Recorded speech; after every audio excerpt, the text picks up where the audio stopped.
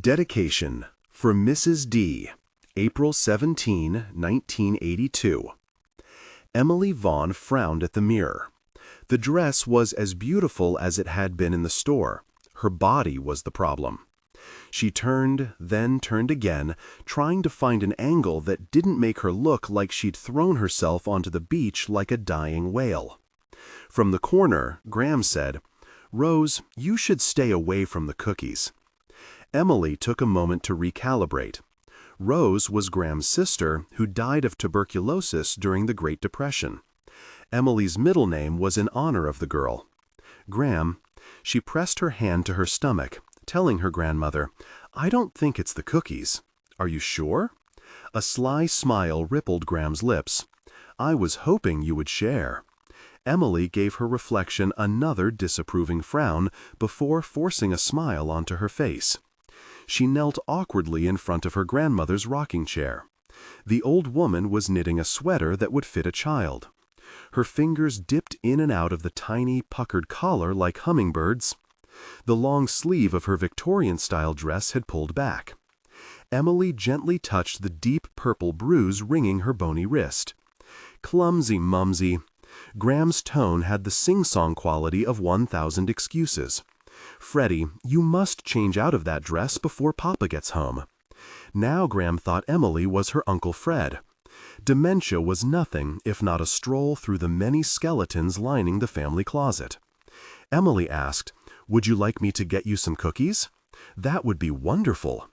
Graham continued to knit, but her eyes, which never really focused on anything, suddenly became transfixed by Emily. Her lips curved into a smile.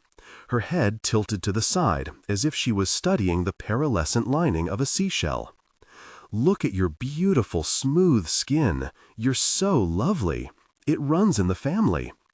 Emily marveled at the almost tangible state of knowing that had transformed her grandmother's gaze. She was there again, as if a broom had swept the cobwebs from her cluttered brain. Emily touched her crinkly cheek. "Hello, Graham." "Hello, my sweet child." Her hands stopped knitting, but only to cup Emily's face between them. "When is your birthday?" Emily knew to offer as much information as possible. "I'll be 18 in 2 weeks, grandmother." 2 weeks! Graham's smile grew wider. "So wonderful to be young, so much promise. Your whole life a book that has yet to be written." Emily steeled herself, creating an invisible fortress against a wave of emotion. She was not going to spoil this moment by crying. "Tell me a story from your book, Graham." Graham looked delighted. She loved telling stories. "Have I told you about when I carried your father?"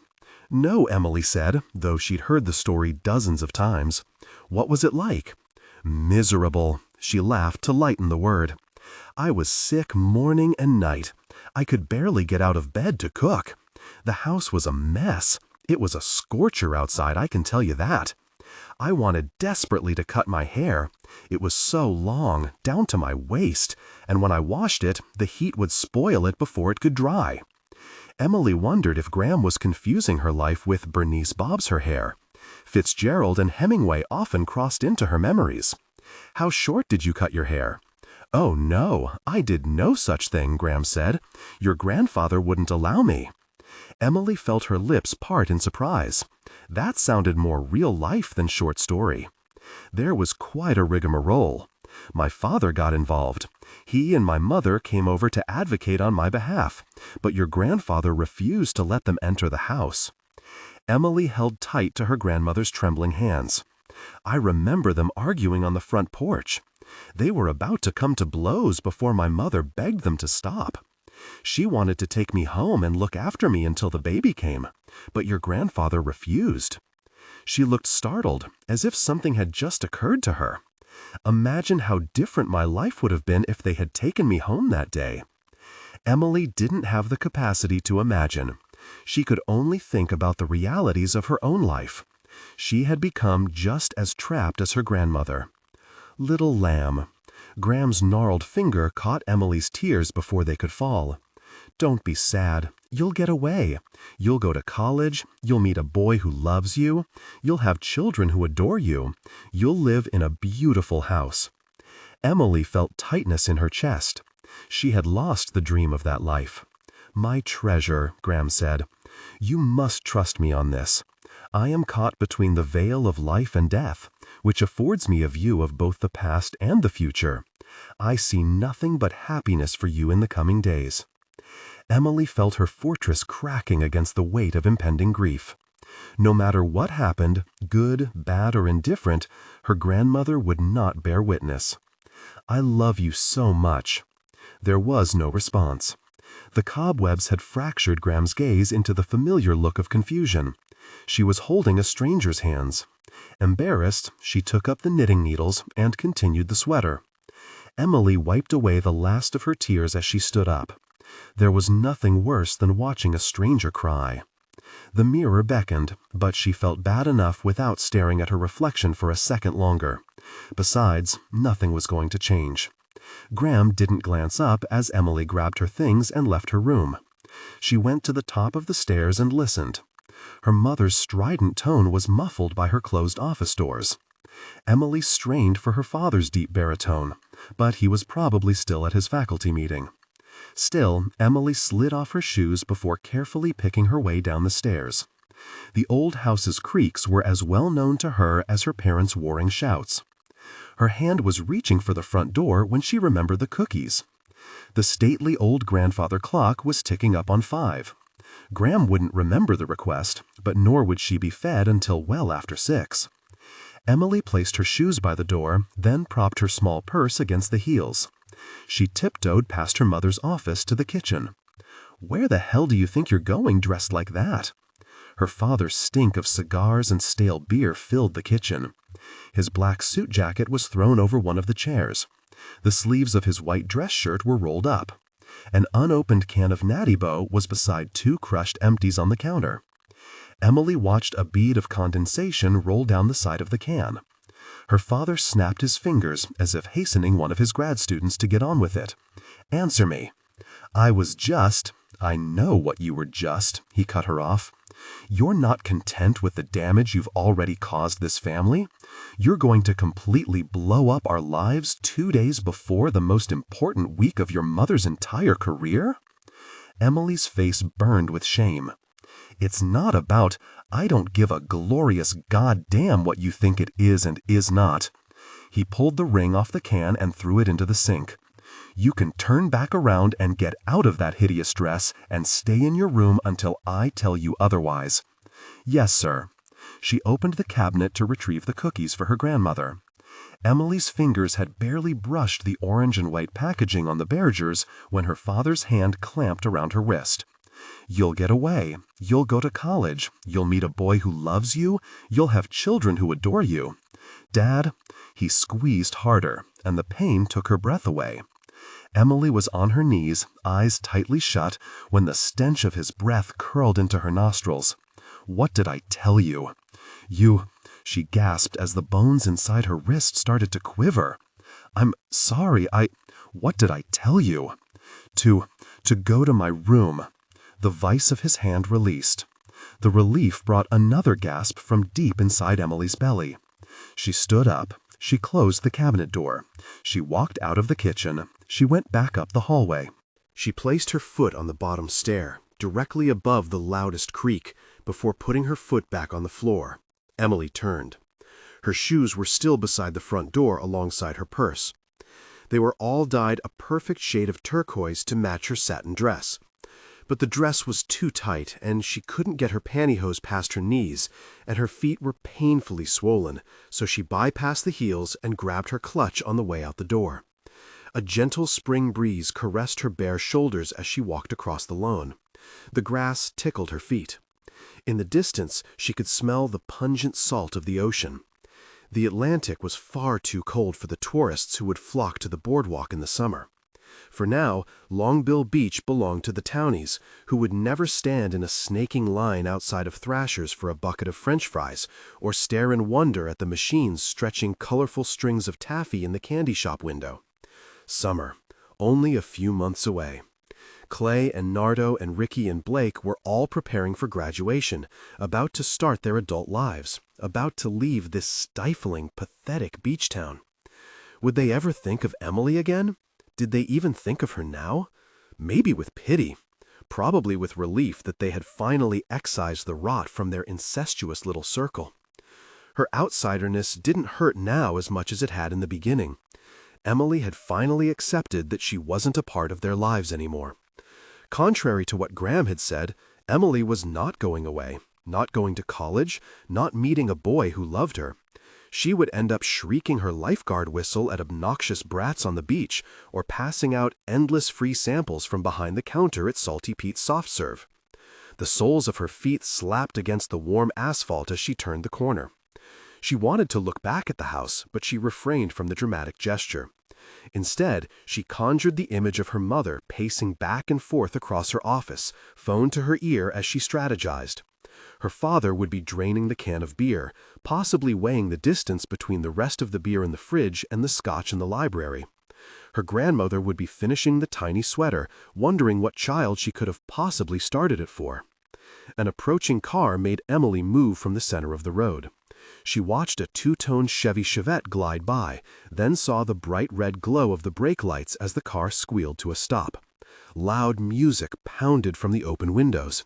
Bay City Rollers, Saturday night. Mr. Wexler's head swiveled from the rearview mirror to the side mirror. The lights blinked as he moved his foot from the brake to the gas, then back again. He was trying to decide whether or not to keep going. Emily stepped back as the car reversed. She could smell the joint smoldering in his ashtray. She assumed that Dean was supposed to chaperone tonight, but his black suit was more appropriate for a funeral than a prom.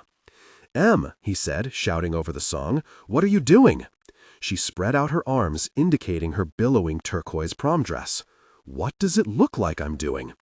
His eyes flickered over her, then did another, slower take, which was the same way he had looked at Emily the first day she had walked into his classroom. In addition to teaching social studies, he was the track coach, so he'd been wearing burgundy polyester shorts and a white short-sleeved polo, the same as the other coaches. That was where the similarities had ended. Dean Wexler was only 6 years older than his students, but he was worldly and wise in a way that none of them would ever be. Before college, he'd taken a gap year to backpack across Europe. He'd dug wells for villagers in Latin America. He drank herbal tea and grew his own weed. He had a thick, luxurious Magnum PI mustache.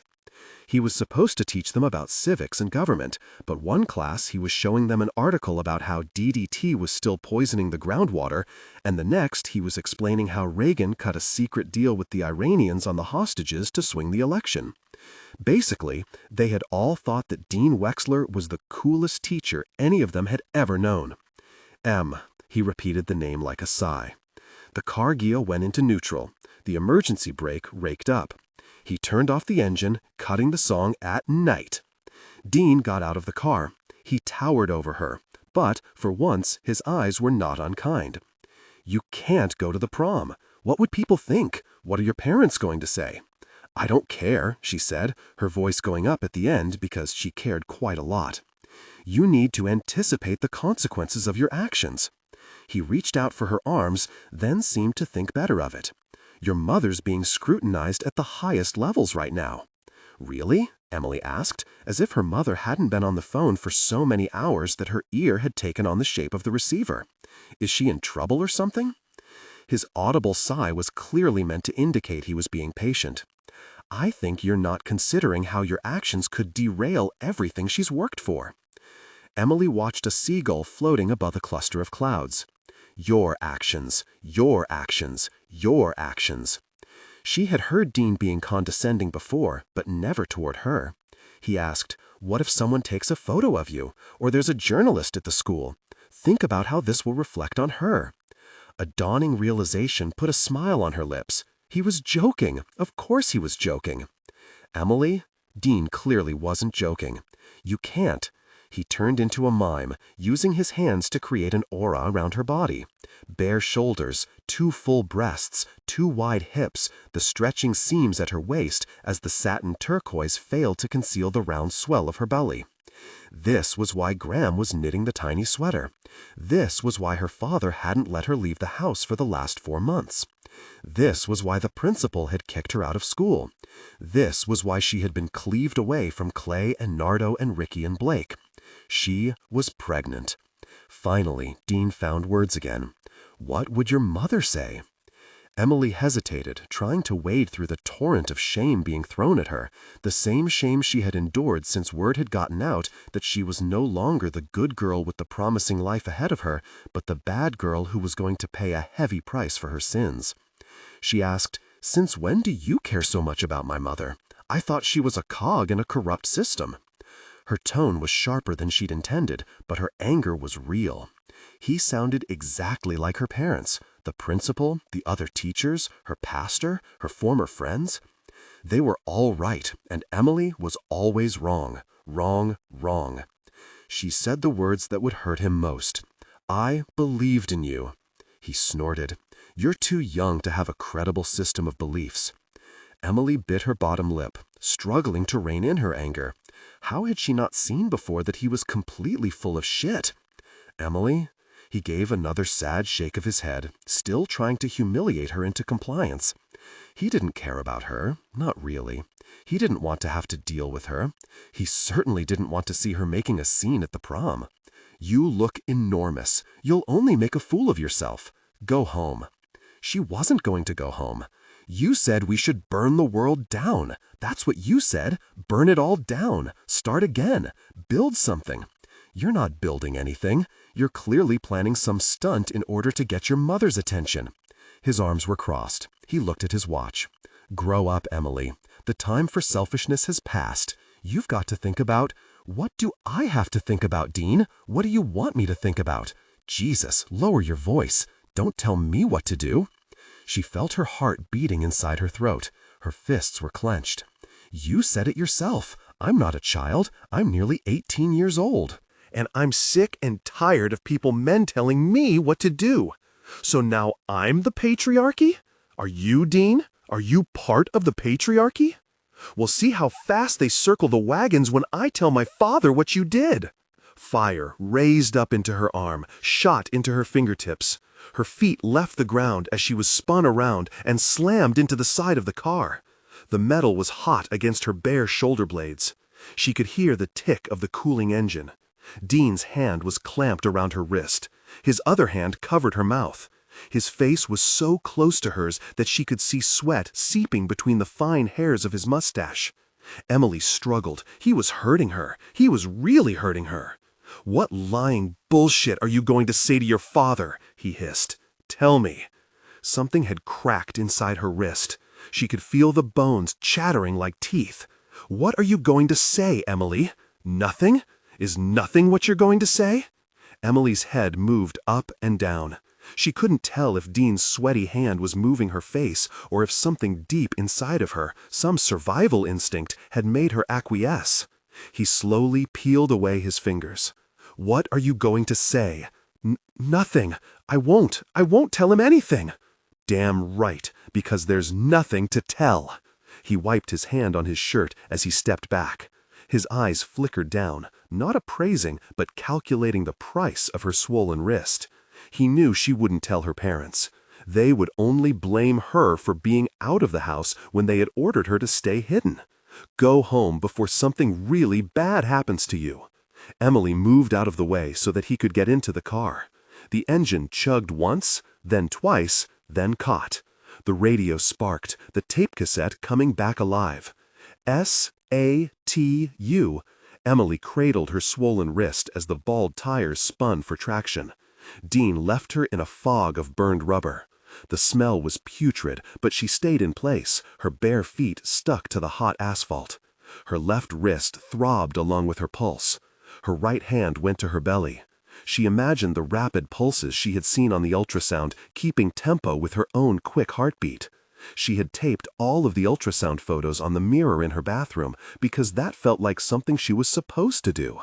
The images showed the tiny bean-shaped splotch slowly developing, sprouting eyes and a nose, then fingers and toes. She was supposed to feel something, right? A swell of emotion? An instant bond? A sense of awe and majesty? Instead, she had felt dread. She had felt fear. She had felt the weight of responsibility, and finally, that responsibility had made her feel something tangible, a sense of purpose. Emily knew what a bad parent looked like. Every day, often several times a day, she promised her child that the most important duties as a parent would be fulfilled. Now she said the words out loud as a reminder. I will protect you. No one will ever hurt you. You will always be safe. The walk into town took another half hour. Her bare feet felt scorched, then flayed, then finally numb as she traversed the white cedar of the boardwalk. The Atlantic was to her right, waves scratching at the sand as they were pulled back by the tide. The darkened shop windows on her left mirrored the sun as it crept over Delaware Bay. She imagined it passing over Annapolis, then Washington, D.C., then through the Shenandoah as it prepared for the journey out west. All while Emily trudged along the treadmill of the boardwalk, the same boardwalk she would probably be walking for the rest of her life.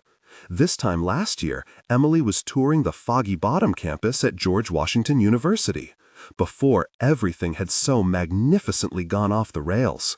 Before life as she knew it had irrevocably changed. Before she had lost the right to hope, let alone dream. This had been the plan. As a legacy, her GWU acceptance would be a formality. She would spend her college years nestled between the White House and Kennedy Center. She would intern for a senator. She was going to follow her father's footsteps and study political science. She was going to follow her mother's footsteps into Harvard Law, then work 5 years at a white shoe firm, then get a state judgeship, and eventually, possibly, a federal judgeship. What would your mother say? Your life is over, was what her mother had screamed when Emily's pregnancy had become apparent. No one will ever respect you now. The funny thing was, looking back on the last few months, her mother had been right. Emily left the boardwalk, cutting down the long, dark alley between the candy shop and the hot dog shack, crossing Beach Drive. She eventually found herself on Royal Cove Way. Several cars drove by, some of them slowing down to take a look at the bedraggled beach ball in the bright turquoise prom dress. Emily rubbed her arms to fight the chill in the air. She shouldn't have gone with such a loud color. She shouldn't have chosen something strapless. She should have altered it to accommodate her growing body. But she hadn't considered any of these good ideas until now, so her swollen breasts were spilling out of the top, and her hips swung like a pendulum on the clock inside of a whorehouse. "Hey, hot stuff!" a boy screamed from the open window of a Mustang. His friends were shoved into the back. Someone's leg was sticking out a window. She could smell beer and pot and sweat. Emily's hand cradled her round belly as she walked across the school quad. She thought about the child growing inside. At first it hadn't seemed real, and then it had felt like an anchor. Only lately had it felt like a human being. Her human being. Emmy? She turned, surprised to find Blake hiding beneath the shadow of a tree. He was cupping a cigarette in one hand. Improbably, he was dressed for the prom. Since elementary school, they had all scoffed about how the dances and the proms were a pageantry of plebs clinging to what would probably be the best nights of their pathetic lives. Only Blake's formal black tuxedo set him apart from the bright white and pastels she had seen the other boys wearing in passing cars. She cleared her throat. "What are you doing here?" He grinned. "We thought it would be fun to sneer at the plebs in person." She looked around for Clay and Nardo and Ricky, because they always traveled in a pack. "They're inside," he said, "except for Ricky. She's running late." Emily didn't know what to say. Thanks seemed wrong considering the last time Blake had talked to her, he'd called her a stupid bitch. She started to walk away, offering only a stray, "See ya." "Em?" She didn't stop or turn around, because while he was right that she could be a bitch, Emily wasn't stupid. Music pulsed from the open doors of the gymnasium. Emily could feel the bass vibrating in her back teeth as she walked across the quad. The prom committee had apparently decided on the theme of Romance by the Sea, which was as sad as it was predictable. Paper fish in rainbow colors darted between rows of blue streamers. Not one of them was a longbill, which was the fish that the town was named after, but who was Emily to correct them? She wasn't even a student here. "Christ," Nardo said, "you've got some balls showing up like this." He was standing off to the side of the entrance, exactly the kind of place she would expect Nardo to be lurking. Same black tux as Blake, but with an I shot JR button on the lapel to make it clear he was in on the joke. He offered Emily a sip from a half-filled bottle of Everclear and cherry Kool-Aid. She shook her head. "I gave it up for Lent." He guffawed, shoving the bottle into his jacket pocket. She could see the stitching had already torn from the weight of the rot gut. A hand-rolled cigarette was tucked behind his ear. Emily remembered something her father had said about Nardo the first time he'd met him. That kid's gonna end up in jail or on Wall Street, but not in that order. So, he slipped the cigarette out and searched for his lighter. "What brings a bad girl like you to a nice place like this?" Emily rolled her eyes. "Where's Clay?" "Why, you got something to tell him?" He wagged his eyebrows as he stared pointedly at her belly. Emily waited for his cigarette to catch. She used her good hand to rub her stomach like a witch with a crystal ball. "What if I have something to tell you, Nardo?" "Shit," he said, his eyes flickering nervously behind her. They had drawn a crowd. "That's not funny, Emily." She rolled her eyes again. "Where's Clay?" "Fuck if I know." He turned away from her, feigning interest in a white stretch limo pulling into the parking lot. Emily headed into the gym because she knew Clay would be somewhere near the stage, probably circled by a group of slim, beautiful girls. Her feet registered the drop in temperature as she walked across the polished wood floor. The seaside theme continued inside the building. Balloons bounced against the rafters of the high ceiling, ready to drop at the end of the night. Large round tables were laid out with sea-themed centerpieces glued together with shells and bright pink peach blossoms. "Look," someone said. "What's she doing here?" Damn, the nerve. Emily kept her eyes trained straight ahead. The band was setting up on the stage, but someone had put on a record to fill the void. Her stomach rumbled when she passed the food tables. The sickly sweet syrup that passed for punch. Finger sandwiches fat with meats and cheeses.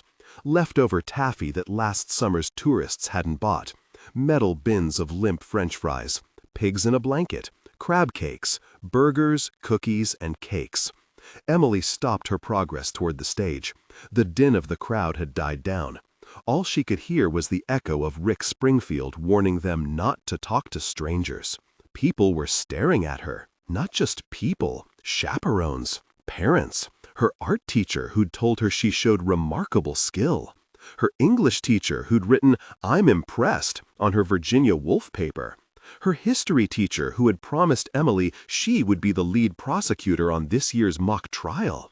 Until Emily kept her shoulders back as she walked toward the stage with her belly sticking out like the prow of an ocean liner. She had grown up in this town, attended the schools, gone to church, summer camp, field trips, hikes, and sleepovers.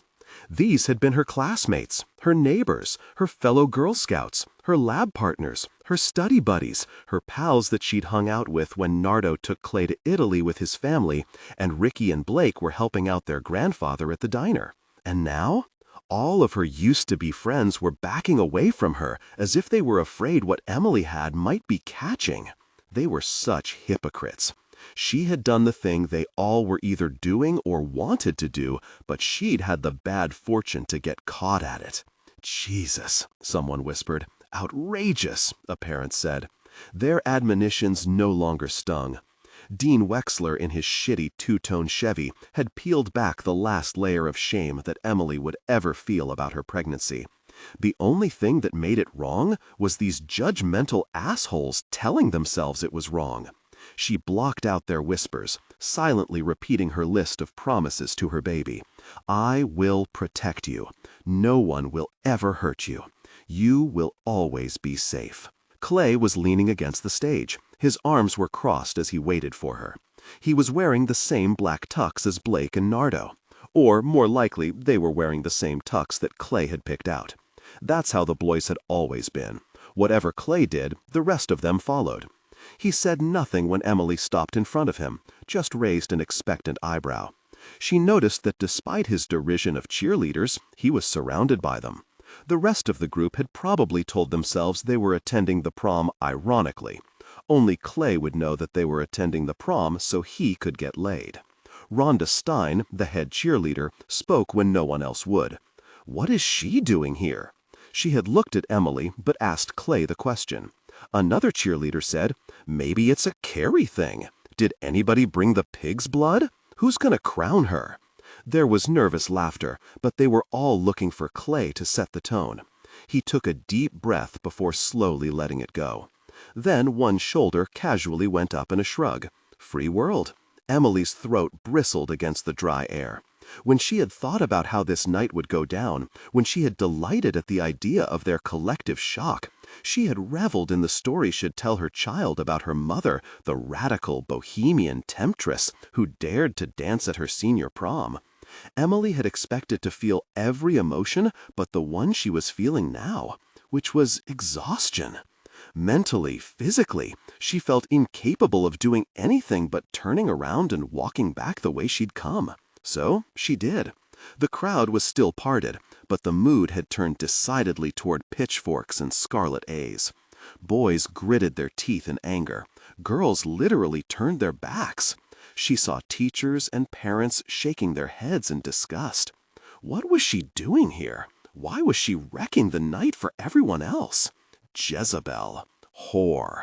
She had made her bed. Who did she think she was? She was going to ruin some poor boy's life. Emily had not realized how stifling the air in the gymnasium was until she was safely outside. Nardo was no longer lurking by the doors. Blake had recessed into another shadow. Ricky was wherever she was in times like this, which was to say, nowhere useful. Emily? She turned around, surprised to find Clay. He had followed her out of the gym. Clayton Morrow never followed anyone. He asked, "What are you doing here?" "Leaving," she said. "Go back inside with your friends." "Those losers?" His lip was curled. He looked over her shoulder, his eyes following something that was moving too fast to be a human being. He loved watching birds. That was the secret nerd part of Clay. He read Henry James, and he loved Edith Wharton, and he was making straight A's in advanced calculus. And he couldn't tell you what a free throw was or how to spiral a football, but no one cared because he was so goddamn gorgeous. Emily asked, "What do you want, Clay? You're the one who showed up here looking for me." She found it odd that Clay had assumed she was here for him. Emily hadn't expected to find any of them at the prom. She had wanted to mortify the rest of the school for ostracizing her. Frankly, she had hoped that Mr. Lampert, the principal, would call Chief Stilton and have her arrested. Then she'd have to be bailed out, and her father would be furious. And her mother? Crap, Emily muttered. Maybe this stunt was about her mother after all. "Emily?" Clay asked. "Come on, why are you here? What do you want from me?" He didn't want an answer. He wanted absolution. Emily wasn't his pastor. "Go back inside and enjoy yourself, Clay. Hook up with some cheerleaders. Go to college. Get a great job. Walk through all the doors that are always opened for you. Enjoy the rest of your life. Wait." His hand rested on her shoulder, a rudder turning her back in his direction. "You're not being fair." She looked into his clear blue eyes. This moment was meaningless to him. An unpleasant interaction that would disappear from his memories like a puff of smoke. In 20 years, Emily would be nothing but a lingering source of uneasiness Clay felt when he opened his mailbox and found an invitation to their high school reunion. "My life isn't fair," she told him. "You're fine, Clay. You're always fine. You're always going to be fine." He gave a heavy sigh. "Don't turn out to be one of those boring, bitter women, Emily. I would really hate that for you. Don't let Chief Stilton hear about what you've been doing behind half-closed doors, Clayton." She raised herself on her toes so that she could see the fear in his eyes. "I would really hate that for you." One hand snaked out and grabbed her by the neck. The other reared back into a fist. Rage darkened his eyes. "You're going to get yourself killed, you fucking cunt!" Emily squeezed her eyes closed as she waited for the blow, but all she heard was nervous laughter. Her eyes slitted open. Clay released her. He wasn't stupid enough to hurt her in front of witnesses. "That one will end up in the White House," her father had said the first time he'd met Clay, "if he doesn't end up swinging from a rope." Emily had dropped her purse when he'd grabbed her. Clay retrieved it, wiping the dirt off the side of the satin clutch. He handed it to her as if he was being chivalrous. She snatched it out of his hand. This time, Clay didn't follow Emily when she walked away. She passed by several clusters of prom-goers in varying shades of pastels and crinoline. Most of them only stopped to gawk at her, but she got a warm smile from Melody Brickle, her one-time friend from band practice, and that meant something. Emily waited for the light to cross the street. There were no catcalls this time, though another car full of boys did an ominously slow drive-by. "I will protect you," she whispered to the small passenger growing inside of her. "No one will ever hurt you. You will always be safe." The light finally changed. The sun was dipping down, casting a long shadow at the end of the crosswalk. Emily had always felt comfortable being alone in town, but now goosebumps prickled her arms. She was uneasy about cutting through the alley between the candy shop and the hot dog shack again. Her feet ached from the punishing walk. Her neck hurt where Clay had grabbed her. Her wrist still throbbed like it was either broken or badly sprained. She shouldn't have come here. She should have stayed home and kept Graham company until the bell rang for dinner. "Emmy?" It was Blake again, coming out from the darkened entrance of the hot dog shack like a vampire. "Are you okay?" She felt some of her metal break. No one ever asked her if she was okay anymore. "I need to get home." "Em?" He wasn't going to let her walk away so easily. "I'm just... Are you really okay? Because it's weird that you're here. It's weird that we're all here, but particularly because, well, your shoes, they seem to be missing." They both looked down at her bare feet. Emily barked a laugh that gonged through her body like the Liberty Bell. She laughed so hard that her stomach hurt. She laughed until she doubled over. "Emmy?" Blake put his hand on her shoulder. He'd thought that she'd lost her mind. "Should I call your parents or—" "No." She stood up, wiping her eyes. "I'm sorry. I just realized that I'm literally barefoot and pregnant." Blake reluctantly smiled. "Was that on purpose? No? Yes?" She honestly didn't know. Maybe her subconscious was doing weird things. Maybe the baby was controlling her hormones. She would easily believe either explanation, because the third option, that she was batshit crazy, would be an unwelcome development. "I'm sorry," Blake said, but his apologies always rang hollow because he kept making the same mistakes over and over again. "What I said before? Not before, but way before. I shouldn't have said, it was wrong to say." She knew exactly what he was talking about. That I should flush it down the toilet? He seemed almost as startled as Emily had been when he'd made the suggestion so many months ago. "Yes," he said, "that's what I should not have said. No, you shouldn't have." Emily felt her throat tighten, because the truth was, the decision had never been hers. Her parents had made it for her. Let's go somewhere and... Shit! She jerked her injured wrist away from his grasp. Her foot landed awkwardly on an uneven stretch of sidewalk. She started to fall, clutching uselessly at Blake's tuxedo jacket before her tailbone cracked against the asphalt. The pain was excruciating.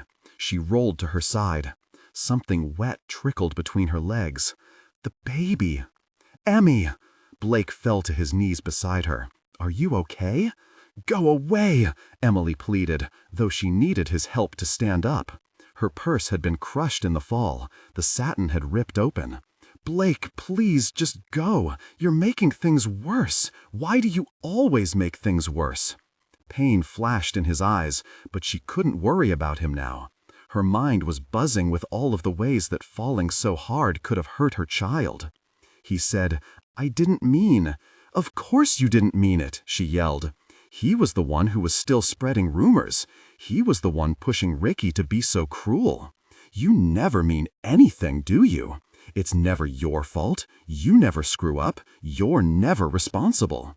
"Well, guess what? This is your fault. You got what you wanted. It's all your damn fault." "Emily."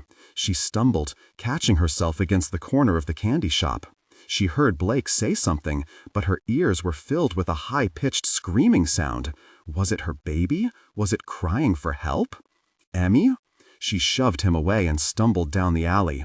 Hot liquid dribbled down the insides of her thighs. She pressed her palm against the rough brick as she tried to keep herself from falling to her knees. A sob choked her throat.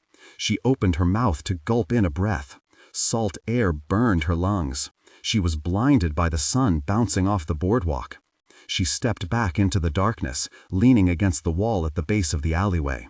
Emily looked back at the street. Blake had slunk off. No one could see her. She bunched up her dress, using her injured arm to hold up the folds of satin. With her good hand, she reached between her legs. She had expected to find blood on her fingers, but there was nothing. She leaned down and smelled her hand. "Oh," she whispered. She'd wet herself. Emily laughed again, but this time through tears. Relief made her weak in the knees. The brick pulled at her dress as she sank to the ground. Her tailbone ached, but she didn't care. She was shockingly overjoyed that she had peed herself. The dark places her brain had gone to when she'd assumed that blood was gushing between her legs were more enlightening than any ultrasound she could tape to her bathroom mirror. In that moment, Emily had desperately wanted her baby to be all right. Not out of duty. A child wasn't only a responsibility. It was an opportunity to love someone the way that she had never been loved. And for the first time in this whole shameful, humiliating, helpless process, Emily Vaughn knew without a doubt that she loved this baby. "It looks like a girl," the doctor had told her during her most recent exam. At the time, Emily had cataloged the news as another step in the process. But now, the realization broke open the dam that had for so long held back her emotions. Her girl. Her tiny, precious little girl. Emily's hand went to her mouth. She was so weak with relief that she would have fallen over if she hadn't already been sitting on the cold ground. Her head bent toward her knees. Big, fat tears rolled down her cheeks. Her mouth gaped wordlessly, her chest so filled with love that she couldn't form sound. She pressed her palm to her belly and imagined a small hand pressing back. Her heart lurched as she thought about one day being able to kiss the tips of those precious fingers. Graham had said that each baby had a special smell that only their mother knew. Emily wanted to know that smell. She wanted to wake up in the night and listen to the quick in and out of the beautiful girl that she had grown inside of her body. She wanted to make plans. In 2 weeks, Emily would be 18 years old. In another 2 months, she would be a mother. She would get a job. She would move out of her parents' house. Graham would understand, and what she didn't understand, she would forget. Dean Wexler was right about one thing. Emily had to grow up. She had more than herself to think of now. She had to get away from Longbill Beach. She had to start planning her future instead of letting other people plan it for her. More importantly, she would give her baby girl everything that Emily had never had. Kindness, understanding, security. Emily closed her eyes. She conjured the image of her baby girl joyfully floating around inside of her body. She took a deep breath and started to recite the mantra, this time from a place of love rather than duty. I will protect. The sound of a loud snap made her eyes open. Emily saw black leather shoes, black socks, the hem of a pair of black pants. She looked up. The sun flickered as a bat swung through the air. Her heart clenched into a fist. She was suddenly inescapably filled with fear. Not for herself, for her baby. Emily curled inward, arms wrapped around her belly, legs pulled up tight as she fell to the side. She was desperate for another moment, another breath, so that her last words to her little girl would not be a lie. Someone had always planned to hurt them. They had never been safe. Present day 1. Andrea Oliver willed her stomach to stop churning as she ran along the dirt trail. The sun pushed down on her shoulders. Wet earth sucked at her shoes. Sweat had turned her shirt into saran wrap. Her hamstrings were steel banjo strings that jangled with every pounding strike of her heel. She heard grunts behind her as the stragglers pushed themselves to keep up. Ahead were the strivers, the Type A's who would ford a stream full of piranhas if there was at least a 1% chance that they could come in first. She contented herself with the middle of the pack, neither a dawdler nor a cliff diver, which was an achievement in and of itself.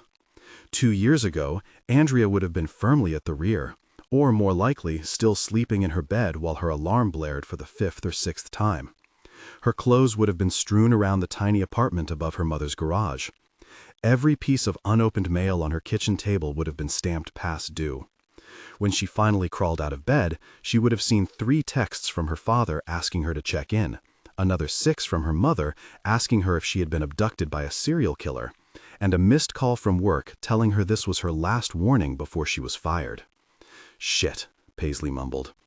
Andrea looked over her shoulder as Paisley Spencer peeled off from the pack. One of the stragglers had tripped.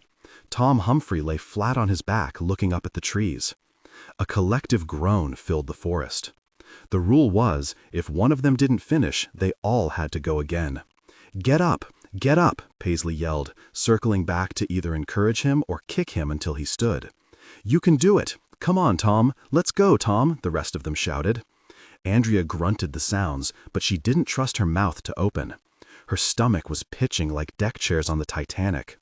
For months, she'd been doing sprints, push-ups, jumping jacks, rope climbs, burpees, and run approximately 11 million miles a day, but she was still a lightweight. Her throat filled with bile. Her back teeth ratcheted down. She clenched her fists as she rounded the last curve in the trail. Home stretch. Another 5 minutes, and she would never have to run this grueling hell course ever again. Paisley flew by, going balls to the walls toward the finish line. Tom was back in formation. The line tightened. Everyone was digging deep. Andrea had nothing left to dig. She knew her stomach would probably shit out of her throat if she pushed herself any harder. Her lips parted to suck in some air, but she ended up swallowing a cloud of gnats. She coughed, cursing herself because she should have known better. She'd spent 20 weeks killing herself at the Federal Law Enforcement Training Center in Glynn County, Georgia. Between the mosquitoes, sand fleas, gnats, palmetto bugs the size of rodents, rodents the size of dogs, and the fact that the Glencoe Flecht was basically in the middle of a swamp, she should have known better than to try to breathe. The sound of distant thunder roiled into her ears. She concentrated on her footsteps as the trail dipped down. The thunder turned into a distinctive staccato of claps and shouts of encouragement. The strivers had broken through the yellow tape. They were being cheered on by family members who'd shown up to celebrate their graduation from the grueling, Dante-esque torture that seemed designed to either kill them or make them stronger. "Holy shit," Andrea mumbled, her voice filled with genuine astonishment. She hadn't been killed. She hadn't dropped out.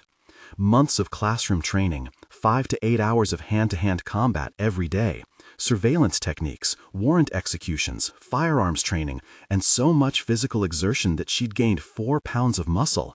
And now, finally, unbelievably, she was 20 yards out from becoming a deputy in the United States Marshal Service. Tom streaked by on her left, which was such a fucking Tom thing to do.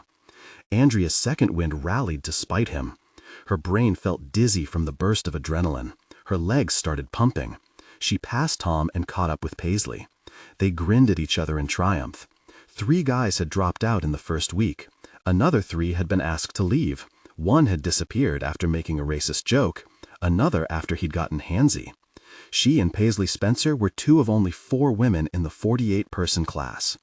Just a few more steps and it would all be over but for walking to the stage for graduation. Paisley nosed just ahead of Andrea as they crossed the line. They both raised their arms in celebration. Paisley's giant extended family hooped like cranes as they surrounded her in a warm embrace. All around her, Andrea could see similar scenes of joy. Every single face in the crowd was smiling, but for 2. Andrea's parents. Laura Oliver and Gordon Mitchell both had their arms crossed. Their eyes followed Andrea as strangers congratulated her and patted her on the back. Paisley playfully punched her in the arm. Andrea punched her back as she watched Gordon take out his phone. She smiled, but her father wasn't trying to take a photo of Andrea's momentous achievement. He turned his back as he took a call. "Congratulations," someone yelled. "I'm so proud of you. Well done." Laura's mouth was a thin white line as she watched Andrea move through the crowd. Her eyes looked moist, but these were not the tears of pride she had wept after Andrea's first school musical performance or blue ribbon win at the art show. Her mother was devastated. One of the senior inspectors offered Andrea a cup of Gatorade. She shook her head, teeth gritted as she jogged toward the row of bright blue porta potties. Instead of choosing one, she walked around to the back, opened her mouth, and basically threw up the lining of her stomach. Shit, Andrea sputtered, annoyed that she had figured out how to take down a bad guy using nothing but her fists and feet, but she couldn't control her own weak stomach. She wiped her mouth with the back of her hand. Her vision swam. She should have brought the Gatorade back with her. If she had learned anything at Glencoe, it was to hydrate. And also to never, ever let anyone see her throw up, because this was the place you got your nickname for the rest of your career. She was not going to be known as Puke Oliver. Andy? She turned, unsurprised to find her mother offering her a bottle of water. If Laura was good at anything, it was rushing in to help without being asked. Andrea corrected. Laura rolled her eyes, because Andrea had been telling her for the last 20 years to call her Andy. Andrea, are you okay? Yes, Mom, I'm okay. The water was ice cold inside the bottle. Andrea pressed it to the back of her neck. You could at least pretend to be happy for me.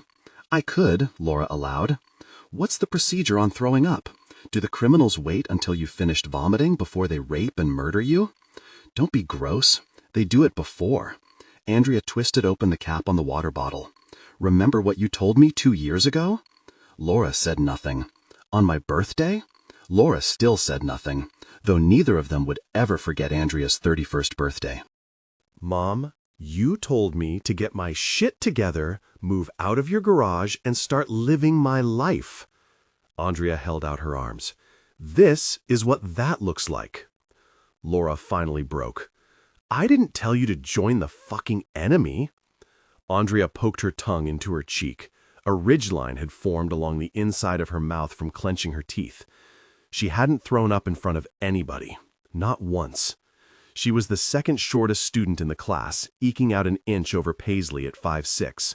Both of them were 50 pounds lighter than the nearest guy, but they had both finished in the top 10%, and they had both just outrun over half of their class. Darling, is all of this Marshal bullshit some form of payback? Laura asked. You're trying to punish me for leaving you out of the loop? Out of the loop was an understatement, considering Laura had kept it hidden for 31 years that Andrea's biological father was a psychopathic cult leader bent on mass murder. Her mother had even gone so far as to concoct an imaginary biological father who died in a tragic car accident. Andrea would probably still believe her lies if not for the fact that, 2 years ago, Laura had finally been backed into a corner and forced to tell the truth. Well, Laura demanded. Andrea had learned a very hard lesson over the last 2 years, and that was that saying nothing could be just as hurtful as saying everything. Laura gave a heavy sigh. She wasn't used to being on the other side of the manipulation. Her hands went to her hips. She looked back at the crowd, then up at the sky, then finally turned her gaze back on Andrea. My love, your mind is so amazing. Andrea filled her mouth with cold water. Laura said, the willpower and drive you've shown to get here tell me that you could do almost any job you wanted to, and I love that. I love you for your grit and determination. I want you to do what you're passionate about. But it can't be this. Andrea swished the water around her mouth before spitting it out. Clown school said my feet weren't big enough. Andy! Laura stamped her foot in frustration. You could have gone back to art school or become a teacher or even stayed at the 911 call center. Andrea took a long swig of water. 30-year-old Andrea would have taken everything her mother said at face value. Now she only saw misdirection. So, more debt, being surrounded by bratty kids, or listening to senior citizens whine about their trash not being picked up for $9 an hour? Laura was undaunted. What about your art? That's lucrative. You love drawing. The bank loves me paying off my student loans. Your father and I could... Which father? The silence between them took on the texture of dry ice. Andrea finished the water while her mother regrouped. She felt bad about taking that last swipe. Gordon was, an incredible father. Until recently, he was the only father Andrea had ever known. Well, Laura turned her watch around on her wrist. You should clean up. Graduation is in 1 hour. I'm impressed you know the schedule. Andy, Laura caught herself. Andrea, I feel like you're running away from yourself.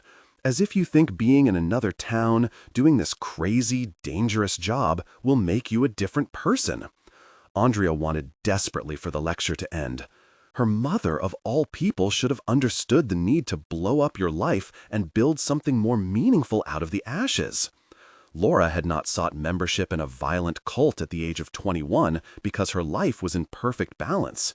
Nor had she turned in Andrea's biological father to the police because she'd had an epiphany. And that wasn't even accounting for 2 years ago, when she had gone ballistic at the mere thought of Andrea's life being in danger. "Mom," Andrea said, "you should be happy that I'm on the inside." Laura looked genuinely puzzled. "The inside of what?" "The system," Andrea said, for lack of a better description. "If he ever gets out of prison, if he ever tries to mess with us again, I'll have the entire United States Marshal Service behind me." "He won't get out of prison." Laura's head was shaking before Andrea finished. "And even if he does, we can take care of ourselves." "You can," Andrea thought. That was the problem. When shit had gone sideways, Laura had been a badass while Andrea had cowered in the corner like a kid playing hide-and-seek. She was not going to feel that helpless when her father turned his deadly focus back on them again. "My darling," Laura tried again, "I like the person that you are now. I love my sensitive, artistic, kind little girl." Andrea chewed at her lip. She could hear more shouts as the last of the stragglers crossed the finish line. Students Andrea had trained with. Students she had bested by almost a full 10 minutes. "Andrea, let me give you the same unsolicited advice that my mother gave me." Laura never talked about her family, let alone her past. She didn't have to wait for Andrea's undivided attention. "I was younger, but exactly how you are now. I approached every challenge in life as if it was a cliff that I had to constantly keep flinging myself over." Andrea didn't want to admit that sounded familiar. "I thought I was so brave, so daring," Laura said. "It took me years to figure out that when you fall, you're completely out of control. You're just letting gravity take over." Andrea forced a shrug. "I've never minded heights." "That's almost exactly what I told my mother." Laura smiled at the secret memory. "She knew I wasn't running towards something. I was running away from everything, especially myself.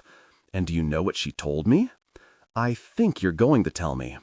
Laura was still smiling when she gently placed her hands on either side of Andrea's face. She said, "Wherever you go, there you are." Andrea could see the concern in her mother's eyes. Laura was afraid. She was trying to protect Andrea. Or maybe she was trying to manipulate her the way she always had. "Gee, Mom," Andrea stepped back. "It sounds like she would have made a fantastic grandmother. I wish I'd had the opportunity to meet her." Laura's pained expression showed the cut was too deep. This was new to them, this nasty back and forth that turned their tongues into razors. Andrea lightly squeezed her mother's hand. They never made up with words anymore. They slapped on a Band-Aid and let the wound fester until the next time. "I should go find Dad." "Yep." Laura's throat worked against tears. Andrea silently reprimanded herself as she walked back toward the crowd. And then she reprimanded herself for reprimanding herself, because what was the fucking point? She tossed her empty bottle into the recycling bin, accepting more pats on the back and congratulations from total strangers who thought she was awesome. Andrea's gaze traveled across a sea of mostly white faces until she found her father standing alone in the back. Gordon was taller than most of the dads, with a lean body and a scruffy beard and mustache that gave him an Idris Elba vibe, if Idris Elba was a nerdy trusts and estates attorney who was president of his local astronomy club and talked way too much about jazz. Andrea was soaked with sweat, and Gordon was in one of his Ermenegildo Zegna suits, but he pulled her into a tight hug and kissed the top of her head. "Dad, I'm filthy." "That's what dry cleaners are for." He kissed her head again before letting her go. "I'm very proud of what you've accomplished here, sweetheart." She noted the precision of his words. He wasn't proud of her for becoming a federal agent. He was proud of her for doing the work, just like he had been proud of her when she'd traced an outline of her hand to make a drawing of a turkey in kindergarten. "She tried, Dad. He shook his head. He was smiling, but Andrea knew her father's smiles. "Let's talk about how uncomfortable your mother is. I think we can both find some humor in that." Andrea turned, watching Laura nervously pick her way past a line of armed men. The senior inspectors were dressed in navy polos with the official seal of the United States Marshal Service sewn onto the pockets. Tan pants showed the USMS Silver Star badge gleaming on their belts. Glocks were strapped to their hips. One of the friendlier instructors started talking to Laura. Gordon chuckled at her agitated demeanor, but Andrea had been too much of a shit to her mother to take any pleasure from watching her squirm. "I don't know," Andrea said. Gordon looked down at her. "If you're wondering why I'm doing this, the answer is that I don't know." Andrea felt unburdened by the admission. She had never let herself say the words out loud before. Maybe Laura's unsolicited advice had pried loose her tongue. Mentally, in my head, I keep grabbing onto explanations like, being a marshal gives me a sense of purpose, or I should try to make up for the destruction my biological parents tried to cause. But the honest truth is that all I'm doing is putting one foot in front of the other and telling myself that running forward is better than falling backward. As usual, Gordon contemplated his words before speaking. "Initially, I assumed that you were trying to piss off your mother, and well done, because you certainly have. But over 4 months of physical discipline and intensive study aren't generally hallmarks of rebellion." He had a point. Snorting fentanyl and getting knocked up by a biker gang didn't really appeal to me. Gordon's expression said he didn't appreciate the joke. "It makes sense that you would want answers about your early life." "I guess," Andrea said, though the possible explanation was only one of many. The United States Marshal Service, which Andrea was now a part of, controlled the Witness Security Program, or what was colloquially called witness protection. Laura's deal to testify against Andrea's father had landed them both in the program, though Andrea was not yet born when her mother had signed on the dotted line. In return for testifying against Andrea's father, Laura had been able to create the story of her tragic widowhood in a coastal Georgia town. Instead of being labeled a stone-cold criminal, she had created the legend of herself as a small-town speech therapist whose anti-government sentiments made her a perfect fit for the disillusioned veterans she worked with at the VA hospital. Unfortunately, Andrea had learned during her second week of marshal school that all the USMS witness security records were tightly sealed. Absolutely no one could gain access to them without a solid, legally defensible explanation. This wasn't the Illuminati. You didn't gain all the secrets of the world by joining the club. Anyway, Gordon knew when to change the subject. "The marshal badges are impressive, very Wyatt Earp. It's called a Silver Star, and Wyatt Earp didn't become a U.S. Marshal until someone tried to assassinate his brother." Andrea couldn't stop herself. The instructors had drilled the USMS history into every corner of their brains. Virgil Earp was the deputy in charge during the gunfight at the OK Corral. My compliments to your teachers for getting you to crack open a textbook. Gordon's smile still looked strained, but he said, "The starting salary provides a living wage. A step raise is guaranteed after the first year. Subsequent raises will come after that. Paid time off, sick days, health care, mandatory retirement at 57. You could roll your experience into a consultancy until you're ready to put yourself out to pasture." He was trying, so she tried too. "We only go after the really bad guys." His eyebrows rose. "We know who we're dealing with," she explained. "It's not like the local police where they pull up on a speeding driver and don't know if they're stopping a cartel member or a guy who's late to softball practice." Gordon waited. "We've got their names, their criminal histories. A judge gives us a warrant and sends us out to find them." She shrugged. "Or we're transporting prisoners to the courthouse. Or we're doing civil forfeiture on white-collar criminals. Or making sure pedophiles are doing what they're supposed to be doing. We don't really investigate, not unless we're assigned to very specific details. Mostly, we deal with people who have already been convicted. We know who they are." Gordon nodded again, but more like he was acknowledging that she had spoken than agreeing with what she was saying. She asked, "You know that painting, The Problem We All Live With? Norman Rockwell, 1964, oil on canvas." Gordon knew his art. The piece was inspired by a 6-year-old named Ruby Bridges who integrated an all-white elementary school in New Orleans. "Did you know that the men who escorted her were U.S. Marshals?" Gordon asked. "Is that so?" Andrea gave him all the facts she'd learned for this exact moment. Marshals provide security for Supreme Court justices and foreign delegations. And they're tasked with protecting Olympic athletes. And scientists in Antarctica. They're the oldest federal law enforcement agency in the country. George Washington appointed the first 13 marshals himself. Laura chose this moment to join the family. They also hunted down fugitive slaves and returned them to their owners. And they ran the internment camps that imprisoned Japanese Americans during World War II. And Laura, Gordon warned. Andrea looked down at the ground. She could hear other parents having conversations with their children, and none of them felt as uncomfortable as this. "Honey?" Gordon waited for Andrea to look up. "You have my support. You've always had my support." "For fuck's sakes," Laura mumbled. Gordon put his hand on Andrea's shoulder.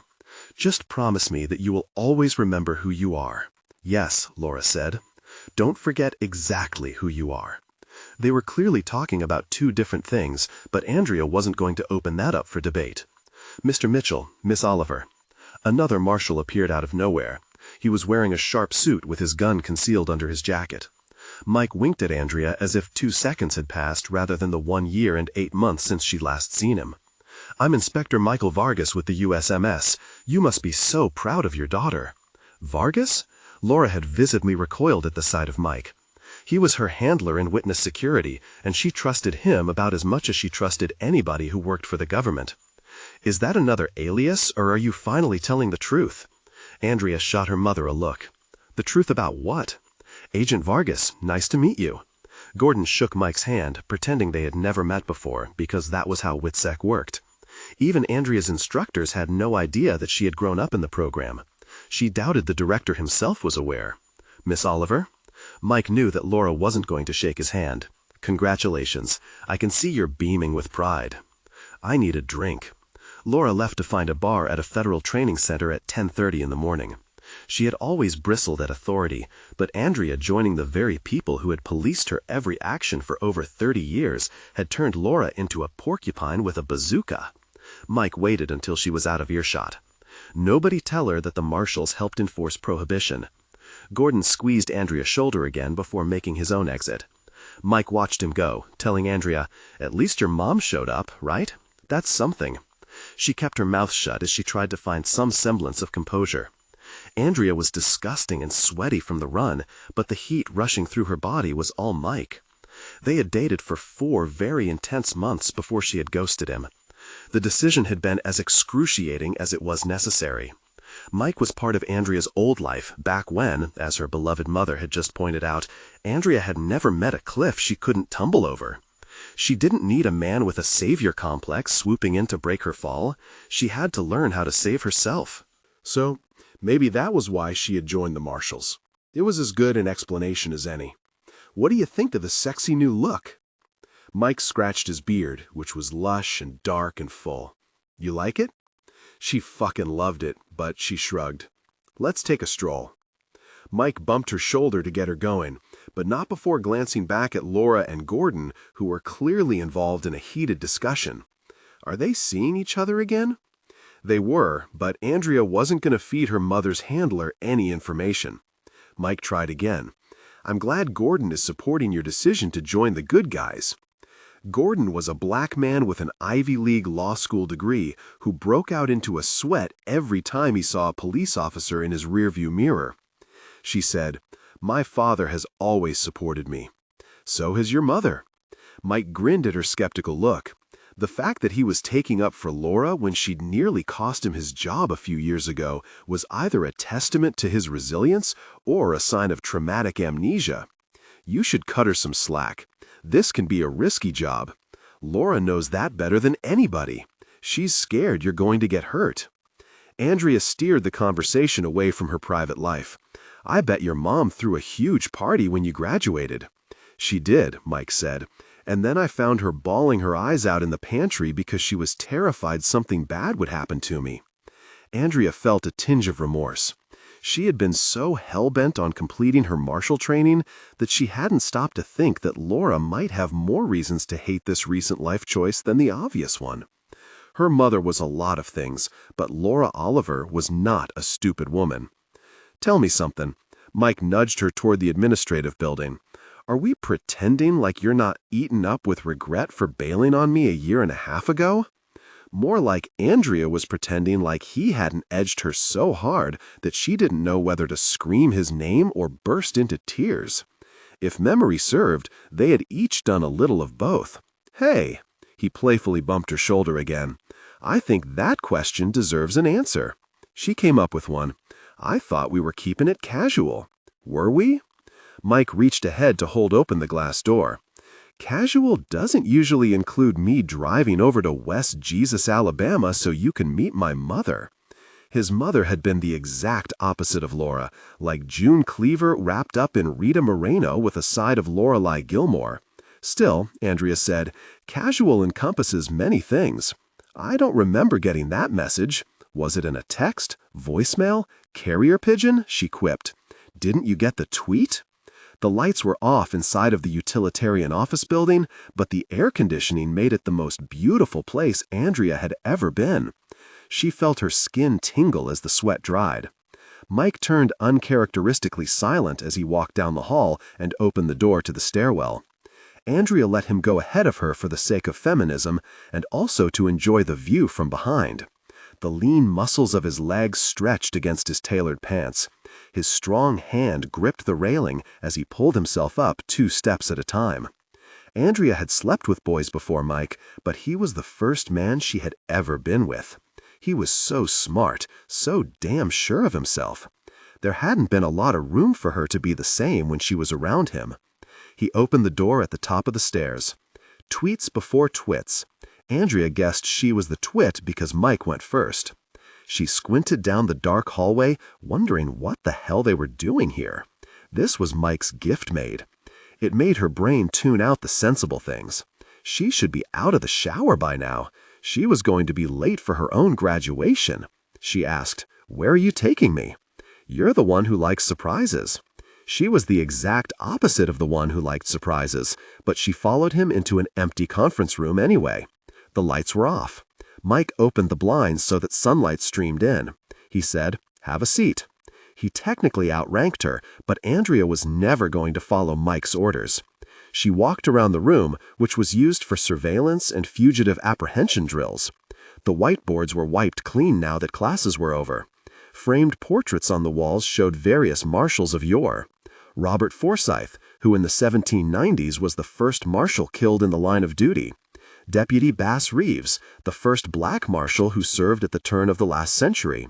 Phoebe Couzens, who was not only the first female US Marshal, but also one of the first women to graduate from law school in the United States. The largest framed piece was a poster from the 1993 movie The Fugitive, starring Harrison Ford as an escaped con and Tommy Lee Jones as the marshal who tracked him down. Andrea supposed it was better than the giant Con Air poster with Nicolas Cage that adorned the breakout room in her dorm. Marshals didn't often get the Hollywood treatment. Mike stood in front of a giant map of the world. Blue pins dotted the various USMS outposts.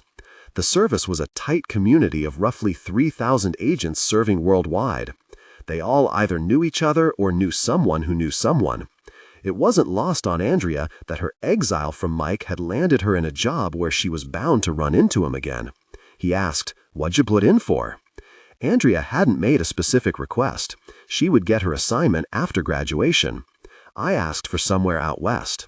"Far from home," he said, knowing very well that was the point. "Have you decided what you want to do?" She shrugged. "Depends, doesn't it?" To their credit, the USMS really wanted you to do the work that you wanted to do, so they put you through rotations your first year. For 2 weeks at a time, you got to do a little of each: fugitive apprehension, judicial security, asset forfeiture, prisoner operations and transport, sex offender management, the missing child program, and of course WITSEC. Andrea's hope was that a giant light bulb would turn on once she found her calling. Failing that, there was always the excellent retirement package and paid time off. Mike said, "Those offices are tiny out west, not a lot of local manpower to lean on. You'll probably be hooking and hauling most of the time." He was talking about prisoner transport. Andrea shrugged. "You gotta start somewhere." "That's a fact." Mike walked over to the window. He looked out at the practice field. "It'll be another few minutes. Why don't you sit down?" Andrea should have pushed for more transparency, but she could only stare at his broad shoulders. The sexiest thing about Mike Vargas wasn't his muscular body or his deep voice or even his hot new beard. He had a way of talking to Andrea that made her feel like she was the only person he had ever shared anything with. Like that he loved magical realism, yet didn't buy into books with dragons. That his feet were ticklish and he hated being cold.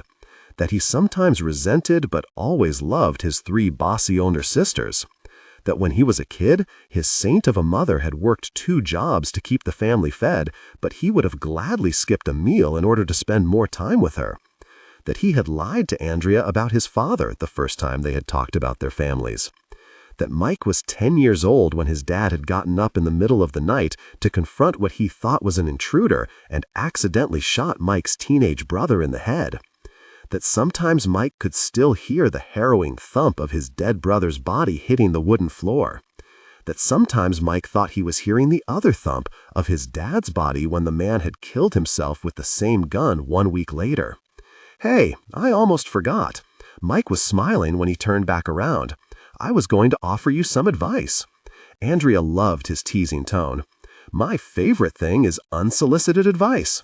His smile turned into a grin.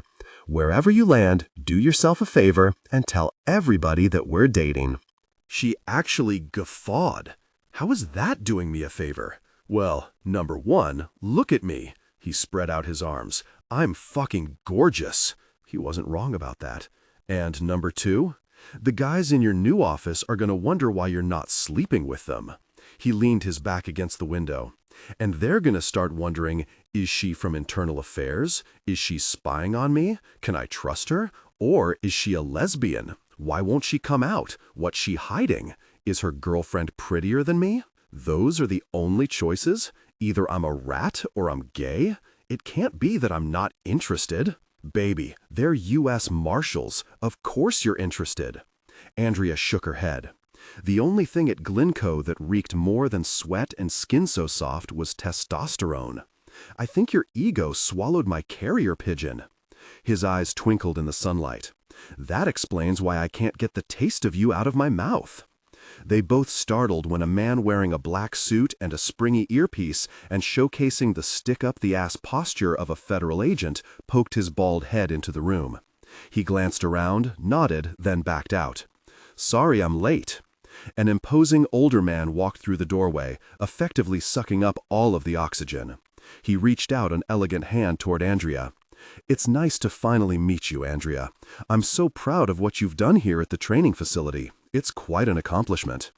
She had to bite her lip to keep her jaw from dropping.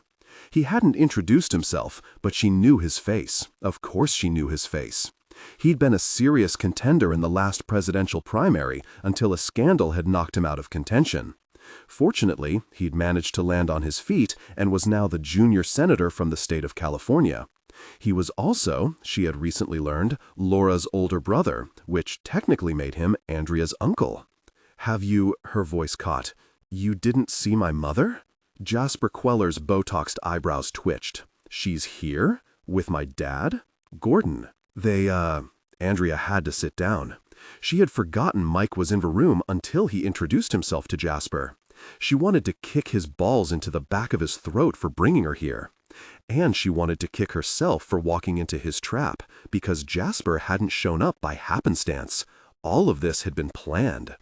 Andrea heard a question ping-ponging inside her brain, one that had been posed to her 2 years ago when her life had turned upside down.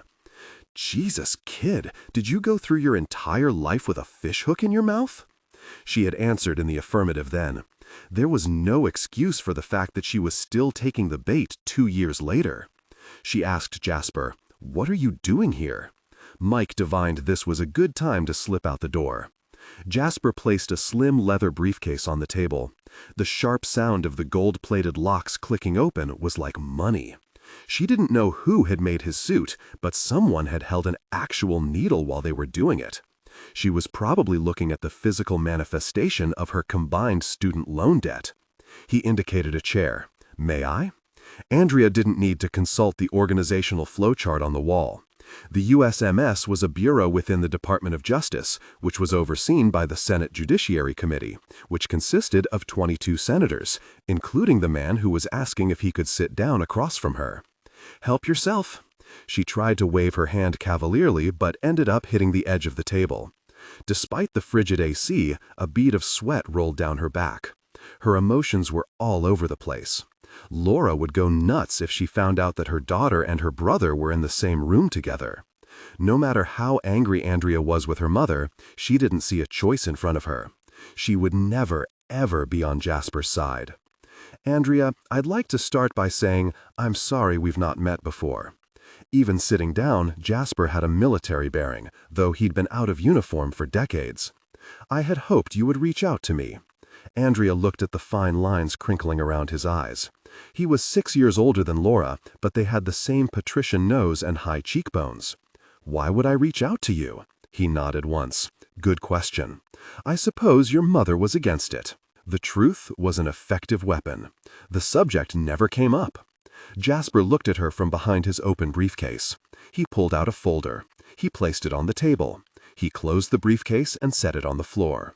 Andrea forced herself not to ask about the folder because he clearly wanted her to ask about the folder.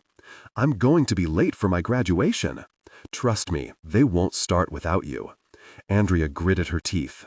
The small world of the Marshal Service just got smaller. She'd soon be surrounded by a bunch of trained investigators who would be wondering why a US Senator had held up graduation. "It's really quite something to see you in person." Jasper was openly studying her face.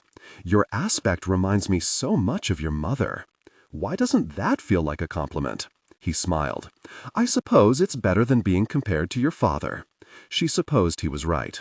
"He's why I'm here, actually." Jasper tapped the folder. "As you know, the additional charges filed against your father 2 years ago ended with hung juries. DOJ won't try him again. Meanwhile, time is winding down on his original sentencing. Conspiracy to commit acts of domestic terrorism was a novel charge pre-9/11. The murder conspiracy only has a certain number of teeth. And while your mother's testimony was helpful, it was not quite helpful enough, was it? We would be almost better off had your father succeeded in his crimes." Andrea didn't appreciate the swipe at Laura, but she shrugged out her hands. Nick Harp had another 15 years left on his 48-year sentence. So, Jasper said, "Your father is up for parole again in 6 months." Something about his tone twisted Andrea's stomach into a knot. The only reason she was able to sleep at night was because she knew that Nick was behind bars. He's had parole hearings before. He always gets turned down. Why do you think this time will be any different? One could say that the general attitude toward domestic terrorism has taken a recent turn, especially among historically more conservative parole boards. Jasper shook his head as if a United States senator had little control over the world. "In past years, I've been able to prevent his parole from being granted, but this time, he might actually have a shot." "Seriously?" Andrea didn't bother to conceal her skepticism. "You oversee the Bureau of Prisons?" "Exactly," he confirmed. "It would be unseemly for me to be seen putting my thumb on the scale." Andrea's throat had gone bone dry. She felt shaky with fear over the possibility of Nick getting out, and angry that Jasper had contrived this ambush. "Excuse me, Senator, but we both know you've done some unseemly things before." He smiled again. "Very much like your mother." "Fuck off with your comparisons." Andrea leaned across the table. "Do you know what he did to us the last time? He's a monster. People died. And that was while he was still in prison. Do you know what he'll do when he gets out? He'll come right for my mother. And me." "Excellent." Jasper mimicked her shrug from before. "We all seem to have a vested interest in his continued incarceration." Andrea readjusted her approach, because being an icy bitch didn't seem to be working. "What do you want from me?" "On the contrary, I'm here to give you something." He pulled his hand away from the folder. She saw there was a label but couldn't read the words. "I'd like to help you, Andrea, and to help the family." She knew he meant Laura, though so far he had yet to utter her mother's name. Jasper said, "You've asked for an assignment on the West Coast?" She vehemently shook her head. The last thing she needed was to be in her uncle's home state. "I'm not interested in—" "Please hear me out." He held up his hand. "I was wondering if you wouldn't prefer somewhere closer, like the Baltimore office?" Andrea was silenced by a sudden rush of anxiety. There's a federal judge in the district who's been receiving credible death threats. Someone mailed a dead rodent to her Baltimore home. Jasper paused a beat. You might have seen the story on the nightly news. Andrea hadn't seen anything because no one her age watched the nightly news. Jasper continued. The judge is a Reagan appointee. One of the last few standing, in fact. There was quite a bit of pressure for her to retire during the previous administration, but she missed her window of opportunity. Andrea had never been interested in politics, but she knew the USMS was tasked with protecting federal judges. Her judicial appointment has a tragic backstory. The week before her confirmation hearing, her daughter disappeared. Concurrently, a body was found inside a dumpster on the edge of town. The woman's face was bashed in. 2 vertebrae in her neck were fractured. They had to identify her using dental records. She was the judge's daughter. Andrea felt the soles of her feet start to tingle, as if she was standing on the edge of a very tall building. Unbelievably, the girl survived the attack. Jasper paused, as if the fact deserved reverence. Though survived is a relative term. Medically, she was in a vegetative state, but I was wondering if you wouldn't prefer somewhere closer, like the Baltimore office. Andrea was silenced by a sudden rush of anxiety. There's a federal judge in the district who's been receiving credible death threats. Someone mailed a dead rodent to her Baltimore home. Jasper paused a beat. You might have seen the story on the nightly news. Andrea hadn't seen anything because no one her age watched the nightly news. Jasper continued. The judge is a Reagan appointee. One of the last few standing, in fact. There was quite a bit of pressure for her to retire during the previous administration, but she missed her window of opportunity. Andrea had never been interested in politics, but she knew the USMS was tasked with protecting federal judges. Her judicial appointment has a tragic backstory. The week before her confirmation hearing, her daughter disappeared. Concurrently, a body was found inside a dumpster on the edge of town. The woman's face was bashed in. 2 vertebrae in her neck were fractured. They had to identify her using dental records. She was the judge's daughter. Andrea felt the soles of her feet start to tingle, as if she was standing on the edge of a very tall building. Unbelievably, the girl survived the attack. Jasper paused, as if the fact deserved reverence. Though survived is a relative term. Medically, she was in a vegetative state, but she was also pregnant. To the best of my knowledge, they never found out who the father was. They kept her body alive using life support for nearly 2 more months until the baby could be safely delivered. Andrea bit down hard on her lip to keep her body from visibly shuddering. At the time, the girl's plight was a cause célèbre. Her tragic circumstances arguably helped grease her mother's confirmation. Reagan was the one who really pushed the anti-abortion stance onto the platform. Before that, no one on their side really cared.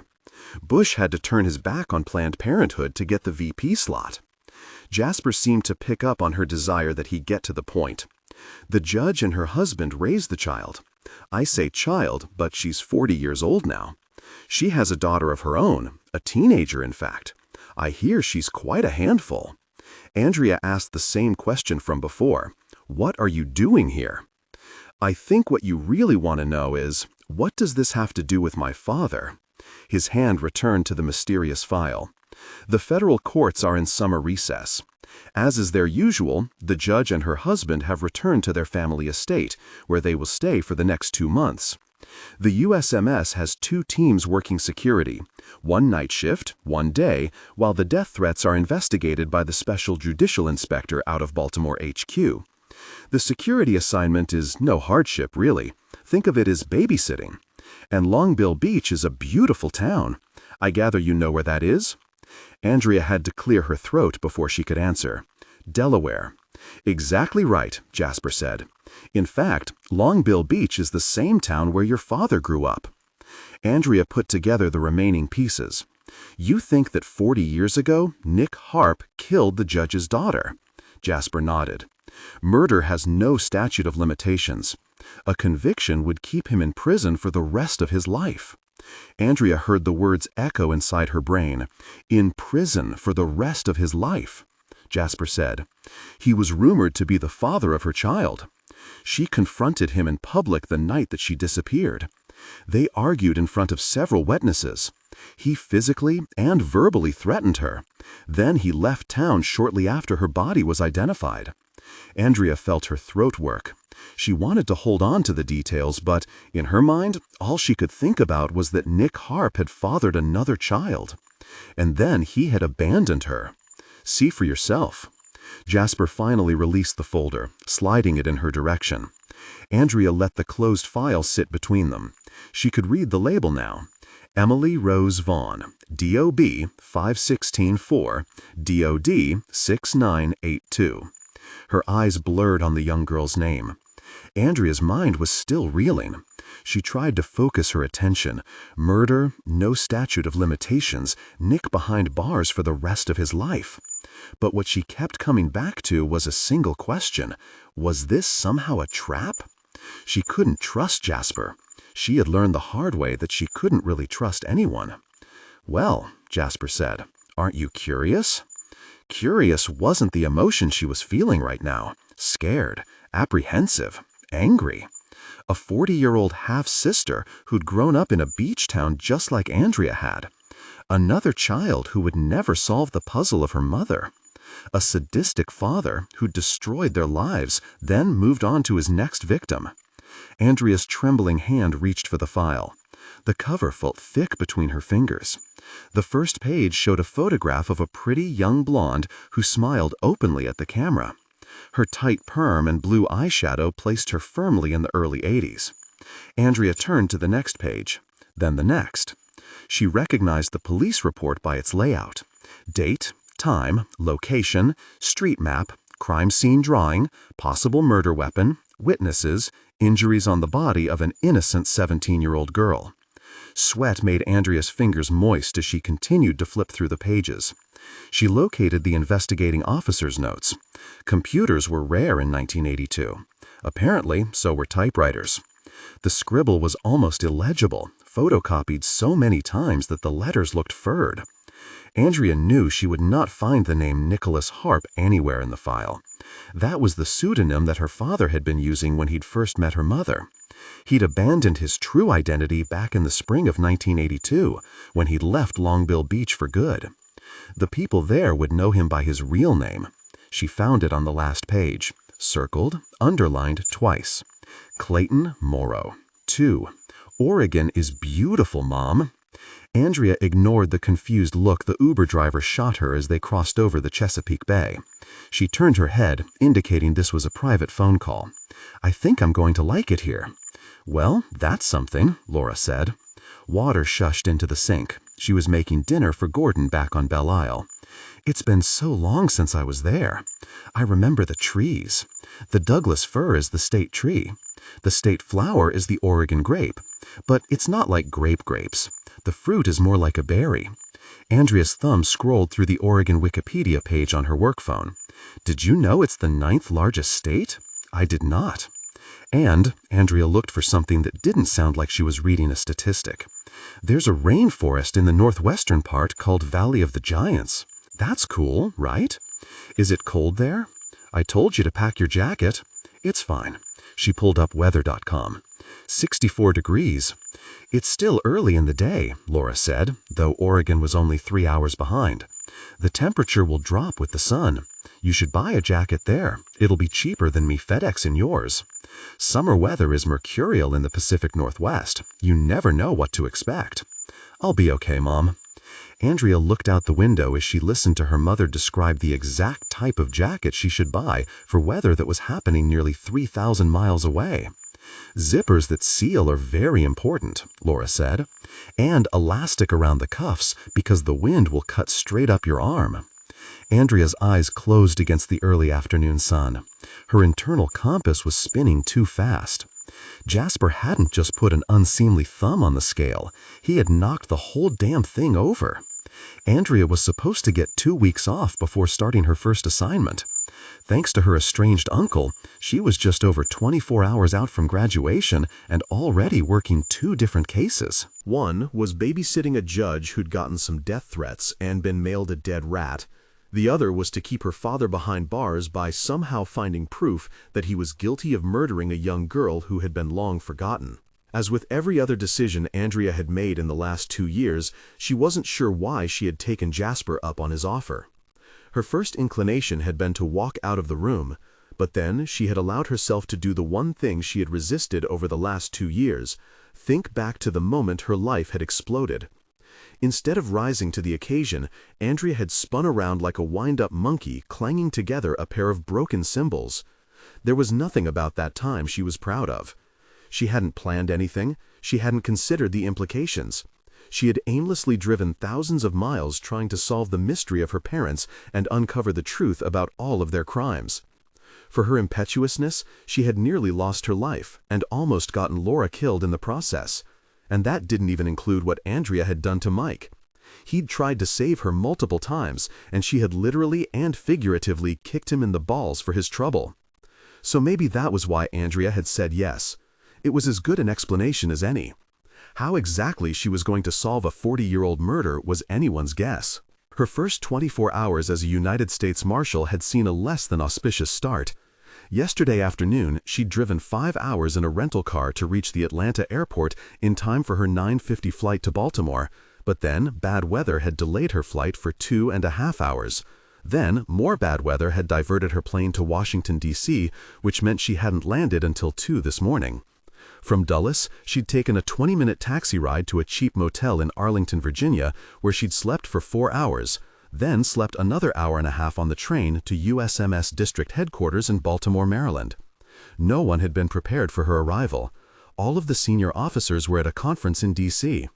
An agent named Lita Frazier, who normally worked civil asset forfeitures, had stuck Andrea in a conference room to sign a bunch of paperwork, given her a pamphlet on how not to sexually harass anybody, handed over her government-issued Glock 17 9mm along with her Silver Star, then told Andrea she'd have to come back later to meet her boss and the rest of the team. To make matters worse, Lita was unable to requisition a car, which was how Andrea had ended up in the world's most expensive Uber to Longbill Beach.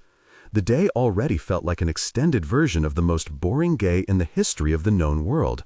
Only now, at nearly 2 in the afternoon, was Andrea finally passing through coastal Maryland on her way to Delaware, where she was supposedly, hopefully, going to meet her new partner. "Send me a picture when you get it," Laura said.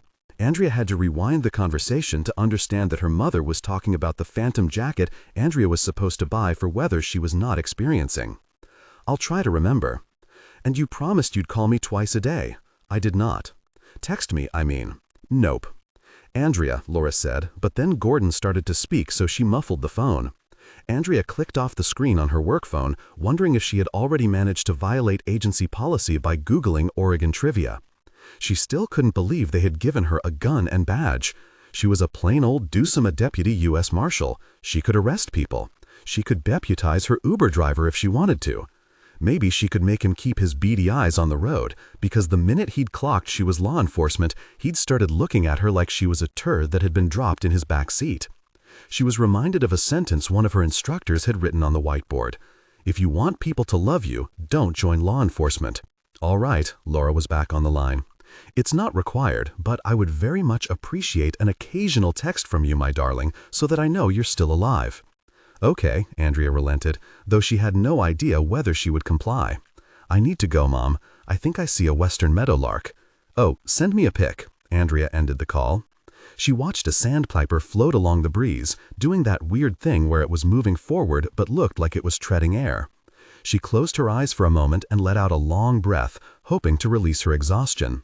She felt her body yearning to go to sleep, but if her previous attempts at rest had proven anything, it was that her mind was perfectly willing to race between trying to figure out her uncle's true motives, wondering if her father would find out what she was doing and try to blow everything up, and rehashing her conversation with Mike to see which felt better, telling him she had made a terrible mistake or telling him to fuck off. Andrea couldn't play that same game for another 2 hours, at least not in the back of an Uber that smelled of Armor All and mountain pine air freshener. To keep herself from spiraling, she reached into her backpack and pulled out the Emily Vaughn file. Her eye caught the worn, typewritten label. She wondered how Jasper had gotten copies of the police investigation. As a United States Senator, she assumed he had a lot of access to all kinds of information. Also, he was shatifyingly wealthy, so anywhere his power didn't work, a large briefcase full of cash certainly would.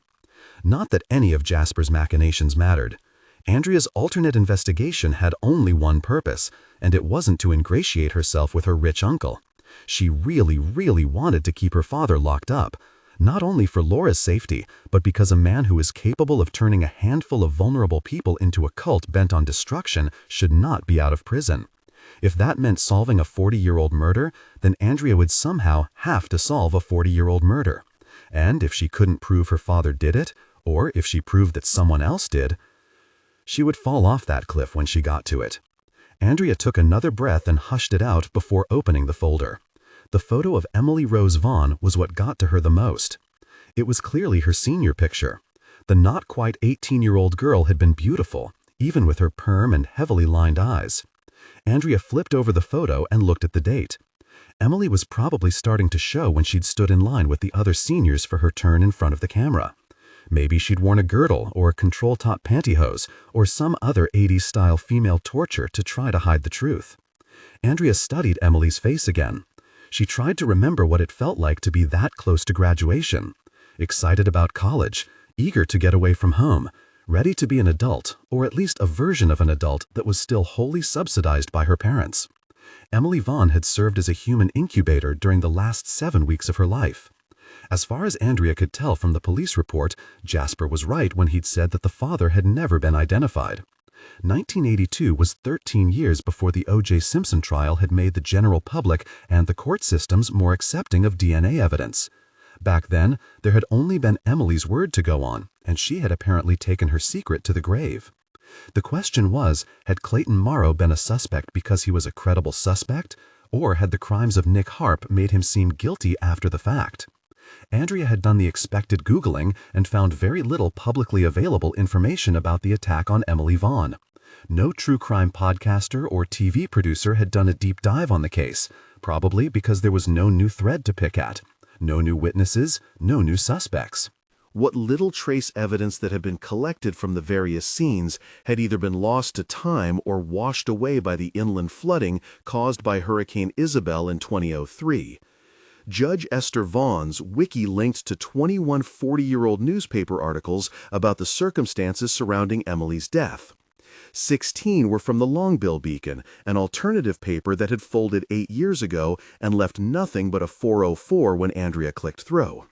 The national stories were behind paywalls that she wasn't going to access because she didn't want to leave a credit card trail, and also she wasn't sure her credit card would go through. The USMS database wasn't an option because it was a violation of policy and federal law to run background checks on people without legitimate investigative authority. Which meant Andrea's internet sleuthing had hit a post-wiki dead end. The death of Emily Vaughn had left almost no digital footprint. In the multiple opinion pieces that Esther Vaughn had penned over the years, there were no details beyond her tragic personal loss that she twisted to justify exactly the kinds of things about criminal justice that you would expect a Reagan appointee to justify. As for the judge's husband, Andrea had found a press release dated 1 year ago from Loyola University, Maryland, a private Jesuit liberal arts school, announcing that Dr. Franklin Vaughn was retiring as professor emeritus from the Selinger School of Business Management in order to spend more time with his family. Likewise, details about said family were not provided.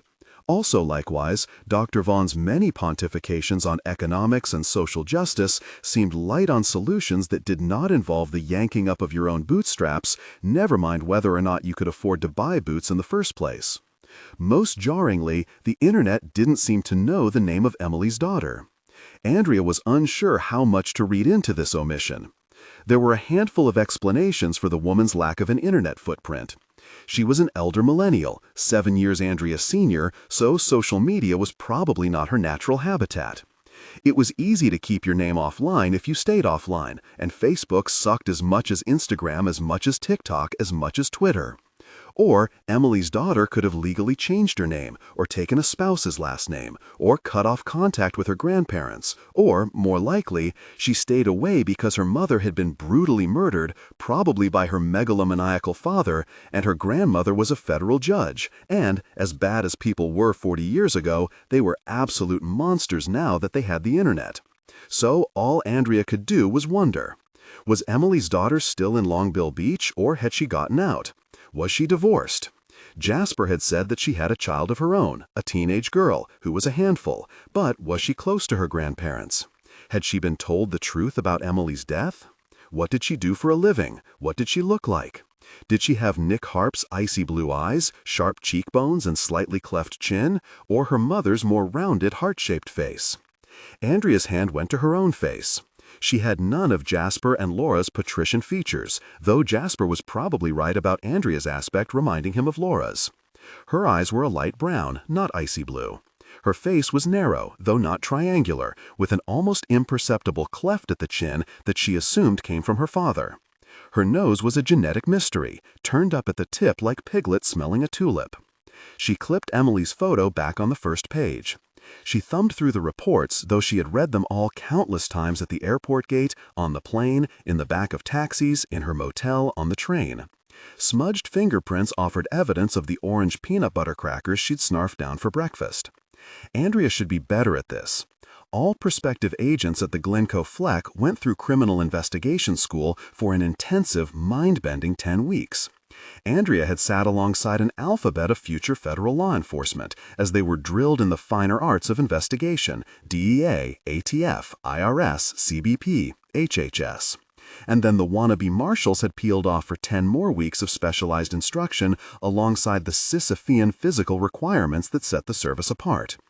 The instructors had created intricately detailed dummy cases: a fugitive on the run, a child kidnapping, a series of escalating threats to a Supreme Court justice.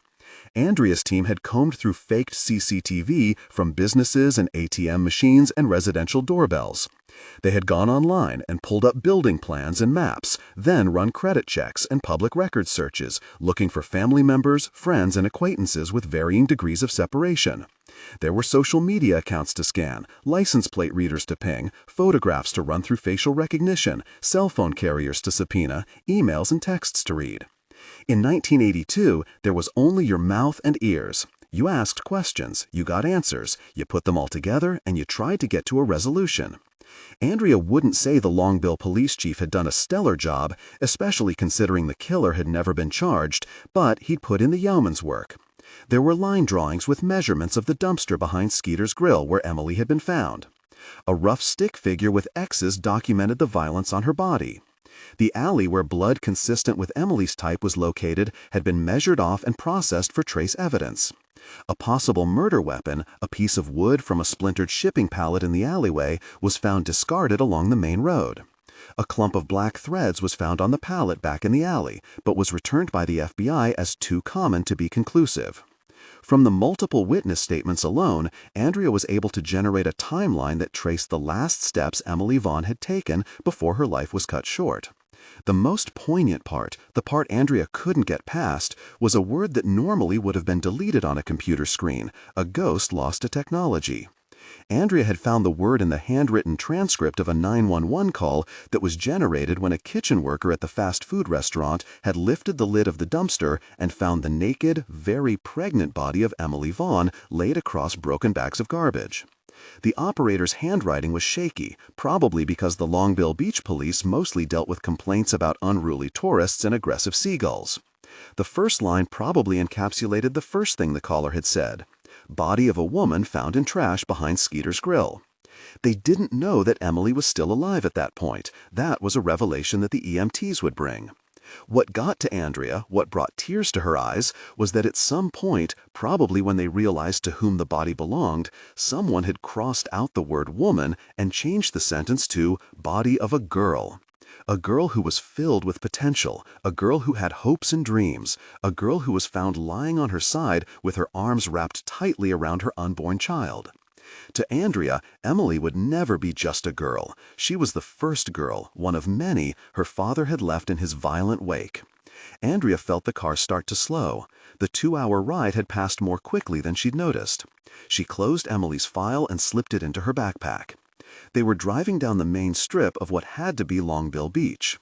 She saw dozens of sun-stupefied tourists loitering outside fast food stands and strolling down a wide white boardwalk lining the Atlantic Ocean that for all appearances could have stretched 600 miles south to the boardwalk in Delhi.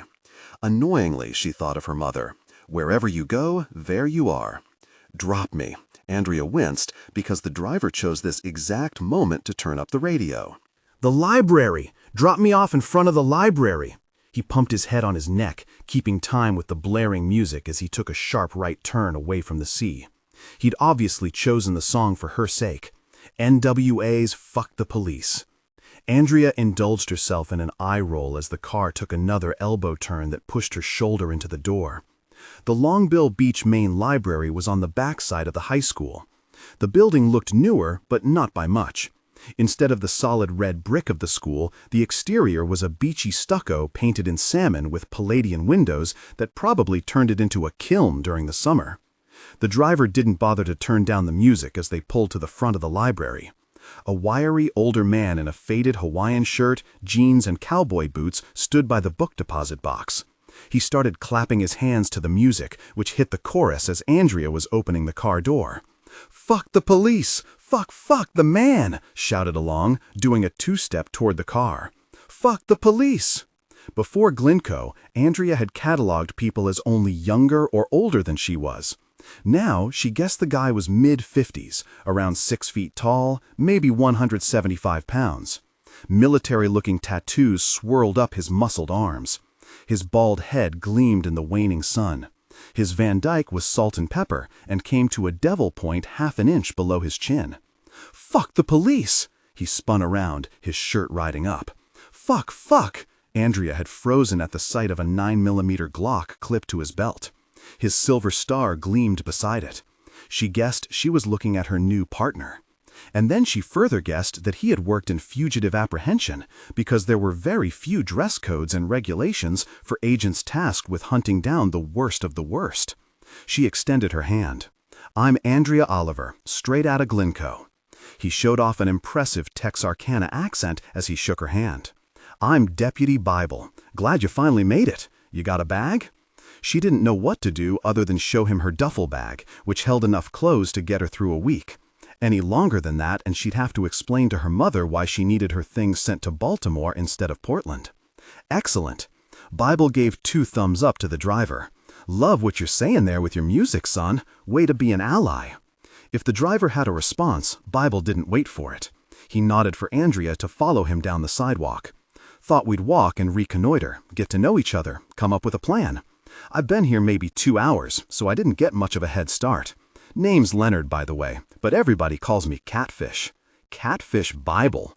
For the first time in 2 years, Andrea regretted that her mother wasn't here. He'd practically stumbled out of a Flannery O'Connor novel. "You got a nickname?" He watched Andrea shake her head. "Everybody's got a nickname. I bet you're just hiding it. Watch out! A kid on a bicycle nearly clipped her." "Take a gander." He turned his head so the light would catch the thin scars that slashed down both sides of his cheeks. "Got into a fight with a catfish." Andrea wondered if the fish had a switchblade. Anyways, Bible walked as fast as he talked. "I heard your flight got delayed. Must have been hell jumping on a plane right after the push and puke." He meant the Marshall Mile, the last run before graduation. And he also meant that he was aware of the highly unusual circumstances of Andrea's speedy assignment. She told him, "I'm good, ready to go." "That's great. I'm good too. Super good. Always ready. We're going to be a fantastic team, Oliver. I can feel it in my bones." Andrea tightened a grip on her duffel and moved her backpack to her other shoulder as she tried to keep up with his long strides. The going was not easy as they got close to the main strip. Both sides of Beach Drive were filled with tourists of varying sizes and ages, looking at maps, stopping to text, gaping at the sun. She felt incredibly conspicuous in her outfit. The polo was black with a giant yellow USMS logo on the back as well as over the breast pocket. All they'd had was a man's small, but the sleeves hung down past her elbows and the collar was so thick it scraped her chin. She'd pulled the seams out of the cuffs of her pants, but they were still half an inch too short, and the waist was half an inch too large because women's pants had tiny pockets and no belt loops. So she'd been forced to buy boys' pants in the kids' department and a thick woven belt so she could clip her gun, handcuffs, mace, and silver star around her waist. For the first time in her life, she had hips, but not in a good way. Bible seemed to pick up on her discomfort. "You got some jeans in that bag?" "Yes."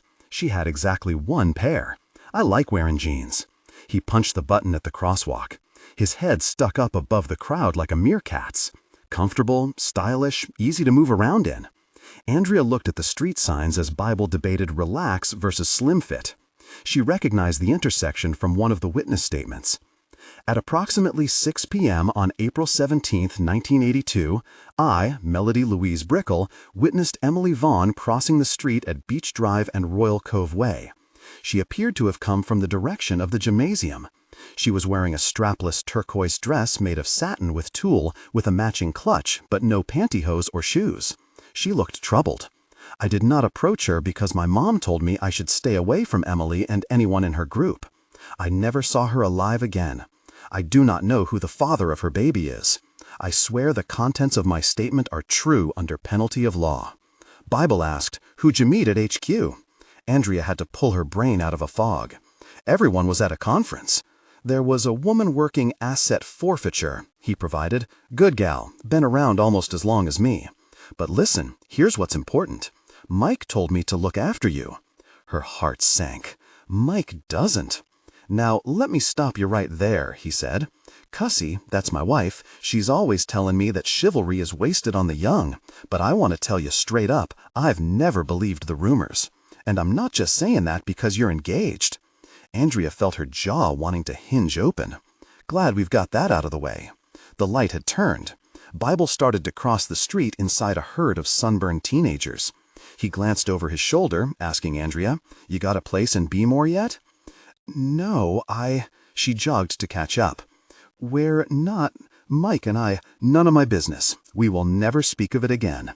His fingers zipped across his lips. "Listen, though, what do you know about the judge?" Andrea felt like she was falling through a black hole. "Look it, I remember what it's like to be a shiny new dewsome, straight out of the box. Just got your credentials slapped in your hand, don't even know which way is that away, but I'm here to coach you up. My last partner's on a beach sipping Mai Tais and counting manatees. You and me, we're a team now, like a family, but a work family, because you've got your own family, I get that." Andrea stepped up onto the sidewalk. She took a breath. When she'd first met Mike, he'd strafed her with a similar machine gun volley of bromides. He'd been trying to throw her off, to get her to say something she didn't mean to say, and it had worked so many times that she'd felt like an idiot. She had spent the 2 years since working on not being that woman anymore. Andrea took another breath, then said, "Judge Esther Rose Vaughn, 81 years old, Reagan appointee, confirmed in 1982, one of 2 remaining conservatives on the court.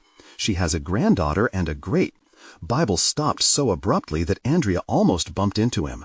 "How do you know about the grand and great-grand?" She felt caught out. Maybe there was a more deliberate reason that the 40-year-old daughter of Emily Vaughn had no visible online presence. Instead of floundering, she asked, "Why wouldn't I?" "Exactly." He started walking again. Andrea didn't know what to do but follow him up the long sidewalk. The crowd thinned as the last of the sightseers peeled off to watch Taffy being pulled behind a smudged plate glass window. The touristy end of the street petered out at a closed bike rental shop and a place to sign up for paddleboard lessons and parasailing. As with everything else, the outriggers felt extremely familiar. Andrea had spent many a summer on the beach watching tourists try not to flip their surfboards into a riptide or smack their parachutes into a high-rise building. So, the judge. Bible's prattle started back as quickly as it had stopped. She got some death threats, no big deal, happens all the time, especially after she tossed out that election LOL suit 2 years ago. Andrea nodded. Death threats were so commonplace now you could get them at Starbucks, he said. The latest death threats are classified as credible because she got some letters mentioning some particular details about her private life. Snail mail letters. The judge don't do email. Andrea nodded again, but her head started throbbing over the rush of new data. Her focus during her entire journey thus far had been on Emily Vaughn and her possible killer. Andrea had pushed aside thoughts of her real job because of the word babysitting, but now she realized that her real job was, in fact, a very serious job. She tried to sound like a marshal. Where were the letters mailed from? That blue collection box we passed on the way from the library. No cameras on it, no fingerprints that can be used, Bible said. They were mailed over the holiday, one on Friday, then another on Saturday, then Sunday and Monday. They were all addressed to the judge's chambers at the federal courthouse in Baltimore, same building as the one you were in today. We all got a kind of family up there between the federal judges and the marshals. I've known the judge and her people for years. We look out for each other. Andrea tried another question. Was the rat sent to the courthouse? Nope, Bible said. The box with the rat didn't get mailed.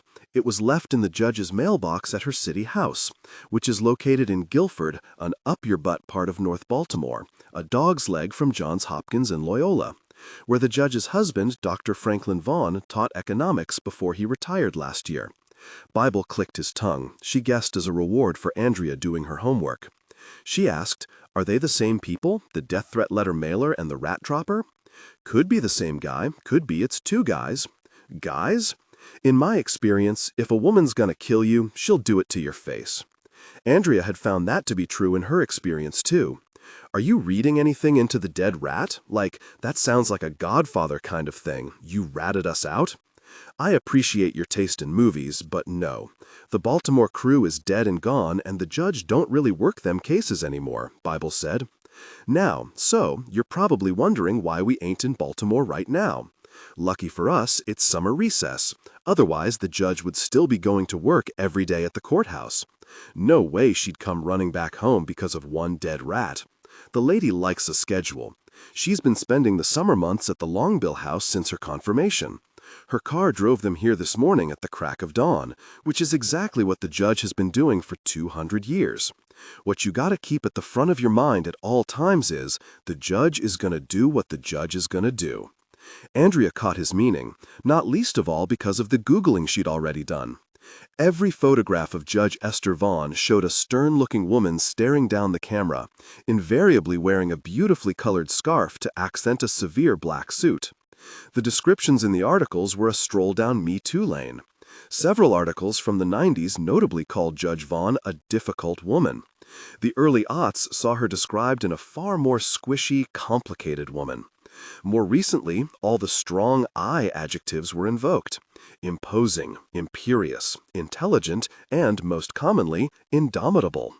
Anyways, that's your nutshell on the judge, Bible said. Don't really matter at the end of the day who mailed what and why, whether or not it was the same person or multiple persons. The judicial inspector back at Baltimore HQ is tracking that rabbit. We're not the investigators. Our only job is to keep the judge safe. Andrea felt her throat tighten. Everything was starting to feel very life and death, not least of all because she had a loaded gun on her hip. Would a crazy person really come after the judge? Did Andrea have the nerve to stand between an 81-year-old woman and a potential assassin? Bible said, you and me, we drew the short straw since we got here later in the day. We're on the night shift, keeping our peepers wide open in case the rat mailer or the death threatener shows up. Got it? Andrea could only focus on one part. Night shift. She had been longing for a bed in a quiet hotel room since her flight had been delayed. First stop. Bible pointed to a squat yellow brick building a few yards away. We're going to meet the chief of police. Marshal Rule number 12. As soon as you can, you gotta let the locals know we're here. Make 'em feel appreciated. I wanted to wait for you before I made the introductions. You got any questions so far? She shook her head as they climbed the stairs. Nope. Good deal. Here we go. Andrea caught the door with the edge of her duffel bag before it closed behind him. She shifted her backpack over her shoulder and walked inside. The lobby was the size of a prison cell. Immediately she smelled Lysol competing with the pungent odor of urine cake. The toilets were directly across from the front desk. Good evening, officer. Bible gave a quick salute to the very tired-looking sergeant manning the desk. I'm Deputy Bible. This is my partner, Deputy Oliver. We're here to see the big boss. Andrea heard a groan come out of the cop's mouth as he picked up the phone. She directed her attention to the wall around the toilets, which was plastered with photographs documenting the members of the Longbill Beach Police Department going back to 1935. Andrea followed the dates with her eyes, crossing from one side of the bathroom doors to the other until she found what she was looking for. The 1980 photo showed a Lego-jawed police chief with 3 men on either side of him. The caption read, "Bob Stilton and the Squad." Her heart did an odd flip. Chief Bob Stilton had been the investigating officer on the Emily Vaughn case. Andrea felt her throat work again.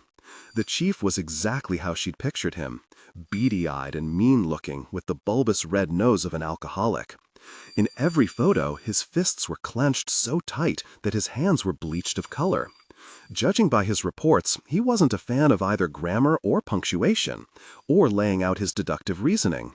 The statements and supporting documents and diagrams were all in order, but the man had excluded any field notes that might reveal his thoughts on the shape of the case. The only indication that Clayton Morrow was even a suspect appeared in 2 lines of text the chief had scribbled out at the bottom of the last page in the file, which happened to be the autopsy report. Morrow killed her. No proof. Andrea moved to the next photo on the wall, which was dated 5 years later. Then another 5 years passed to the next photo. She kept going down the line. The force grew from 6 to 12 men. Chief Bob Stilton became more bent with age, until the 2010 photo showed a younger, less round version taking center stage. Chief Jack Stilton and the Squad. Andrea knew that name too. Jack Stilton was the son of Chief Bob Stilton.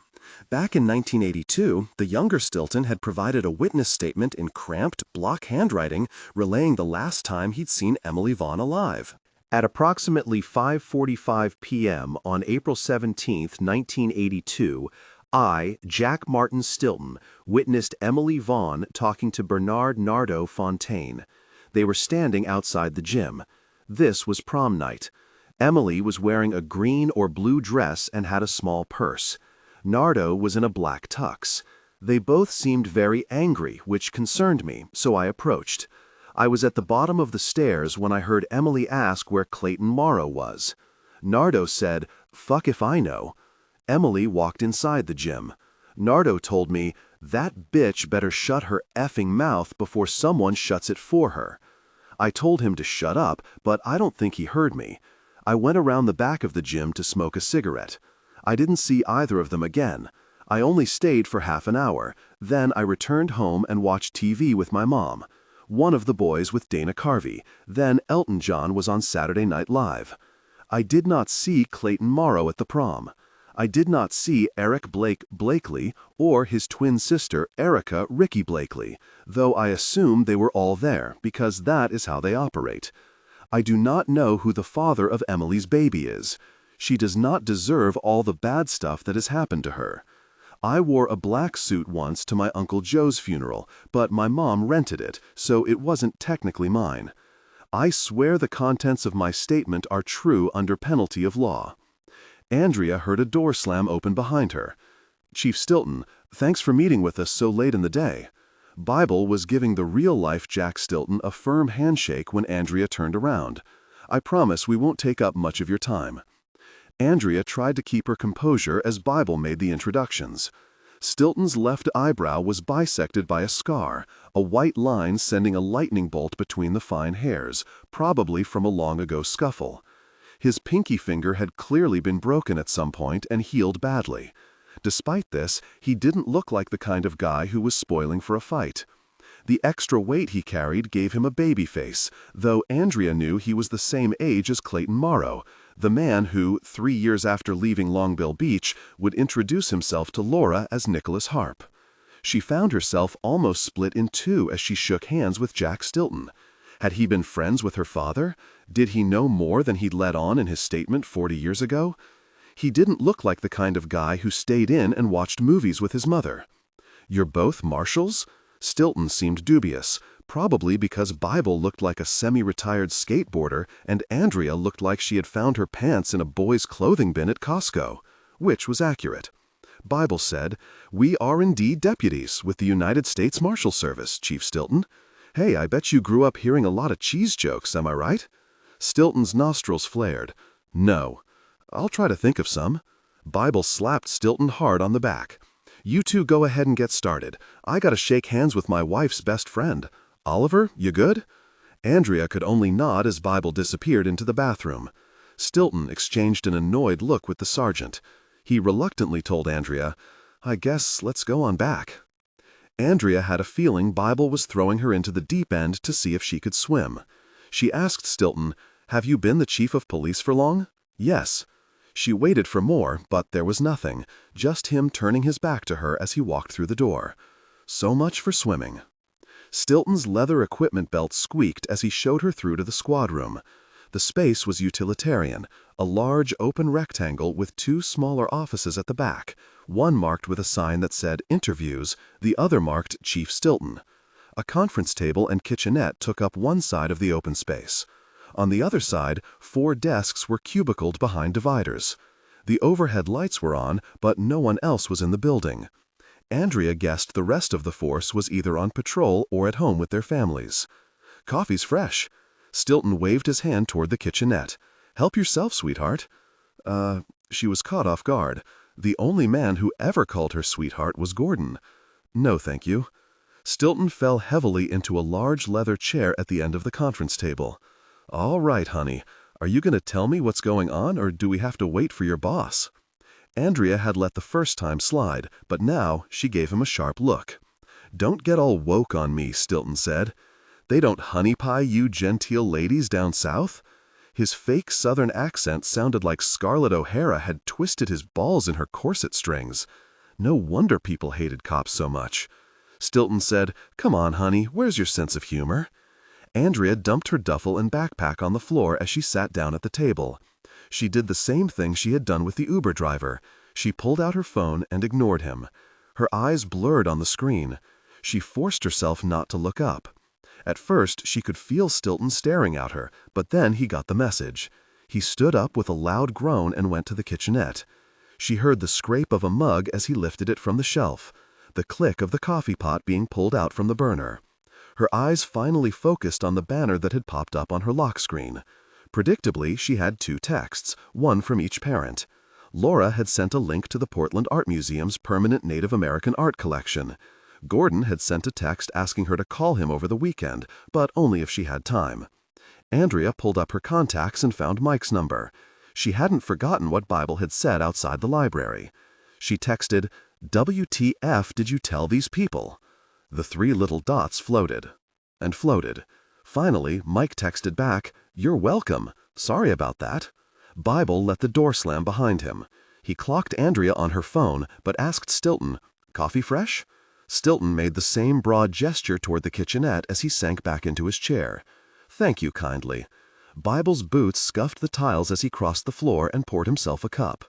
"We don't want to keep you too long, Chief Cheese. Why don't you hand us over your report and we can bring it back later?" Stilton looked confused. "Report?" Bible looked confused too. "I thought you'd been here for a while. Maybe your predecessor left something we can take a look at?"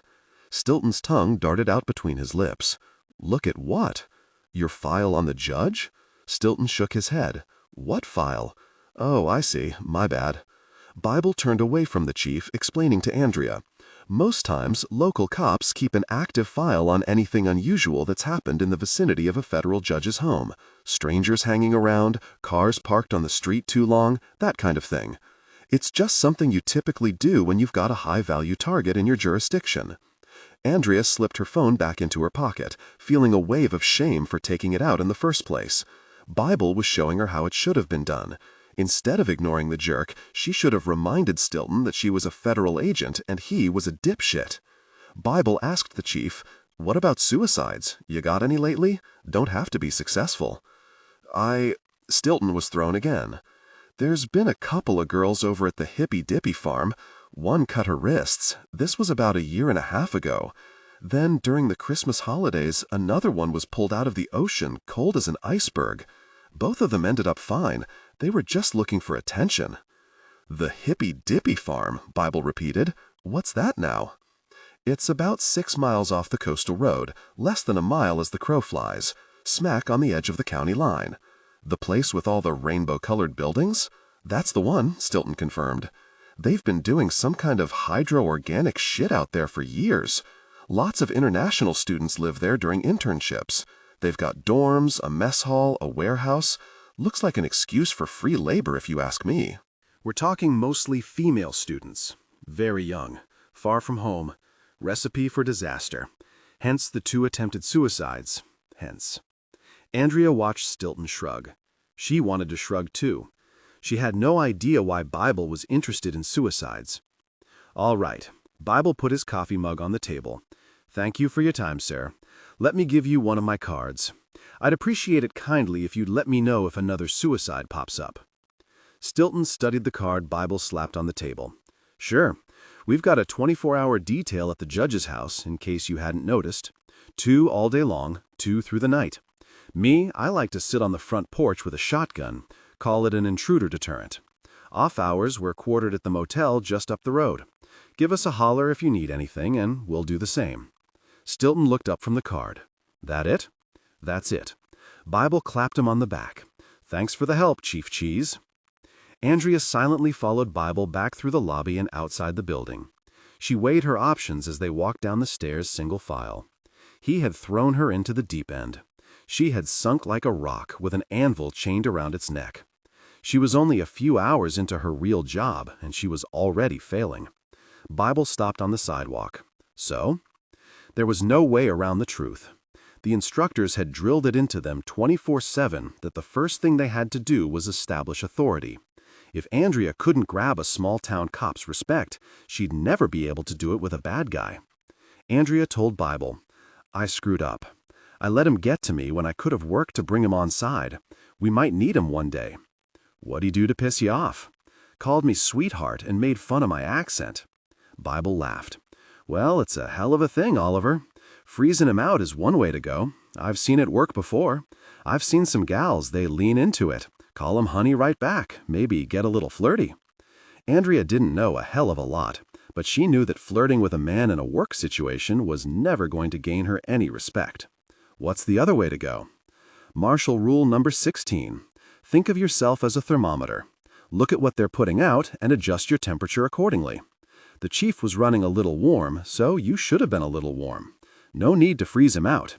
Give it a try next time. Practice makes permanent. She nodded at the familiar refrain. Most of policing required fine-tuning your responses. Andrea was more used to extremes. Okay, don't sweat it too hard now. Put old Cheese in your rear view, probably the last time you'll see him. Andrea gathered lesson time was over. Bible started back up the sidewalk. My car's back at the library. Bible could clearly tell she was lagging. Well, grab a bite to eat before we go to the judge's house. The mention of food made her stomach growl. Andrea's feet felt heavy as she trudged behind him. She looked down at the concrete. Every few yards there was a small black box about the size of a shoebox. She recognized the traps from her own beach town. With tourists came rodents. She wondered if whoever had mailed the judge the dead rat had found it downtown. And then she put the question out of her mind because she was too exhausted to do anything but put one foot in front of the other. Diner's up here. Bible picked up the pace. I called ahead and snagged us 2 seats at the counter. Hope that's good by you? That's great. Andrea hoped like hell that food would bring her second wind. Her stomach rumbled again as the scent of French fries filled the air. Ahead, the neon lights of RJ's Eats cast a pink glow onto the sidewalk. Milkshakes, hamburgers, open till midnight. Well, what do you know? Bible grinned as he held open the door for a woman carrying armloads of takeout bags. Cat? She sounded surprised to see him. What are you doing here? Coach pulled me off the bench. He made the introductions. Judith, this is Andrea Oliver, my new partner in crime prevention. Hi. Judith stared at Andrea, waiting for a response. Andrea had trouble finding her voice. Hey, she don't talk much. Lemma help with these. Bible took the plastic bags and walked Judith the short distance to her car. A man waited behind the wheel. Andrea could see his silver star clipped to his belt. Bible told Judith, we're going to grab a bite. Tell the judge we'll be there by 5:30 so I can show my new partner the ropes. Make it 6 so we finish dinner. Granny has us all on the early bird special. Judith opened the door and dropped her quilted saddlebag of a purse into the passenger seat. She took the bags of food from Bible. In the streetlight, she looked slightly older than Andrea, about 40. She was dressed in a colorful blouse with a flowing kind of sarong for a skirt. There was an earthy, artsy air about her, though the car she climbed into was a sleek silver Mercedes. Bible waved, "See you in a bit." The door closed with a muted thunk. The engine purred to life. Judith glanced out the closed window, giving Andrea a quizzical look. Andrea didn't know what to do. She unzipped her backpack and rummaged inside as if she was searching for something of vital importance. Finally, the car pulled away, but the woman's face was burned brightly into her memory. Icy blue eyes, sharp cheekbones, slightly cleft chin. Judith looked just like their father. October 17, 1981. 6 months before prom, Emily shivered as a bitter wind sliced off the ocean. Her eyes closed against the sting of salt in the air. She felt teary and achy and tired, but also weirdly awake. She had never had insomnia before, though her grandmother had told her it ran in the family. Maybe this was what it meant to be almost 18, almost an adult, almost a woman. The inability to shut off your brain so that you could rest. College, an internship, a new town, new school, new friends. Emily put a silent question mark behind the friends part. She had grown up in Longbill Beach knowing the same people, places, and things. She wasn't quite sure that she remembered how to make new friends, nor was she certain she wanted to. While she had other school-specific acquaintances on the periphery, since first grade, the essence of her emotional life had orbited around only 4 people: Clay, Nardo, Blake, and Ricky. They had happily called themselves the clique after Mr. Dawson, the elementary school principal, had warned Ricky that she was part of one. For as long as Emily could remember, the clique had spent every weekend and a good many nights together. They took a lot of the same classes. They were all enrolled in the honors programs. All of them but Blake was in Mr. Wexler's running club. They read amazing books and talked about politics, world events, and French films. They were constantly jockeying to make each other more intellectually pure. And this time next year, they would all be scattered to different places, and Emily would be alone. She took a left onto Beach Drive. The empty shops lining downtown cut the harsh gale from the sea. The maddening throngs of tourists were gone, which was a relief but also sad in its own way. Emily's senior year had put so many things into perspective. She found it much easier to look back than to glance ahead into the unknown. Everywhere she turned, she was hit with nostalgia.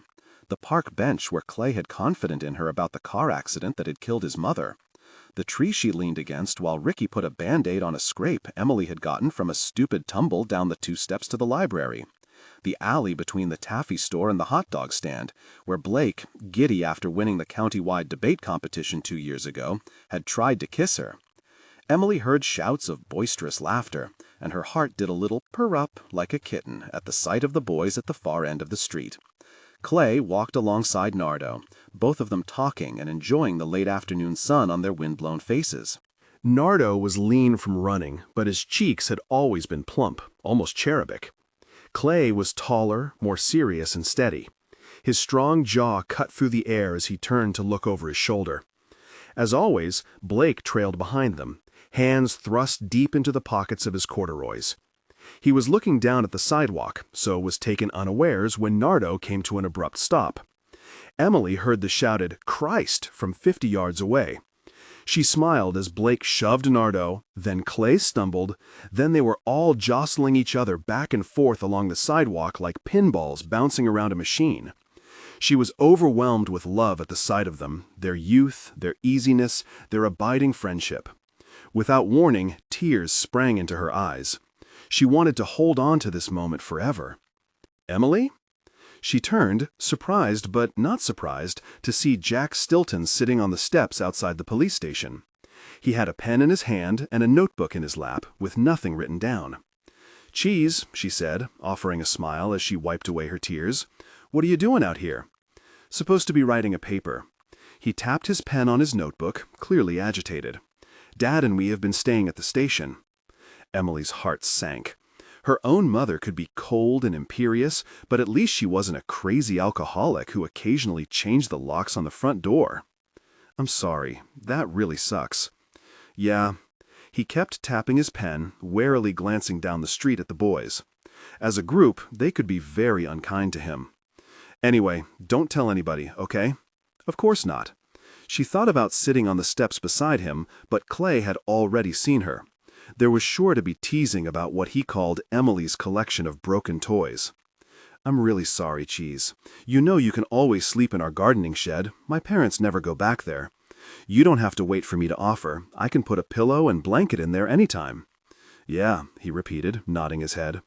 Em! Clay bellowed from down the street. He was holding open the door to the diner, but he didn't wait for her because he knew that she would come. She told Cheese, I should. Sure. Cheese put his head down, scribbling lines onto the notebook. Emily felt bad, but not bad enough to do anything about it. She tucked her hands into her coat pockets as she jogged the distance to the diner. The bell over the door clanged when she pushed it open. Too warm air enveloped her. There were only 3 paying customers, all sitting far apart from each other on swiveling stools that lined the long counter. The clique had already taken up their usual semicircular booth at the back. Ricky winked at Emily as she walked past with a tray full of sodas and milkshakes. Big Al glared from his perch in the kitchen. Even in the off-season, he didn't like the clique taking up space in his restaurant, but he'd decided it was worth the sacrifice to have his eyes on his 2 grandchildren. You're not listening. Clay grabbed a milkshake off Ricky's tray, but he was talking to the boys. Are you all being purposefully obtuse? Nardo had just jammed a fistful of French fries into his mouth, but he answered anyway. I prefer being hypotenuse. Ricky laughed, but everyone else groaned. That's exactly what I mean. Clay pulled a straw from the dispenser. The world is falling apart. People are starving. I'm calling for a revolution, and all any of you jackasses can think about sports cars and video games? That's not fair, Nardo said. I think about sex quite a lot too. Blake said, we always want what we can't have. Ricky giggled, then slapped Blake on the shoulder. He sighed dramatically as he stood up so Ricky could take her spot between him and Nardo. Emily quietly tucked in beside Clay, but as usual, he didn't move to make space for her, so she was forced to hang on to the booth with one butt cheek. You know, Blake said, now that you mentioned cars, did you guys see that Mr. Constant got a DeLorean? Actually, Nardo chimed in, it's called a DMC-12. For the love of God! Clay dropped his head back and stared up at the ceiling. Why do I waste my time with you senseless, boring plebs? Emily and Ricky exchanged a much-needed eye roll. There were only so many times they could hear talk of revolution, especially considering that the worst thing that had ever happened to any of them was a few years ago when Big Al made Blake and Ricky work at the diner nights and weekends to help the restaurant get back on its feet after a devastating kitchen fire. Clay groaned as he righted his head.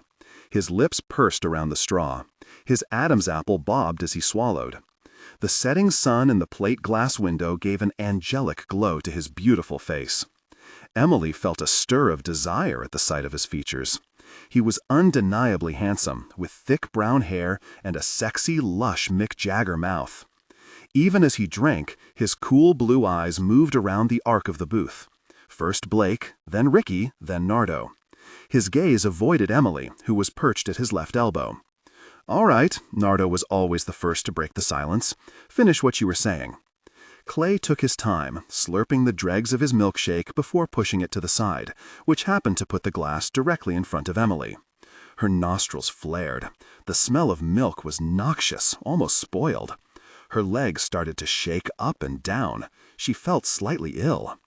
What I was saying, Clay continued, is that the Weather Underground did things. They trained like soldiers. They performed drills and practiced the art of guerrilla warfare. They transformed themselves from a bunch of college kids into a proper army for changing the world. They blew themselves up along with a very expensive brownstone. Nardo was clearly delighted to be the bearer of this news. That's hardly a winning strategy. They hit the Capitol. Clay counted out the targets on his fingers. The State Department. They knocked over a Brinks truck. They threw Molotov cocktails at the pigs and went after a state Supreme Court justice. Emily smoothed together her lips. Her mother was a state judge. Come on, Clay said. They bombed the fucking Pentagon, man. To what effect? Nardo looked more imperious than usual as he pushed a lank of his wispy blonde hair out of his eyes. He'd been the only one of the boys who'd gotten an ear pierced. The diamond was huge. None of those actions accomplished anything. They blew up some empty buildings, they killed some people, innocent people, Emily interjected, who had families and— Yes, all right, Nardo waved her off. They killed innocent people, and it didn't do a damn thing to change anything. Emily didn't like being dismissed. Didn't they all end up in prison or on the run? Clay looked at Emily, the first time he'd done so since she'd walked into the diner. She normally basked in his attention, but now she felt weepy. He'd been accepted to a college out west. Emily was going to school an hour away from home. They were going to be thousands of miles apart, and she would pine for him while he probably forgot all about her. Clay turned his attention back to Nardo. Read the Prairie Fire Manifesto.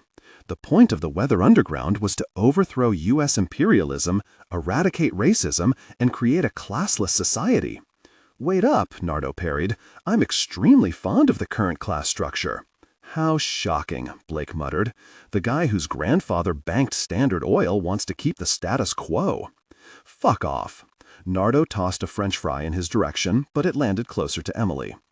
What I don't understand, Clayton, is how this isn't a cautionary tale. The Weather Underground, the Symbionese Liberation Army, hell, even Jim Jones and Charles Manson, what became of them and their followers? Emily turned her head away, pretending to look out at the empty diner. Clay's milkshake was bad enough. Add in the catsup-glopped French fry, and her stomach turned into a rolling wave. She felt a weird unsteadiness, as close to being seasick as you could get on dry land. What you don't understand, Bernard, Clay began, is that Mr. Wexler is right. We've got a Goldwater-loving, geriatric B-movie has-been in the White House giving subsidized handjobs to his corporate pals while he slams so-called welfare queens and props up the military-industrial complex. That is a lot for one sentence, Ricky said, instinctively circling around Nardo. It's called understanding the world, sweetheart. Ricky caught Emily's eye again. The revolution very seldom advocated for women's rights. Okay, but Blake jumped in with his predictably pedantic tone. I suppose an argument could be made that we're still talking about them, right? Or that we know about the Weather Underground and Charles Manson and Jim Jones all these years later, which means that somehow they're still relevant. One builds off the other. Clay held up 4 splayed fingers. That's the salute Bernadine Dorn used to give to show solidarity with the Manson girls for sticking a fork in Sharon Tate. Oh, God. Ricky looked genuinely disgusted. Come on, guys, that's not cool. The boys each offered their own noises to signify apology or longanimity. Still, Emily saw Blake move to take his sister's hand under the table. They were twins, but you'd hardly even mistake them for related. Ricky was small and round with a button nose, and Blake was almost a foot taller and all elbows and lean muscle. Even their hair was different. Ricky's was a halo of springy curls. Blake's straight shoulder-length hair was several shades lighter. Well, Nardo pushed back his hair again, sticking his already upturned piggy nose into the air. Let's talk about next weekend, shall we, kids? Mummy and Daddy are finally taking a few nights in the city, so you know what that means? The monthly party! Ricky raised her glass in cheer. Emily looked down at the table.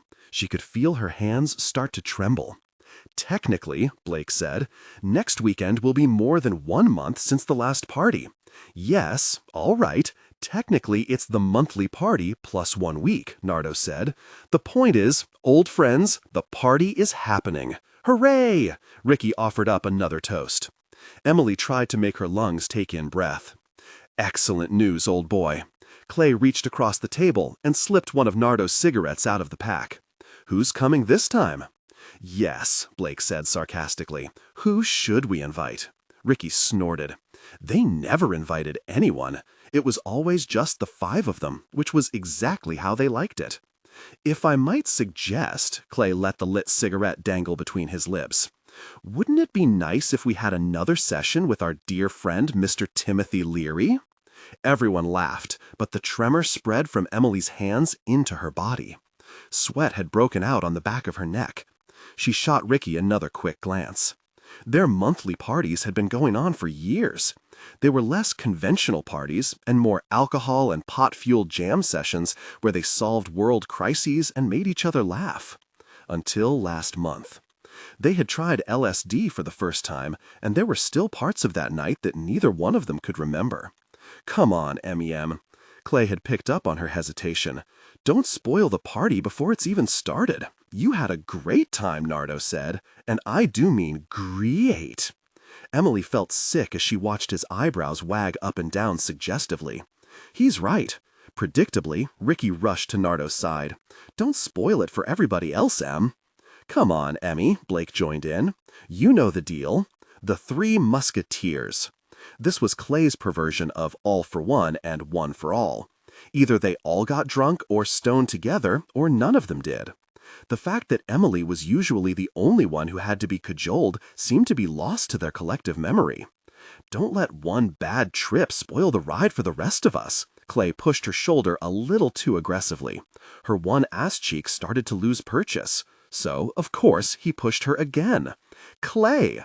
She had to grab onto him so she wouldn't topple to the floor. I've gotcha. He had his arm around her waist, his face close.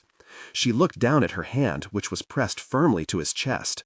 She could feel the hard muscle underneath, the steady beat of his heart. The same primal urge stirred deep inside of her body. Jesus, fuck her already, Nardo said, his tone equal parts disdain and eagerness. Clay dismissed the suggestion with a snort as he effortlessly helped Emily back to upright. He flicked ash into Nardo's half-drunk soda. Ricky, Nardo said, I'll have another milkshake, old girl. Ricky rolled her eyes. I thought Mr. Wexler said we should all lose a few pounds. I think he meant you in particular, my dear. Nardo took delight in her embarrassment. Come now, little cow, fetch me a milkshake. Why don't you fetch my ass? He blew a plume of smoke into her face. You wish. Emily turned away again. The stench of smoke made her stomach squeeze. She put her hands to her face. Her cheeks felt as if they were on fire. She was still a little breathless from being so close to Clay, and she hated herself and her stupid body for the response. She stood up from the booth so fast that her head swam. I need to go to the bathroom. Simpatico. Ricky bumped her shoulder against Blake so she could slide out of the booth. She told the boys, try not to blow yourselves up while we're gone. This last missive was for Nardo, who wagged his eyebrows again in response. Geesh, Emily muttered when they were out of earshot. Why don't you just tell Nardo how you feel? You know why, Ricky said. Everyone knew why. Bernard Fontaine was a dick. He had always been a dick. He would always be a dick. Ricky's fatal flaw was that she knew this, had seen it in action every day for nearly her entire life, yet she still held on to the minuscule hope that he would change. Pop, Pop, she called to her grandfather behind the grill, Nardo needs another milkshake. Big Al gave her a wary look, but he went to the milkshake machine. The funny thing was, Big Al thought Nardo was the bad influence, when, in fact, it was Clay who was constantly leading them over the cliff. Every single stupid thing they'd ever done, from stealing booze to doing drugs to swiping cash and valuables from out-of-state cars, had been Clay's idea. And he had never, ever been the one to pay the price. Ricky said, let's go out back for some air. Emily followed her down the long hallway. Tendrils of cold air pulled her along. She could smell the salty sea spray wafting in through the open door. Wind whipped at her hair. The boardwalk rolled like a carpet along the shore. Ricky took a pack of cigarettes from her jacket pocket, but Emily shook her head. She still felt queasy, which was nothing new. Lately, any odor set her off, whether it was fresh flowers on the kitchen table or her father's stinky cigars. She was probably coming down with a stomach virus. Light flared from the match as Ricky struck the box. She held the flame to the tip of her cigarette. Her cheeks sucked in. She huffed out the smoke with a harsh-sounding cough. Emily thought of something Blake had said the first time his sister had smoked. You look like someone who's smoking because you think it's cool, not because you want to. Emily kept herself upwind, walking to the edge of the boardwalk. She rested her forearms on the railing. Below, the sea swirled around the pilings. She felt a gentle spray of water on her skin. Her cheeks still felt hot from the sensation of Clay holding her so close. Ricky could always read her mind. You asked about me and Nardo, but what about you and Clay? Emily pressed her lips together. 4 years ago, Clay decided that sex would only complicate the group dynamic. Emily took the edict to mean that he wasn't interested, because Clay always found a way to get what he wanted. She told Ricky, he'll be in New Mexico this time next year. That's not so far, is it? It's almost 1,900 miles. Emily had done the calculations using a formula she had found in her father's old farmer's almanac. Ricky coughed on a mouthful of smoke. How long would that take to drive? Emily shrugged, but she knew the answer. 2 or 3 days, depending on how much you stop. Well, Blake and I will be up the street in Newark at good old UD. There was a sadness to Ricky's smile. The only positive that had come out of her parents' tragic death was a lawsuit that had put in place funding for Ricky and Blake's college. Anyway, how many hours away will that be from you? Emily felt bad because she hadn't calculated the distance between Foggy Bottom and the University of Delaware. Still, she hazarded a guess. Couple of hours at the most. And Nardo will be at Penn if his dad bribes the right people. That's only a few hours away from UD. Ricky had clearly done that equation. So that's not far at all, is it? You can hop on the train and see us anytime. Emily nodded, but she didn't trust herself to speak. She felt so unbelievably weepy, torn between desperately wanting her life to change and just as desperately wanting to stay safely inside the clique forever. If Ricky felt the same, she didn't say. Instead, she smoked in silence. Her foot rested on the bottom rung of the railing as she scowled out to sea. Emily knew that she hated the water. Ricky and Blake's parents had died in a boating accident when the twins were 4. Big Al was a good provider, but he was a reluctant parent. The same could be said for Nardo's folks, who were always on business trips in New York or vacations in Mallorca or at a fundraiser in San Francisco or a golf tournament in Tahoe or anywhere, really, that didn't involve spending time with Nardo. As for Emily's parents, well, there wasn't much to say for Emily's parents other than that they expected her to succeed. Weirdly, Clay was the only one who had 2 stable, loving adults in his life. He'd been adopted by the Morrows after his mother had died. He had 4 sisters and a brother who were out in the world somewhere, but he never mentioned them, let alone bothered to reach out to them. Probably because the Morrows treated him like a gift bestowed on them by the Lord Jesus himself. Clay wasn't one to share. "Em?" Ricky asked. "What's going on with you lately?" "Nothing." Emily shrugged and shook her head at the same time. "I'm okay." Ricky flicked ash into the ocean. She was too good at picking up on Emily's thoughts. "It's weird, isn't it? Like, we're all on the precipice of starting our lives, but we're still here, right?" The railing shook as Ricky stamped her foot, indicating here on this spot outside of her grandfather's diner. Emily was glad that her best friend was feeling the same sense of fracture. She couldn't count the number of times they'd sneaked out the back door of the diner while the boys were arguing about which angel was the hottest, or quoting lines from Monty Python, or trying to guess which of the freshman girls at school had gone all the way. Emily knew that she and Ricky would lose their sense of camaraderie once they'd all been away at college. Ugh. Ricky frowned at her cigarette, which was only half smoked. "I hate these things." Emily watched her flick the butt into the ocean. She tried not to think about what it would do to the fish. Ricky said, "You've been different since last month's party." Emily looked away. The weepiness came back, the nausea, the shakiness. She heard the ding a typewriter makes when it gets to the end of the line, the clacks of the carriage sliding back. Then, one by one, she imagined the individual type bars popping up, spelling out the words in all capital letters, "The Party." She had no memory of it. This wasn't like forgetting where she'd left her keys or blanking on a homework assignment. Emily's brain gave her context for those minor annoyances. She could imagine herself dropping her keys on the table instead of her purse, or zoning out during class, or forgetting to write down an assignment. When she tried to recall the night of the party, her brain only took her so far. Walking up the concrete steps to Nardo's looming front doors, the umber tiles in the foyer, the sunken living room with its gold chandelier and massive console TV, the large windows overlooking the swimming pool, the hi-fi system that took up an entire wall, the speakers that were almost as tall as Emily. But those details weren't from that particular night, the night of the party. They were from countless nights before, when Emily had told her parents she was sleeping over at Ricky or studying with a friend she hadn't spoken to in years because they were all going to Nardo's to get drunk and play board games or watch movies or smoke Mary Jane and talk about how to fix the screwed-up world they were all about to inherit. The actual night of the party was nothing but a black hole. Emily remembered Nardo opening the front door. She recalled Clay placing a tiny square of paper on her tongue. She remembered sitting on one of the suede couches. And then she was waking up in her grandmother's bedroom, lying on the floor. Oh well. Ricky heaved a sigh as she turned her back to the waves.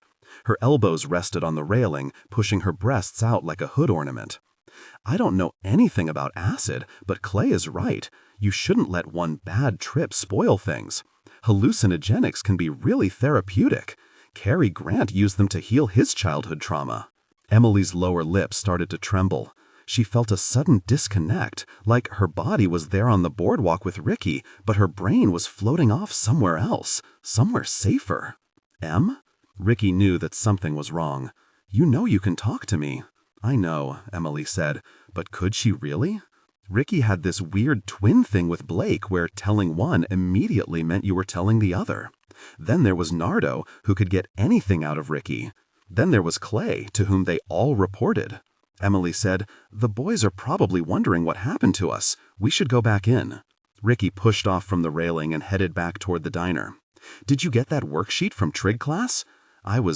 Emily felt her stomach tighten. The salty breeze or the odors from the kitchen or the smell of cigarettes or all three hit her at once and she suddenly felt very sick. "Em?" Ricky glanced over her shoulder as she walked up the hall. "The worksheet? Vomit hurled up her throat. Emily slapped her hands to her mouth as she stumbled toward the bathroom. The door popped open, then slammed back into her shoulder. She lunged toward the toilet. The sink was closer. Hot liquid squirted between her fingers. She released her hold and a torrent of puke sloshed into the sink. "Geez Louise," mumbled. She yanked a handful of paper towels from the dispenser and ran cold water into the other sink. "God, that smells terrible." Emily dry-heaved, eyes squeezed shut against the undigested cookies and soda she'd had with Graham before leaving the house. Another dry heave racked her body. She was completely empty, but she couldn't stop. "It's all right." Ricky placed the cold paper towels on Emily's neck. She rubbed her back, making reassuring noises. This wasn't the first time she'd performed the dubious task of vomit-soother. Of the group, she had both the strongest stomach as well as the strongest nurturing instinct. "Fuck," Emily horked, using the word that she never used because she had never in her life felt so sick. "I don't know what's wrong with me. Maybe you caught something." Ricky tossed the wet towels into the trash and took out her makeup bag. "How long has it been going on?" "Not long," Emily said, but then she realized it had been going on for a while. At least 3 days, maybe even a week. "You remember Paula from art class?" Ricky used her lighter to warm up the end of her eyeliner pencil. "She kept puking during third period, and you know what happened to her." Emily looked at herself in the mirror, watching the color drain from her face. Of course, you'd actually have to get your cherry popped for that to happen. Ricky freshened up the dark lines under her eyes. "Did you lose your virgin nightie without telling me?" Oh shit. She was looking at Emily closely, reading the worst into her shocked expression. Ricky's throat worked as she swallowed. "Em, you're not?" "No." Emily leaned down to the other sink and splashed cold water onto her face. Her hands were shaking. Her body was shaking. "Don't be stupid. You know I would never do that. I mean, I would, but I would tell you when it happened." "But if you did?" Ricky let her voice trail off again. "Shit, Em, are you sure? Am I sure I'm still a virgin?" She went back to the puke sink and ran some water into the bowl to help it wash down the drain. "I think I would remember if I'd had sex, Rick. I mean, it's kind of a big deal." Ricky said nothing. Emily looked at her oldest friend's reflection in the mirror. The silence between them reverberated around the tiny, tiled space like the echo of a cannon.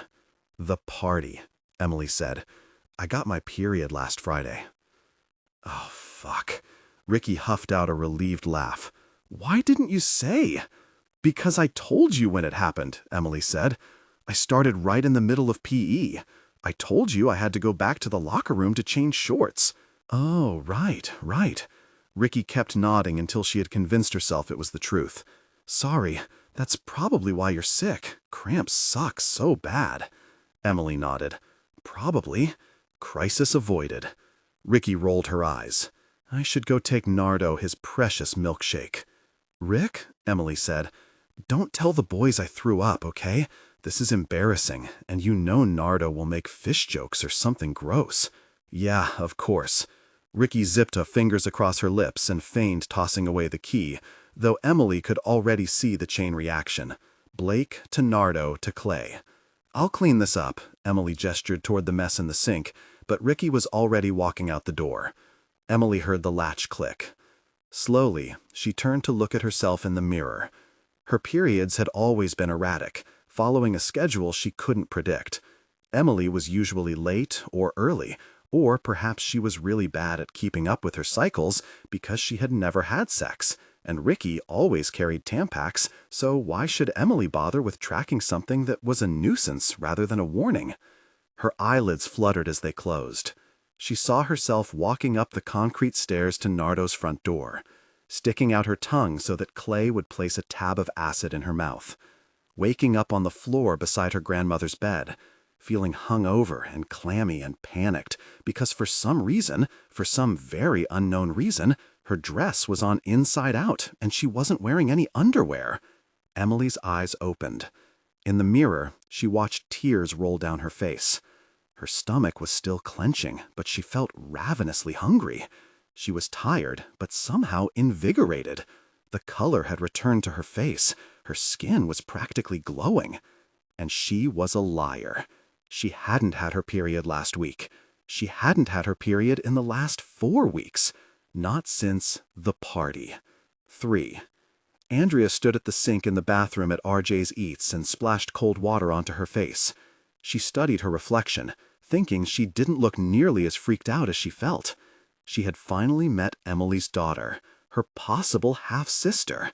That it had happened due to sheer coincidence rather than Andrea's crack detective skills was something she was going to take as a gift rather than an omen of failure. Judith. Andrea fumbled for her phone in her pocket.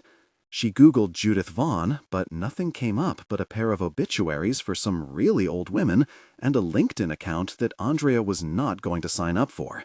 Instagram, Twitter, and TikTok were dead ends. She checked Facebook and found more older women and what she assumed were photos of older women's grandchildren. The name was from another century, so that made sense. Even when Andrea narrowed it down to Maryland and Delaware, she still couldn't find a Judith Vaughn matching the one she'd just gawked at in the street. She held the phone to her chest. Her alternate investigation into Nick Harp wasn't going to fall apart because of some dead-end internet searches. Judith didn't seem like the marrying type, but she did have a daughter, so maybe she also had a man's last name. Or a woman's, because that kind of thing happened too.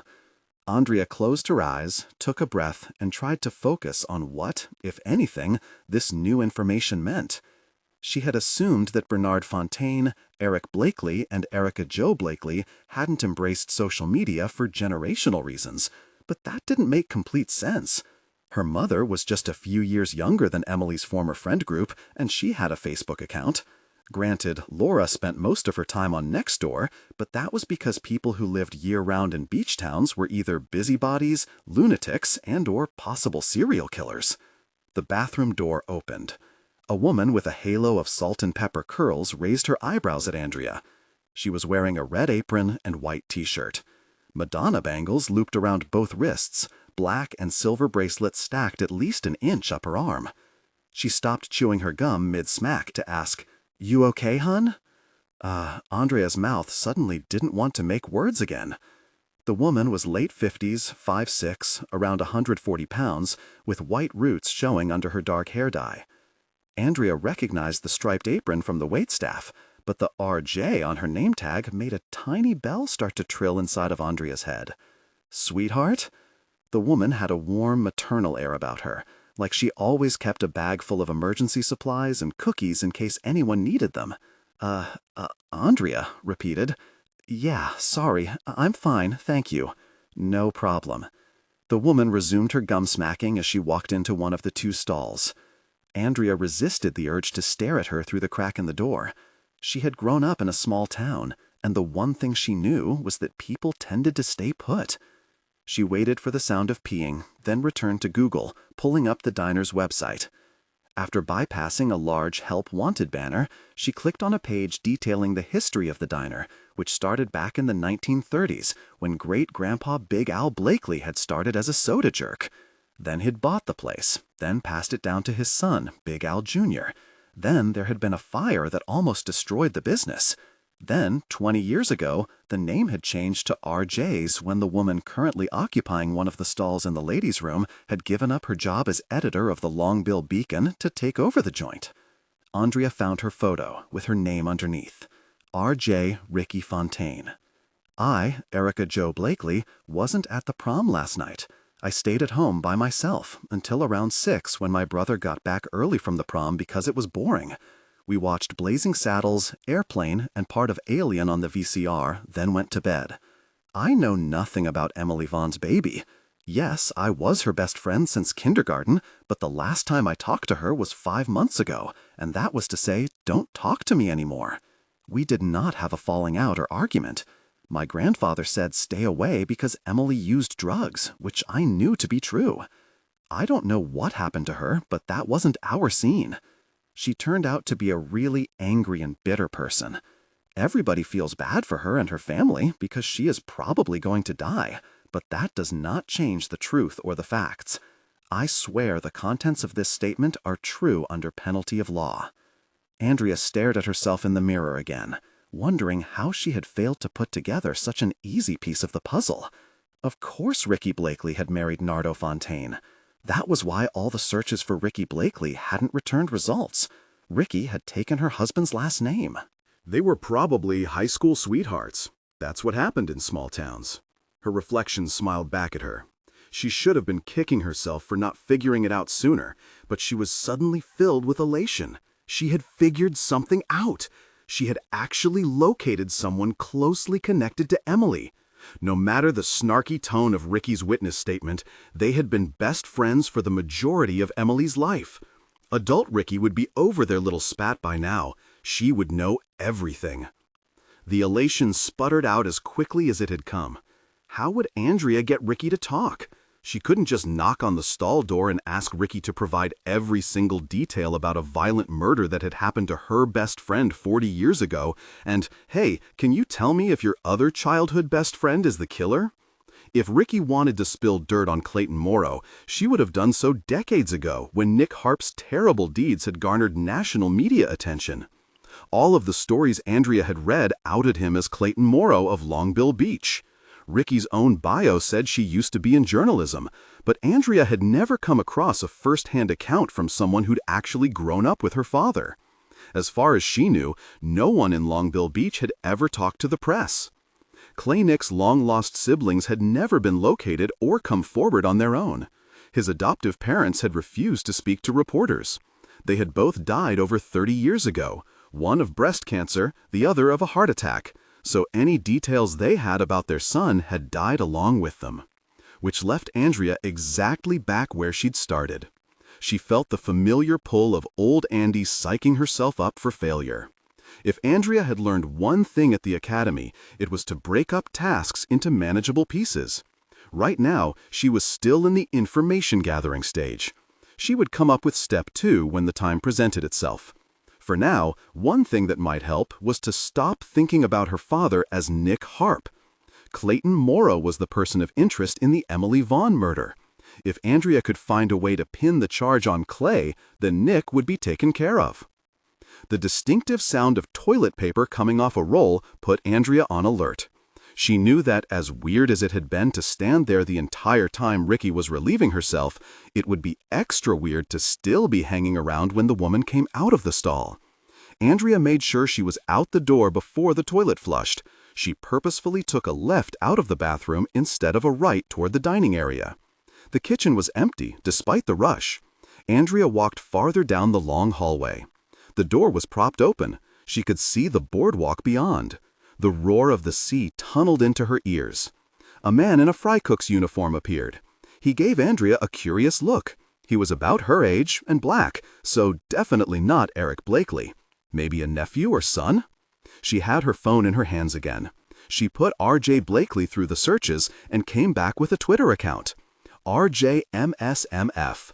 RJ eats milkshakes, motherfucker. Points for specificity. A quick scroll through the responses brought up tourists posting nice reviews alongside the usual number of assholes that were always on Twitter. Copious photos of milkshakes displayed on the counter in the diner. Most of them contained alcohol. Andrea would never get used to seeing liquor on a diner menu. She had grown up in the South, where you could score meth or a handgun on most any street corner, but alcohol sales were strictly controlled. Behind Andrea, the bathroom door started to open. She hot-stepped it back up the hallway, but not before she heard Ricky on her cell phone anger whispering like she was about to ask to speak to the manager. "Certainly not," she hissed. "That's unacceptable."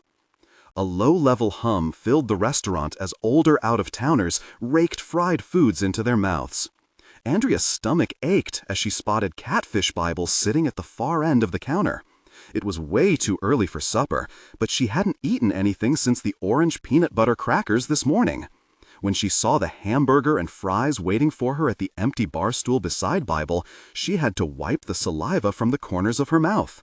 "Started without ya," Bible said, chewing tiny bites around his hamburger like a kid. "Good place. I've been here before. Figured you'd want the special." Andrea didn't bother to answer. She sat down and pushed the burger as far into her mouth as it would go. She sucked down some cola to help it travel. Then she scowled at the unexpected taste. "Right," Bible said, "all they got is Pepsi." Andrea shook her head, because that wasn't right. "So, how'd you get into law enforcement?" Bible asked. Andrea felt her throat stretch like a python's belly as she swallowed the glob of meat and bread. Every cadet had a story at Glencoe, an uncle who had died in the line of duty, a family full of officers going back to the turn of the last century, a burning need to protect and serve. Andrea could only offer, "Worked at my local police station." His nod had an air of suspicion, and she wondered how deep the background check in her file had gone. For instance, did they make a distinction between being a uniformed cop in the streets and being a 911 operator who worked nights and zonked out like a vampire while the sun was up? Bible said, "I was in the Marines, stubbed my toe at the start of the Gulf War, got sent home to recuperate. My wife, Cussie, made it clear she was going to punch me in my soft bits if I didn't get the hell out of the house. Ended up joining the Marshals." Andrea watched him shrug, but of course he was leaving out a hell of a lot too. He dabbed some fries and catsup. "You go to college?" "In Savannah." She wedged more burger into her mouth, but was disappointed to see that he was waiting for her to continue. "Dropped out 6 months before graduation." He chewed along with her. "I served in the Southern District my first go-round. They got a real pretty HQ down there on Bull Street. You wouldn't be talking about the Savannah College of Art and Design, would you?" She finished the last of her burger. Andrea had learned early on at Glencoe that there was no elegant way to tell a marshal that she'd washed out of a production design degree at SCAD after flunking illuminating the narrative without them turning slack-jobbed like they were watching butterflies shoot out of a unicorn's asshole. She told Bible the settled-on narrative. "I got a job in New York. I lived there until my mother was diagnosed with breast cancer. I moved back home to take care of her. I worked at the local police department. I saw the posting for the USMS on the job board. I spent a year and a half hitting reload on the website until my application was accepted." Bible cut through the deflection. "What kind of art did you do?" "The not good enough kind." Andrea needed to change the subject, and, other than her life story, there was only one thing Bible had shown any real interest in. "Why did you ask Chief Stilton about suicides in the area?" Bible nodded as he finished his Pepsi. "If they're homicidal, they're suicidal." At Glencoe, they loved their rhymes almost as much as they loved their acronyms, but Andrea had never heard the phrase before. "What do you mean?" He said, "Adam Lanza, Israel Keyes, Stephen Paddock, Eric Harris and Dylan Klebold, Elliot Rodger, Andrew Cunanan." Thanks to a steady diet of Dateline reruns, she recognized the names of the spree killers and mass murderers, but she had never put together a theme other than monstrous. They all killed themselves before they could be taken into custody. They were what's called intropenitive, which is a fancy way of saying they turned their anger, blame, hostility, and frustration against themselves. There's documentation of homicidal and suicidal ideation in their pasts.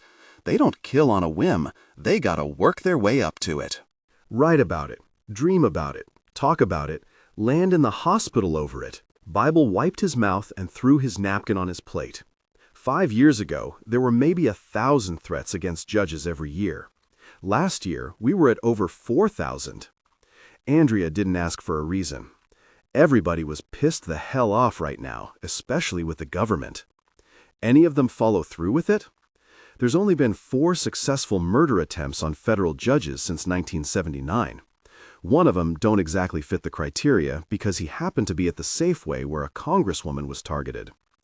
Andrea peppered her Dateline diet with true crime podcasts. Gabby Giffords. "I like that you're paying attention," Bible said. "All of the murdered judges were men. All the killers were men, which we know because we caught them. All but one judge was a Republican appointee." Bible paused a beat to make sure she was keeping up. There are only 2 known cases where family members of a judge were murdered or badly wounded. In both those cases, the judges were women, and they were both the primary targets. Both were Democratic appointees. The assailants in each case were middle-aged white men. Both were suffering from debilitating depression. Both had lost their careers, their families, their money, and they both ended up killing themselves. Homicidal and suicidal. Andrea could finally see where this was going. Another thing she had learned at the academy was that law enforcement loved their statistics. Okay. Generally, past behavior predicts future behavior. That's why the FBI studies serial killers. They look for patterns. Those patterns are generally duplicated in other types of serial killers. Correct. That's why you ask Chief Cheese to notify you of any possible suicides in the area. A suicidal, middle-aged white male fits the profile of a person who might try to murder a female judge. She waited for Bible to nod. But that seems like a wide net. I mean, how many guys matching that description who don't want to kill a judge attempt suicide in any given day? The U.S. sees about 130 successful suicides a day. Around 70% are middle-aged white men, most of them using firearms. Bible held up a finger. Anticipating your next question, no, our guy didn't kill himself. I think he probably tried and failed. That's a pattern with these fellas too. If they weren't failures, they wouldn't be so damn angry. And we know our bad guy didn't trot off to the hospital after his failed attempt. Otherwise, there would have been a police report. And of the 84 attempted suicide reports filed in the 5-state area over the last 5 days, none of them have a connection to the judge. Andrea felt her brain start to wake up. This wasn't just a curiosity. Bible was seriously invested in his theory. She asked, why would there be a police report? It's not illegal to try to kill yourself. Technically, it is in Maryland and Virginia. Dates back to 13th century English common law. He shrugged. Perfectly legal in the state of Delaware, but generally, a lot of the ways folks try to kill themselves involve drugs obtained by illicit means or improperly discharged firearms. Not to mention there's an ex or a neighbor or a coworker who calls in something funny. That made sense, but still, she quoted Bible's words back to him. We're not the investigators. Our only job is to keep the judge safe. Well, sure, but I thought we were just shooting the shit here, Hoss. Can't investigate much over a greasy cheeseburger unless you're trying to Scooby-Doo some heartburn. Thank you. Ricky was making the rounds with a pitcher to refill their drinks. Her molars worked the chewing gum like a piece of machinery. She started on Andrea's glass, giving her another wink. Doing good, hon? Yes, ma'am. Andrea looked down at her glass as she tried to compose herself. She was still elated about discovering Ricky. She could only pray that Bible didn't notice. He noticed. Looks like you made a friend. Andrea didn't answer his implied question. Particular details. What's that? Bible took a swig of Pepsi. She waited until his glass was back on the counter. You said that there were some particular details about the judge's private life in the letters that were mailed to her chambers. That was why the death threats were deemed credible. So it would follow that whoever is threatening the judge knows her, at least well enough to know the particular details. Hot diggity damn, Bible said. Mike was spot on about you, Oliver. You're sharp as a tack. I wish I had your memory. Is that something you picked up in art school, an eye for detail? She sensed a rope-a-dope coming. You seem to know Judith really well. He picked up the glass again and finished the Pepsi before setting it back down on the counter. Then he slowly swiveled the stool until he was facing her. All seriousness? Sure. If this is going to work between us, Oliver, I gotta know one thing about you and one thing only. She could smell the bullshit coming, so she built her own pile to get in the way. I'm an open book Bible, ask me anything. Are you a pie or cobbler person? Pie. He had been holding his breath, but now he let it out. That is a damn relief. She watched him spin back around and stick his hand into the air for a waitress. Andrea stared out the car window at the never-ending clusters of giant vacation houses to the west of Beach Road. She didn't need to consult the town property records to know that the sprawling mansions had devoured the small cottages that vacationers had used for generations. The same type of overdevelopment had happened in Belle Isle. Laura's tiny beach home was dwarfed by what she called gargantuans. She was constantly complaining about notes left in her mailbox, offering her gobs of cash to sell. Asshats, she would mutter as she tore up the letters. Where would I go? Andrea glanced at Bible, who had turned unusually silent since they'd left the diner. The dash lights gave the scars on his face an eerie glow. He drummed his fingers on the steering wheel along with the yacht rock mumbling from the radio. Andrea had often imagined her mother's generation would spend their later years in the nursing home shuffling along to a Duran Duran cover band and occasionally shouting, "What you talking about, Willis?" at the staff. Despite Bible's familiar taste in music, Andrea didn't know if she could completely trust her new partner. He clearly knew the Vaughn family better than he'd let on, at least well enough for Judith to greet him like an old friend. He was obviously trying to figure out who had threatened the judge, even though he'd made it clear that their job wasn't to investigate.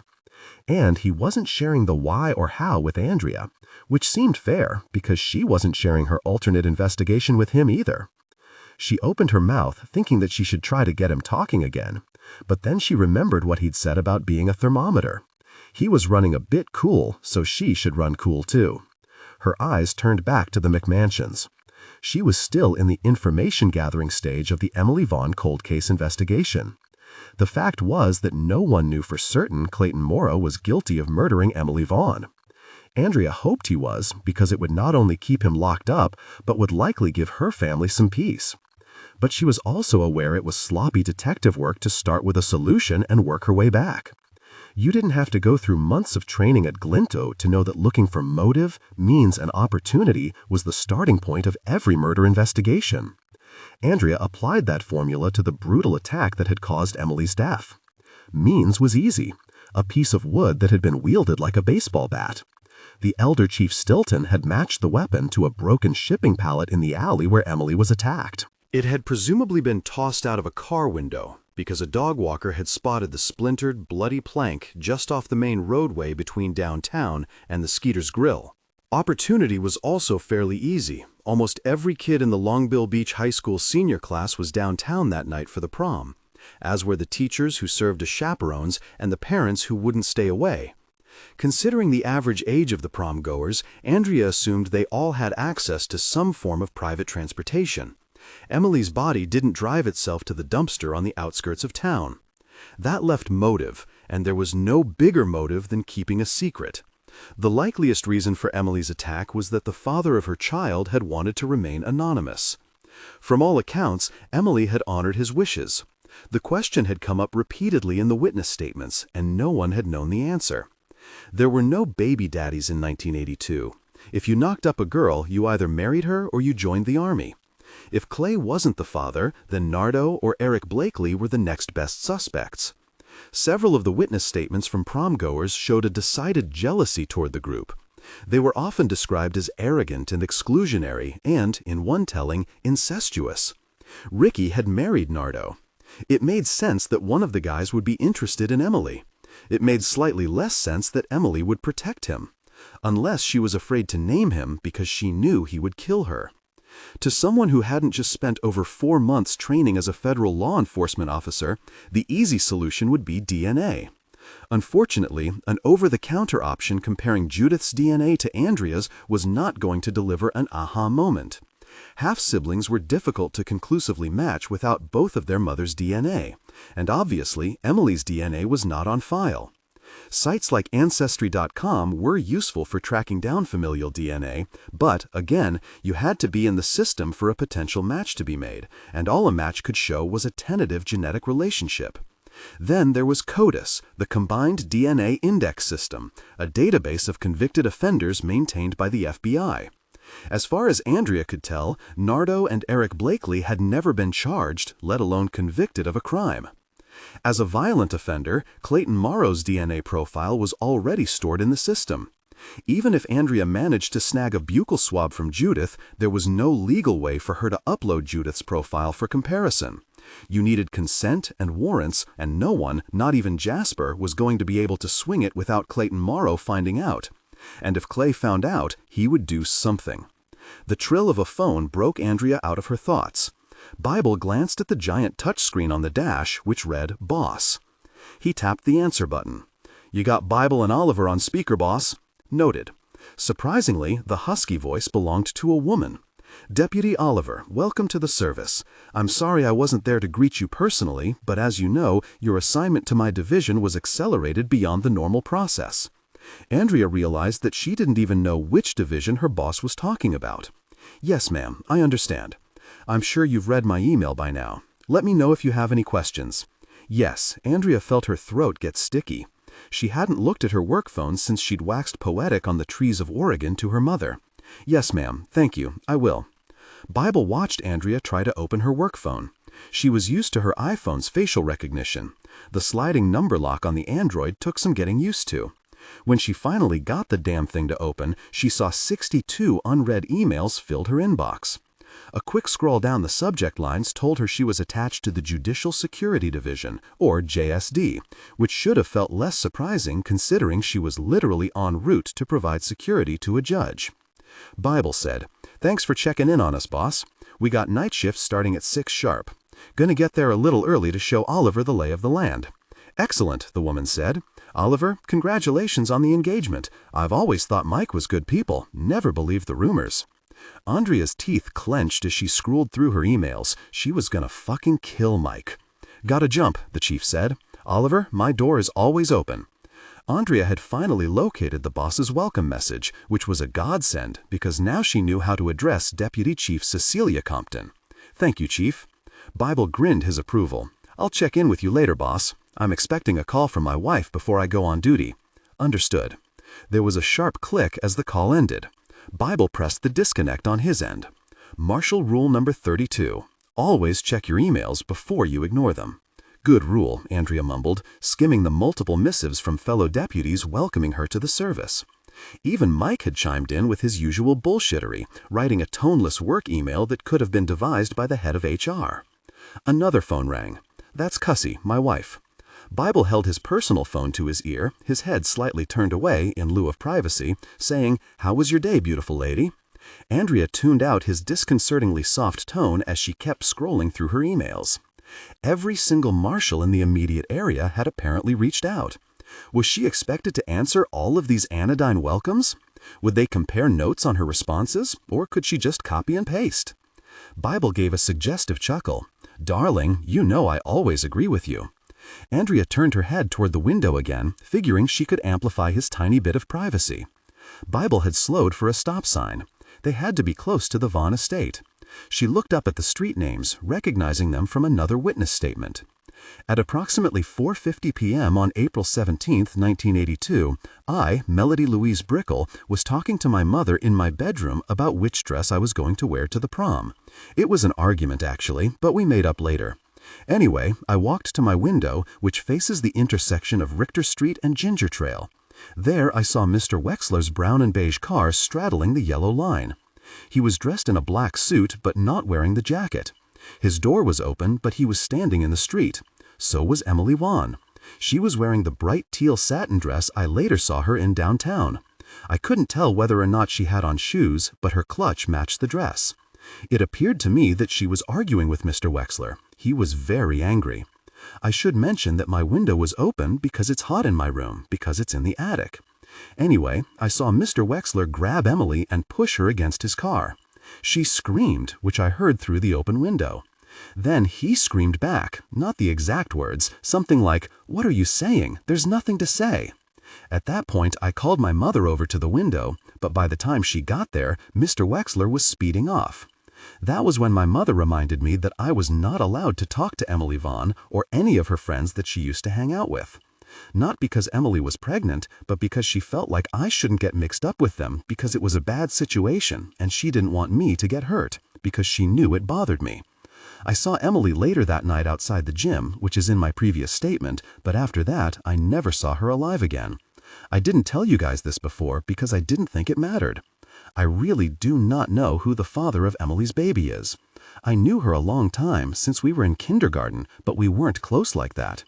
Actually, Emily wasn't close like that to anybody I know of, except for maybe her grandmother who isn't well. Even with her group of friends before she was pregnant, it was like she knew them, but they never really knew her. Not really. I swear the contents of this amended statement are true under penalty of law. Bible rolled through the stop. Andrea watched the green street sign slip away. She wondered if Mr. Wexler was a dark horse in the paternity race. It wouldn't be the first time a teacher had dabbled in statutory rape. That might explain why Wexler wasn't mentioned on the Where Are They Now portion of the Longbill High School's website, which claimed to offer a complete list of faculty who had come and gone since the school's founding in 1932. Google wasn't much help either. Wexler was a German surname meaning money changer, and apparently a shit ton of Wexlers had dropped anchor in Chesapeake Bay back in the 1700s. Going by the area white pages, you couldn't throw a rock without hitting a Rhinelander. This is it. Bible turned on the blinker, though they hadn't passed another car since leaving town. Andrea leaned over so she could take in the tree-lined driveway that spanned at least half a football field. A set of iron gates was wide open despite the death threats. She wondered if they were broken or if the judge was just trying to annoy her security detail. Bible asked, "You know what Yankee cheap is?" Andrea shook her head. "Southern cheap is, I'm gonna eat stale cookies while I serve you these fresh, warm, buttered biscuits. Yankee cheap is, I've got $10 million in the bank, but I'm gonna cut off the thermostat during a blizzard, and here's my great-great-grandpa's mothballed coat from the War of 1812, if you don't have the character and fortitude to generate your own body heat." She laughed. "That should be one of your Marshal rules. I got another one for you." He swung the car around in the motor court and backed it into an open spot between two others. Marshal Rule number 19. Never let them know you're intimidated. Andrea's brain conjured up a photo of an imperious Judge Vaughn in one of her expensive-looking scarves. Good rule. The late afternoon sun put a sizzling glow on everything as they got out of the car. Andrea saw a black Ford Explorer that looked exactly like Bible's car parked nose out to the driveway. He provided, "Crump and Harry have day shift, 6 to 6. "Great," she mumbled, because staying awake for another 12 hours straight was super easy. "Love your can-do attitude, partner." He gave her a firm salute. "Why don't you circle the grounds, get a lay of the land, then meet me inside. Go through the garage door and take a left." "Will do." Andrea waited for him to disappear into the garage. She was glad to get some fresh air into her lungs before she met the judge. Part of her felt wrong for knowing so much about what had to be the worst period of Esther Vaughn's life. Andrea wasn't sure how she was going to hide the fact that she knew more than she should know. Despite her duplicitous parents, being a liar didn't come easy. She started to walk the length of the house, hoping Bible understood that circling the grounds would likely take a good 15 minutes. The garage alone could house 6 cars. Andrea could barely see the road down by the open gates. The distant roar of the sea told her the backyard probably had a La Terrasse à Saint-Adresse feel. The house itself lived up to the setting. From the outside, the Vaughn estate was not exactly Escher-esque, but impressive in a Tudor beheading-your-wife kind of way. It stretched out in the middle like a large 2-story house. Then someone had added 2 massive wings on either side. She immediately understood what Bible had said about Yankee cheap. Absent a meth and/or gambling habit, the family had to be pretty flush, but the house was clearly not being taken care of. Rot had set in. Andrea turned at the corner and caught a tinge of the ocean as the wind shifted. A meandering stone path led to an English garden. The style was marked by an abundance of overflowing flora and fauna. Colorful flowers crowded the beds. Random clusters of shrubs and bushes hung over the twisting gravel path. An irregular stone wall bordered a small fountain. No weeds were in sight. Someone clearly saw the garden as a labor of love. Andrea could smell the earthiness from the freshly mulched soil. She also smelled cigarette smoke. Andrea kept herself in the shadows of the massive house as she walked the rear of the property. The garden gave way to untended patches of grass and overgrown bushes. The tree canopy tightened, blocking out the sun. Her foot stubbed a paver that was sitting sideways in the ground. She realized it was part of another winding path, so she took it, walking through overgrown plantings until she arrived at a clearing. A swimming pool was to her left. On her right, directly beneath a balcony off the top floor of the main house, a warm light spread out from what looked like a converted potting shed. Fuck. Andrea turned, spotting a teenage girl in a halter top and cutoffs struggle between anger and fear at being caught with a cigarette. Given her age, it was unsurprising to see anger win out. She tossed the butt into the yard as she stomped back toward the house. She left a miasma of smoldering nicotine and hate in her wake. "Don't forget to feed Sid," Judith called from the shed's open doorway. She was still dressed in her flowy attire from before, but she'd pulled her long hair back into a loose bun. Andrea fought the earlier awkwardness she'd felt outside the diner, asking Judith, "Sid?" "He's our grouchy old parakeet, and that was Guinevere, my beautiful, tempestuous daughter.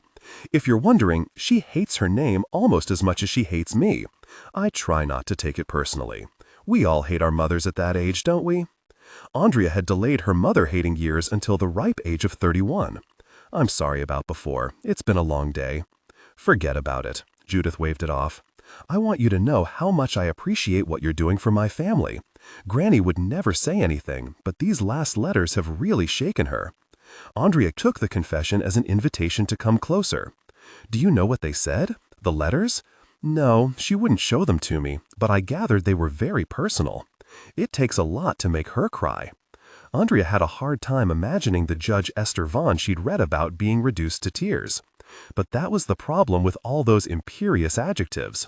You could forget that you were reading about an actual human being. She asked Judith, "Do you live back here?" "We're in the big house. I packed up Sid and moved us back home last year." Andrea knew that Franklin Vaughn had retired a year ago. Maybe he really had quit to spend time with his family. Needless to say, Guinevere was not happy with the move. Judith chuckled to herself. She calls it House Slytherin, which is so unfair. That's our generation, isn't it? Andrea felt a lump in her throat. They could be half-sisters. In another world, they would have been thrown together after their parents remarried and hated each other. "Through here," Judith gestured toward the shed. "This is my workshop. I sleep out here sometimes, but not when it's this warm. I'll give you the nickel tour." Andrea felt her lips part as she walked into a very familiar space. Wooden shelves lined the walls. Stainless steel pots, strainers, and funnels. Measuring cups. Nitrile gloves. Face masks. Tongs. Wooden spoons. pH test strips. Squirt bottles and droppers. A 5-gallon bucket of sulfuric acid. Several large clear plastic bags of white powder. Judith said, "Don't worry, that's not Coke. It's mordant," Andrea provided. "What do you dye?" "Silks, mostly," Judith said. "But I'm impressed. Most cops take one look at this setup and think I'm running a drug lab." The judge's scarves. Andrea realized she'd missed an entire row of drying racks. Scarves of various colors were laid over the dowels. One was so deeply blue that the color looked like it had been refracted through a prism. "You really caught this indigo. Did you use the Gula-Geechee process?" "Now I'm beyond impressed," Judith said. How on earth does a US Marshal know about an ancient dyeing process brought over by slaves from Africa? I grew up near the Low Country. Andrea worried she was giving too much away. "Did you go to school for this, or are you self-taught?" "Little of both," she shrugged. "I dropped out of RISD. The Rhode Island School of Design was one of the top art schools in the country." Judith said, "I always delight in inviting my former professors to my shows, but that's for my collage work. The scarves were something I started doing for my grandmother a few years ago. She had a tumor removed from her vocal cords. Thank God they caught the cancer in time, but she's very self-conscious about the scar." Andrea felt sucker-punched, but not about the cancer. She turned her back to Judith, pretending to look at the scarves as she fought a sudden rush of tears. She had always loved art, but it had never occurred to her that the love might have come from Clayton Morrow rather than Laura. What else had he passed on? Judith said, "The collages are in the studio. You might be interested in one of them." Andrea sniffed as she turned back around. She was forced to wipe her eyes. "Sorry, I've worked with acid so long that my eyes barely register the burn anymore." Judith motioned for Andrea to follow her into the next room. "There's a crossbreeze in the studio." They walked through a door and into a large, welcoming space. Windows and fixed glass panes were everywhere, even in the ceiling. Easels showcased various stages of creativity. Judith wasn't a hobbyist or a crafter. She was an artist whose work brought to mind Kurt Schwitters and Man Ray. Paint spattered the floor. Pots of glue and scissors and cutting boards and spools of thread and blades and varnishes and spray fixatives were splayed on the tables, besides magazines, photographs, and found pieces that would be refashioned into a new statement. It was the most perfect studio Andrea had ever been inside. The sun can be brutal during the dog days of summer, but it's worth it. Judith had stopped in front of an easel that held what was clearly her latest work. "This is what I thought you'd want to see." Andrea didn't let her eyes take in the details. First, she felt the piece, which gave her the sensation of standing on the deck of a tiny boat that was shifting against the waves of an oncoming storm. Judith had used solarization to create a sense of uncertainty. Bits of torn letters and photographs kaleidoscoped together to create a darkly ominous collage. "This is one of my heavier pieces," Judith said, almost apologetic. "My work is usually called masculine or muscular, but—" "They don't understand a woman's anger," Andrea finished. She had experienced a similar dismissiveness from some of her male professors.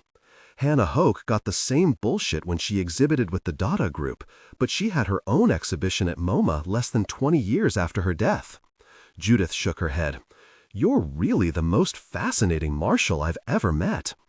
Andrea didn't tell her she'd only been a marshal for a day and a half. She carefully studied the piece, reading the words that had been excised from letters, some handwritten on notebook paper, some clearly typed, some computer-generated. "Kill you fucking bitch, die, Jew, slut, temptress, cunt, Jewess, devil, murderer, ice queen, motherfucker, cocksucker, pedophile, blood-drinking, ballbuster, Soros-backed whore?" Andrea asked, "These are death threats that your grandmother received?" "Not the death threats, but some of them from over the years. They're actually not bad, comparatively speaking." Judith laughed, without really laughing. "My politics certainly don't align with my grandparents', but one thing we can agree on is that the current conspiracy theory wackadoos are pretty terrifying. My family isn't Jewish, by the way. I suppose the nuts think it's one of the worst things they can call us." Andrea studied the photographs scattered around the nasty invective. Judith had used stitch and colored pencils to unify the theme. Franklin Vaughn with a Star of David drawn over his face. A younger Judith in a school uniform with the breasts cut out. Esther in her robes with X's scratched over her eyes. A dead rat with its feet in the air and foam coming out of its mouth. "Found the poor thing floating in the pool." Judith pointed at the rat. "Granny put up a bird feeder last month and they showed up with their hands out." Andrea shuddered. She didn't want to think about rats having hands. "I paid some guy in New Zealand to Photoshop the foam around its mouth," Judith supplied. "It's amazing what you can find online." It is. Though Andrea knew that there were a lot of things, and people, who were invisible as far as the internet was concerned. She forced down her artistic jealousy and tried to remember why she was really here. Judith clearly had that small-town habit of oversharing with new people. Or maybe she was simply desperate for someone who understood what she was doing out in the studio. Either way, the woman seemed ripe for some directed questioning. Andrea asked, "Do you use the Vaughn name for your art?" "Oh God, no. I couldn't stand the scrutiny. I use my mother's middle name, Rose," she said. "Judith Rose."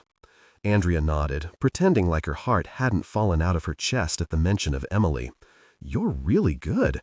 She must be very proud of you." Judith looked confused. Kat didn't tell you?" "Tell me what?" Judith silently gestured for Andrea to follow her toward the back of the room. She stopped in front of the floor-to-ceiling storage racks that held large canvas panels. She thumbed through several pieces before stopping to look at Andrea over her shoulder. "Be kind. This was the first collage I ever attempted. I was Guinevere's age. I was full of angst and hormones." Andrea didn't know what to expect when Judith flipped around a canvas that showed a very primitive collage. The feelings it evoked were still dark and troubling, but not as focused. It was clear that Judith had been working on finding her vision, just as it was clear to Andrea that the subject she'd chosen was her dead mother. Photographs of Emily framed the periphery, stitched together with heavy black thread like you'd see after an autopsy.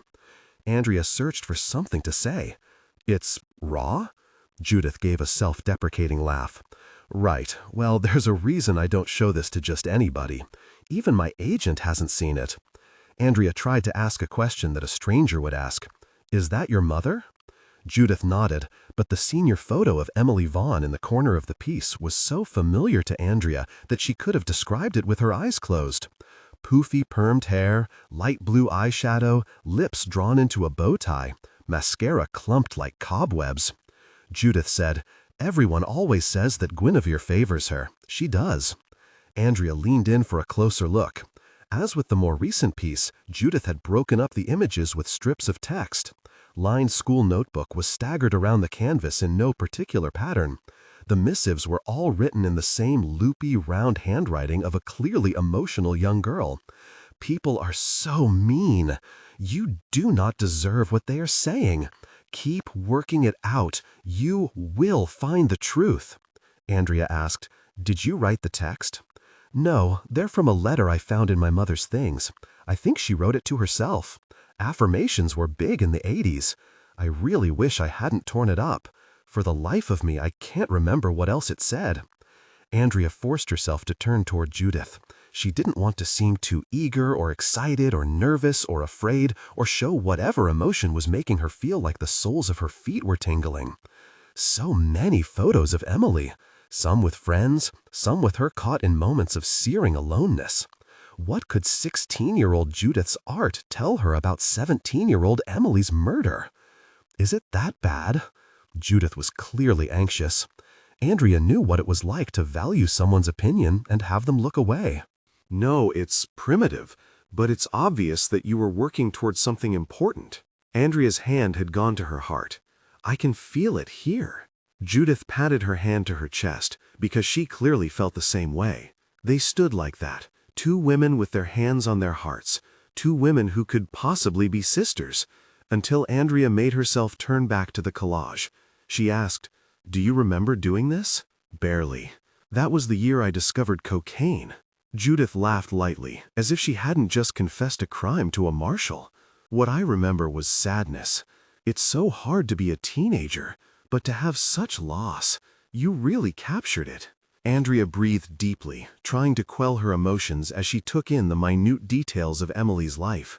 The frame of photos showed the young girl's personality, whether she was running on the beach or reading a book or dressed in her band uniform playing the flute. Her sweetness almost pierced the camera lens. She didn't look fragile so much as vulnerable and very, very young. A group photo was in the top left corner. Emily was flanked by 3 boys and another girl. Ricky was easy to spot by her halo of curls, and also because she was the only other girl. Clay reminded Andrea of something Laura had said, that he'd been a breathtakingly beautiful boy. His piercing blue eyes sent a chill through Andrea even from 40 years away. She assumed the guy standing beside Clay was Ricky's twin brother, Eric Blakely, though their hair was different in texture and color, which left Nardo as the snarky-looking, slightly plunk blonde with the hand-rolled cigarette dangling from his lips like Delaware's own Billy Idol. Those were her friends. Judith still seemed clearly anxious for more feedback. Rather, the people she thought were her friends. Pregnant teenagers didn't get their own reality shows back then. Andrea had found herself transfixed by Clay's gaze again. She forced her attention onto a faded Polaroid. "Who's this?" "That's my mom with my great-grandmother on my grandfather's side. She died shortly after I was born." Judith was pointing to a woman in a stern, Victorian-looking attire with a chubby, happy baby in her lap. Granny was caught up in her career in those days. Graham practically raised my mother. That's where the name Judith comes from. I'm the sum of their parts. There were more photos representing Judith's motherless life. First day of school with no one at her side. First school play. First art show. First day at college. All linked together with text from the letter and found objects. A piece of a report card, a diploma, an advertisement for training bras. Though someone was clearly behind the camera, Judith was always alone. Weirdly, the photographs made Andrea realize how relentlessly present Laura had always been in her own life. Gordon was always taking the photos. Laura was the one helping Andrea frost cupcakes for the school bake sale, showing her how to pin the pattern onto the pieces of material for the dress she wore to her Pride and Prejudice-themed birthday party, standing beside her at every art show and graduation and concert, and waiting in line outside the bookstore wearing a wizard's hat for the next Harry Potter release. The revelation made Andrea feel oddly petty, as if she had scored a point against a rival. Obviously, that's me. Judith indicated a series of ultrasounds she'd fanned out in the center to represent the beginning of her life. My mother had these taped to her bathroom mirror. I think she must have wanted to see them every morning and every night. I'm sure she did, Andrea agreed. But she found herself drawn to the liner notes from a cassette tape that anchored the bottom right-hand corner. Small, torn sections of colored photographs served as a constellation around the handwritten songs and artists. Someone had made Emily a mixtape, Judith said. A lot of the music sucked in the 80s, but I have to admit these are pretty good. The ink had smeared. Andrea could only read a handful of the cramped words. Hurts So Good, Jay Cougar, Cat People, Bowie, I Know Boys Like, Waitresses, You Should Hear, Talks, M. Manchester, Island, Lost Souls, Blondie, Nice Girls, Eye to Eye, Pretty Woman, Van Halen, Love's Hard on Me, Juice Newton, Only Lonely, Motels. She tried to make sense of the tattered constellation around the words, but then she realized the pieces were not from several photographs, but from one. 2 icy eyes at diagonal corners, 2 ears, a nose, high cheekbones, a lush, full mouth, a slightly cleft chin. Andrea felt a knot in her throat, but she forced herself to ask, "Who made the tape?" "My father," Judith said. "The man who murdered my mother." October 1991. Emily sat on the exam table inside Dr. Schroeder's office. She was shivering so hard in the paper gown that her teeth were chattering. Mrs. Brickell had made her take off all of her clothes, including her underwear, which had never happened before. Emily's bare bottom absorbed the chill of the vinyl padding through the thin roll of white paper. Her feet were freezing. She felt nauseous, but she couldn't tell if it was the same nausea that had sent her running out of Bible study last night, or the nausea that had made her leave the breakfast table this morning without being excused. One had to be from stress. The other had to be from the sickly sweet odor of maple syrup, which had always made her queasy. Right? Because there was no way that Emily was pregnant. She wasn't an idiot. She would know if she'd had sex, because sex was a really big thing. You felt differently after it. You knew that things had irrevocably changed. Because they had. Sex made you a totally new person. You were really a woman then. Emily was still a teenager. She felt no different now than she'd been this time last year. Also, girls miss their periods all the time. Ricky could never keep track of hers. Jerry Zimmerman had skipped months of periods because she was on some weird egg diet. And everybody knew Barbie Klein had played so much tennis and run so much track that her ovaries had shut down. Emily silently told herself the same thing she'd said for the last 2 days while she waited for her pediatrician's office to open. She had a stomach bug. She had the flu. She was just regular sick, not pregnant sick, because she had known Clay, Blake, and Nardo for as long as she had known herself, and there was no way any of them had done anything bad to her. Right? She tasted blood in her mouth. She'd accidentally bitten the inside of her lip. Emily's hand went to her stomach. She felt the contour of her belly. Was that how it always felt? She'd lain in bed last night rubbing her stomach like Jeannie's bottle and felt nothing but the usual flatness. Was there always a slight bulge like this when she sat up? She straightened her shoulders. She pressed her hand to her tummy. The flesh curved into the palm of her hand. The door opened, and Emily jumped as if she'd been caught doing something wrong. "Miss Vaughn?" Dr. Schroeder smelled of cigarettes and Old Spice. He was normally gruff, but now he looked irked. "My nurse tells me you wouldn't say why you're here." Emily glanced at Mrs. Brickle, who was also Melody's mother. Would she tell Melody that stupid Emily Vaughn had a stomach bug and thought she was pregnant, even though she'd never had sex? Would Melody tell everyone at school? "Miss Vaughn." Dr. Schroeder looked at his watch. "You're delaying the patients who bothered to schedule actual appointments this morning." Emily's mouth was dry. She licked her lips. Dr. Schroeder's eyebrows narrowed. "You what?" Emily couldn't say the foolish words. "I've been throwing up. Not much. I threw up yesterday, and then Saturday night. But I think—" Mrs. Brickle made a shushing noise as she rubbed Emily's back. "Slow down." Emily took a shallow breath. "I've never been I haven't been with anyone, not like married, so I don't know why." "You don't know what?" Dr. Schroeder's gruffness had turned into outright hostility. "Stop making excuses, young lady. When was your last period?" Emily suddenly felt very warm. She had read the words burning with shame, but she had never experienced the sensation before. Her fingers and toes, her heart inside of her chest, her lungs, her bowels, even the hair on her head, every piece felt as if it had been set ablaze. Her breath caught. She couldn't look at him. "I've never been with a boy. I haven't. Wouldn't." He started yanking open drawers and cabinets, then slamming them shut. "Lie back on the table." Emily watched him toss items onto the counter. Surgical gloves, a tube of something, a head strap with a small mirror on it, a metal instrument like a long duck's bill that clattered against the laminate. She felt Mrs. Brickle's hand nudging her shoulder. Emily still couldn't look at the woman as she leaned back against the pillow. Below, two strange-looking bars swung up into the air. They curved at the ends like large spoons. Emily's heart lurched at the sight of them. This wasn't happening. She was trapped in a horror movie. "Move to the edge of the table." Dr. Schroeder snapped on the gloves. Emily could see the hairs on the backs of his large hands take on the appearance of pelts under the vinyl. He grabbed her ankle. Emily cried out. "Don't be a baby," Dr. Schroeder barked. He grabbed her other ankle and yanked her down to the edge of the table. "Stop fighting." Mrs. Brickle's hand was on Emily's shoulder again, this time bracing her. She had known. Emily hadn't said anything about why she was here, but Mrs. Brickle had told her to take off all of her clothes because she had seen the difference. She knew that Emily was no longer a child. Who else could tell? "Stop crying," Dr. Schroeder ordered, his grip tightening on her ankles. "My other patients will hear you." Emily turned her head away, staring at the wall as she felt her heels being jammed into the stirrups on either side of the table. Her knees were braced wide open. She knew that if she looked up, she would find Dr. Schroeder looming over her. The thought of his gnarled, angry face glaring down at her broke Emily apart. A sob came out of her mouth. "Unclench."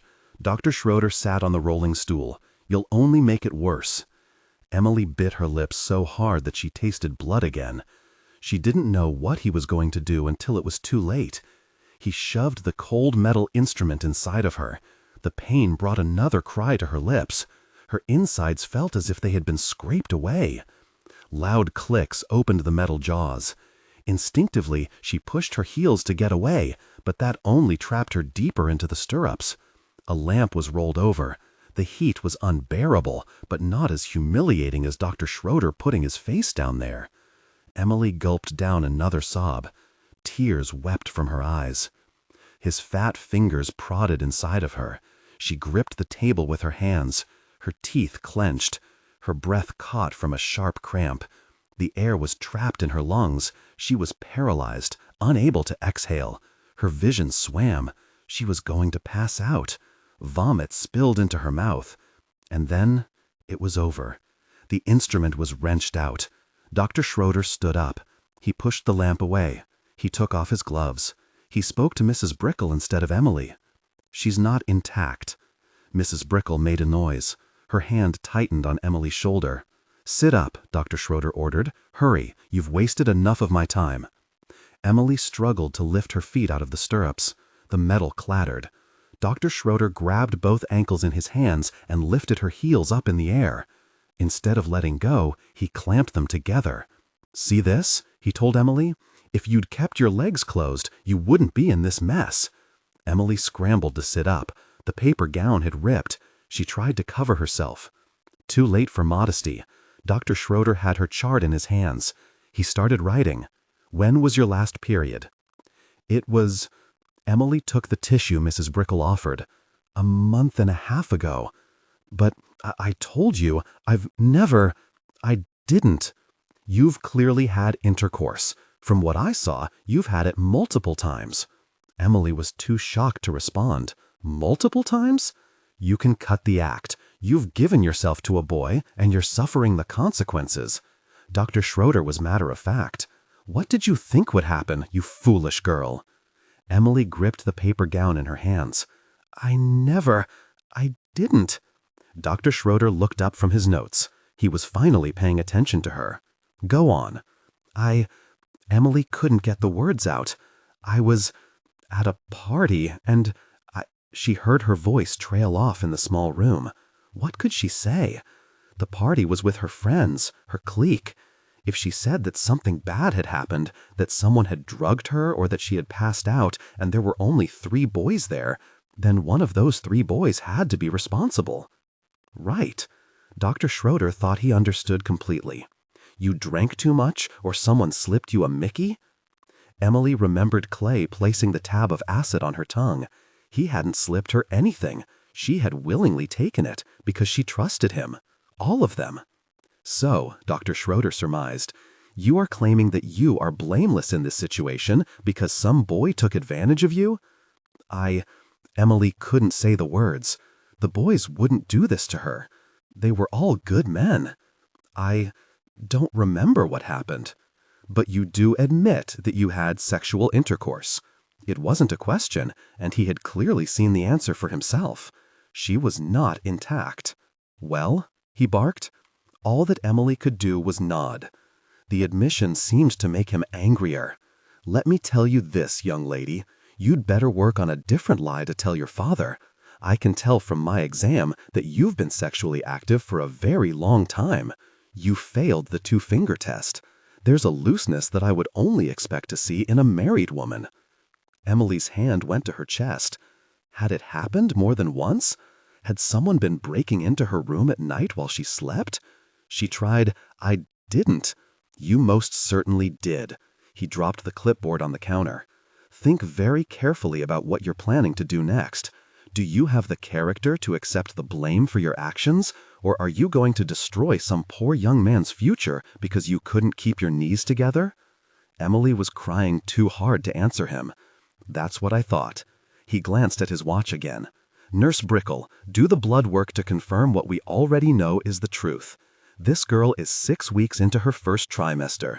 Miss Vaughn, I will give you exactly 1 hour to tell your father what you've been up to before I call and tell him myself.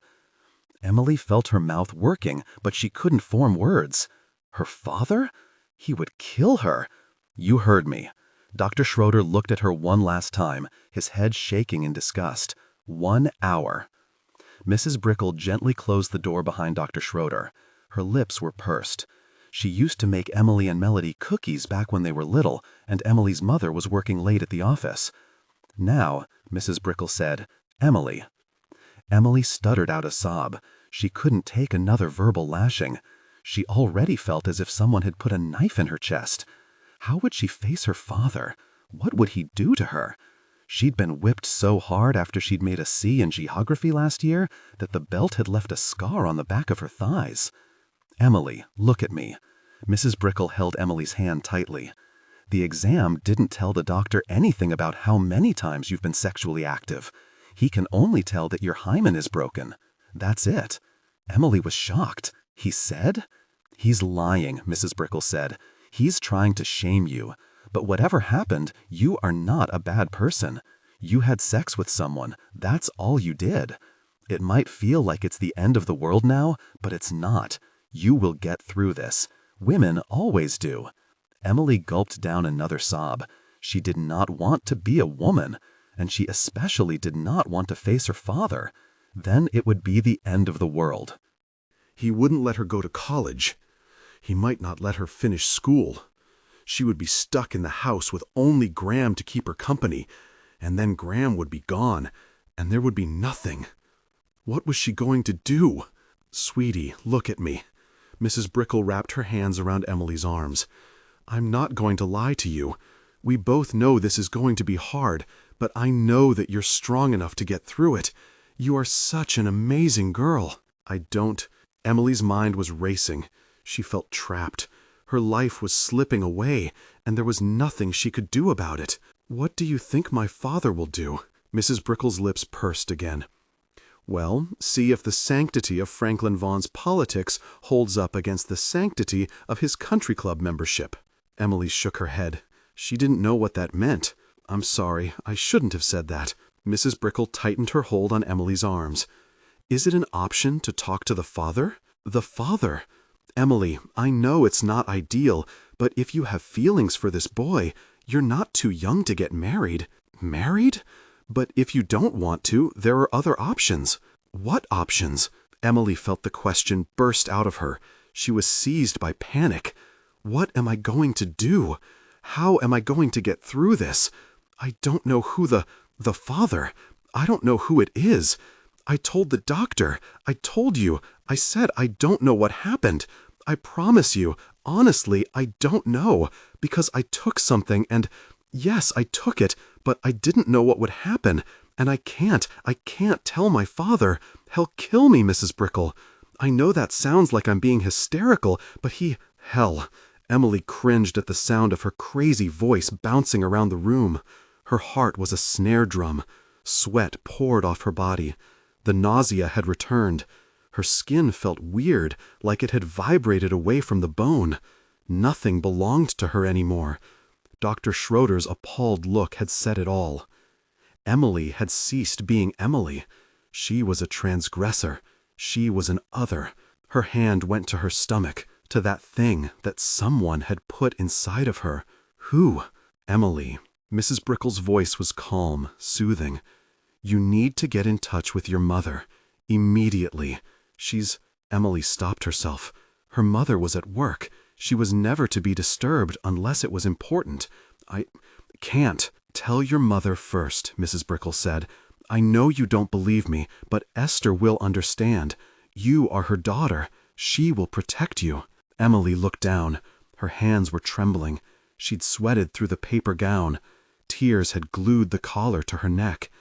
They hadn't done the blood test yet. Maybe this was all a horrible mistake.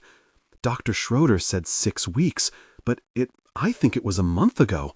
That's 4 weeks, not 6 weeks. The clock starts from the date of your last period, Mrs. Brickell said. It's not from the date of intercourse. Intercourse. The weight of the word bowed Emily's shoulders. There was no mistake. This terrible nightmare had only just begun. She'd had intercourse with someone, and now she was pregnant.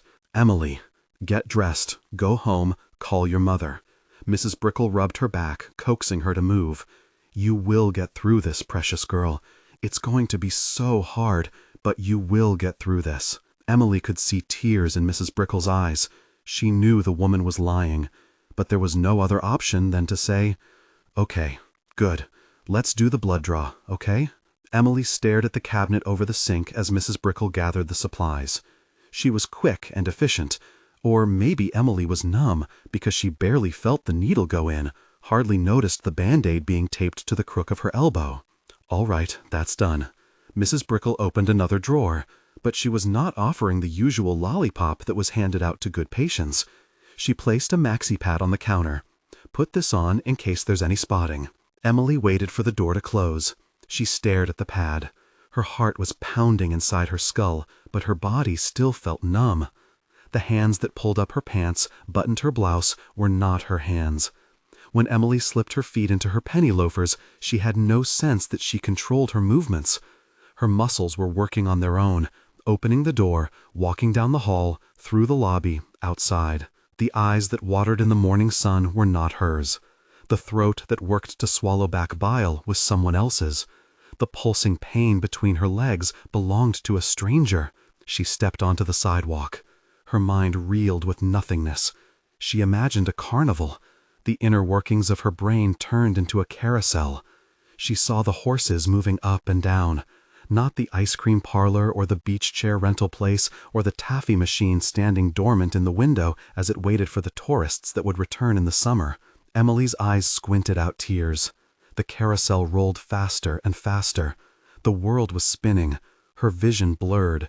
Her brain finally, blissfully, turned itself off. Emily blinked. She looked around, surprised at her new surroundings. She was sitting at the booth in the back of the diner.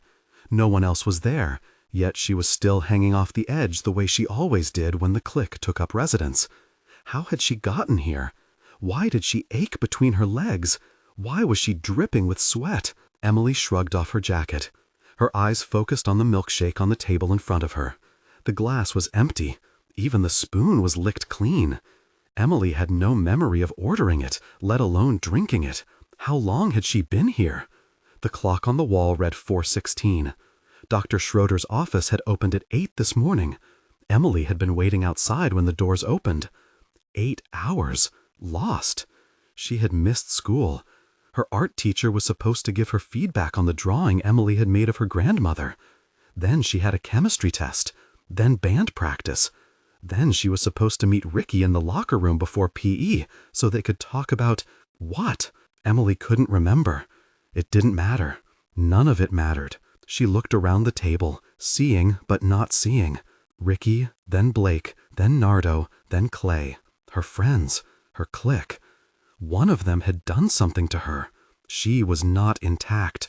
She was no longer a virgin. The way that Dr. Schroeder had looked at her was the way that everyone was going to look at her from now on. Emily?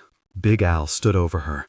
He looked impatient, like he had been trying to get her attention for a while. "You need to go home, girl." She couldn't get sound to come out of her mouth. Now. His hand wrapped around her arm, but he wasn't rough with her. He tugged until she got to her feet. He picked up her jacket and helped her into it. He looped her book bag strap onto her shoulder. He handed Emily her purse. He said it again. "Go home." Emily turned. She walked across the diner. She opened the glass door. The weather had turned. Emily closed her eyes against a stiff breeze. Drying sweat prickled her skin. She had always loved escaping outside. When her parents were fighting, when things at school got too hard, when the clique was warring about something that had seemed very important at the time but was later laughed off or forgotten. She had always gone outdoors to get away, even in the rain, even during a storm. There was respite in the shadowy embrace of the trees, comfort in the solid earth beneath her feet, absolution in the wind. Now she felt nothing. Her feet kept moving. Her hands dug into her pockets. Emily didn't realize that she was going home until she looked up and saw the gates at the end of the driveway. They were rusted open. Her mother had wanted to repair them, but her father had said it was too expensive, so that was that. Emily walked up the winding drive, head down against the wind. She didn't feel trepidation until the house came into view. Her legs didn't want to keep moving, but she forced herself forward. It was time for her to face the consequences of her actions. Dr. Schroeder was nothing if not true to his word. He would have called Emily's father hours ago. Her mother would know by now. They would both be waiting for her in the library. She imagined her father would already have his belt out of the loops, the leather slapping into his palm as he told her exactly what he was going to do. The temperature dropped slightly inside of the garage. Her hand wrapped around the doorknob, and she suddenly became aware that she could feel the cold metal against her palm. Emily splayed out her fingers, and like that, she felt the sensation flow back into her body. First with her fingers, then up her arms, into her shoulders, and down into her chest, then hips, then legs, then feet. Oddly, the last part of her that awakened was her belly. She was suddenly ravenously hungry. Her palm cupped the curve, and there it was, the gentle swell of pregnancy, the unmistakable sign of something growing inside of her. Gravity hadn't put the roundness there. A boy had. Which boy? The door flew open. She saw her mother's strained face. Esther Vaughn seldom showed emotion, but now Emily could see her mother's mascara was running. Her eyeliner was so smudged that she looked like Tammy Faye Bakker. Emily would have laughed at the likeness, but then she realized her father was looming behind the door. His presence filled the cluttered hallway. If his anger had given off heat, they would have all burned alive in that moment. As if by magic, the trepidation was gone. Emily felt awash in calm. She was resigned to what was about to happen, even eager to get it over with. She had learned from her mother that sometimes it was best to just curl onto the floor, protect your face with your arms, and take the blows as they came. And the fact was, she deserved it. "Emily!" Esther dragged her toward the kitchen. She closed the hall door behind them in case the housekeeper was still there. Her tone was sharp yet quiet. "Where the hell have you been?" Emily's eyes found the clock on the stove. It was nearly 5 o'clock. She still had no memory of the time between now and leaving Dr. Shriver's office. "Answer me." Esther yanked her arm like the clapper on a bell. "Why didn't you call me?" Emily shook her head because she didn't know why. Mrs. Brickell had told her to call Esther. Why hadn't she obeyed? Was she losing her mind? Where had the last 8 hours gone? "Sit down," Esther said. "Please, Emily, please tell us what happened. Who did this to you?" Emily felt her soul trying to float out of her body again. She gripped the chair to keep herself grounded. I don't know." Franklin had quietly followed them into the kitchen. He crossed his arms as he leaned back against the counter. He'd said nothing, done nothing. What was happening? Why wasn't he yelling, punching, screaming? "Baby." Esther knelt on the floor in front of her. She held on to Emily's hands. "Please, tell me what happened. I need to know. How did this happen?" Emily closed her eyes. She saw Clay putting the tab of acid on her waiting tongue. She couldn't tell them that. They would blame Clay. "Emily, please," Esther begged. Her eyes opened. I drank some alcohol. I didn't know that it would. I passed out. I think I passed out.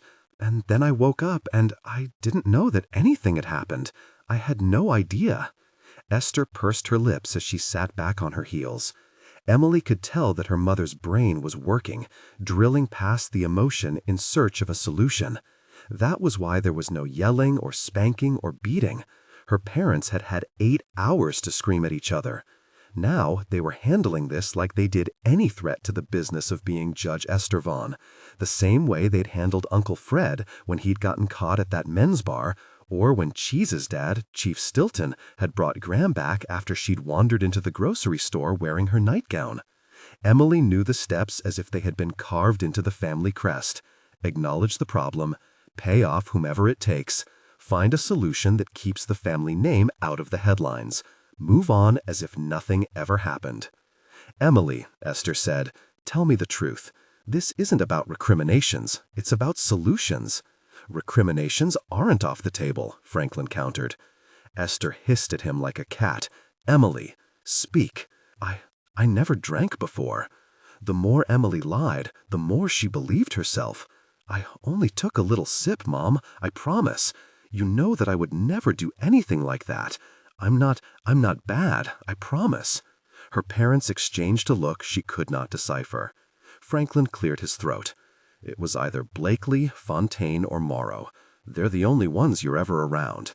"No," she said, "because he didn't know them like Emily did. They wouldn't do that to me." "God damn it," he banged his fist on the counter. "You're not the Virgin Mary. Just come out with it. Some boy put his cock in you and now you're knocked up." "Franklin," Esther warned, "enough." Emily watched in shock as her father reined in his temper. She had never seen this happen before. Esther never asserted her authority at home, yet somehow she seemed to be in charge now. "Mom," Emily's throat worked as she swallowed. "I'm so sorry." "I know you are," Esther said. "Baby, listen to me. I don't care how it happened. Whether you wanted it or not is immaterial. Just tell us who did it so that we can make this right." Emily didn't know what was right. She thought about what Mrs. Brickell had said about options. And then she thought about Nardo blowing smoke in her face, Blake making some snide remark about the fit of her jeans, Clay completely ignoring her as she sat half-assed beside him at the table for nearly 15 years. She felt jolted by a sudden stark realization. She didn't love them. Not the way she thought she did. She didn't want any of them, not even Clay. Emily? Her mother kept repeating her name like a mantra. Emily, please. Emily forced herself to swallow the glass in her throat. I don't want to get married. And I don't want to be a fucking grandfather, Franklin exploded. His fists were clenched, but he pressed his hands back down to his sides. Jesus Christ, Esther, we talked about this. Just take her somewhere and get rid of it. We did talk about this. Esther stood to face him, taking Emily out of the discussion. Someone will find out, Franklin. Someone always finds out. He waved this away, skipping to the next step in the playbook. Hire someone. Use cash. Who would I hire? One of my clerks? The housekeeper? Esther was standing in her stocking feet, pointing her finger in Franklin's face. You're the mathematician. Calculate for me how long it would take before someone came along with enough money to loosen their lips.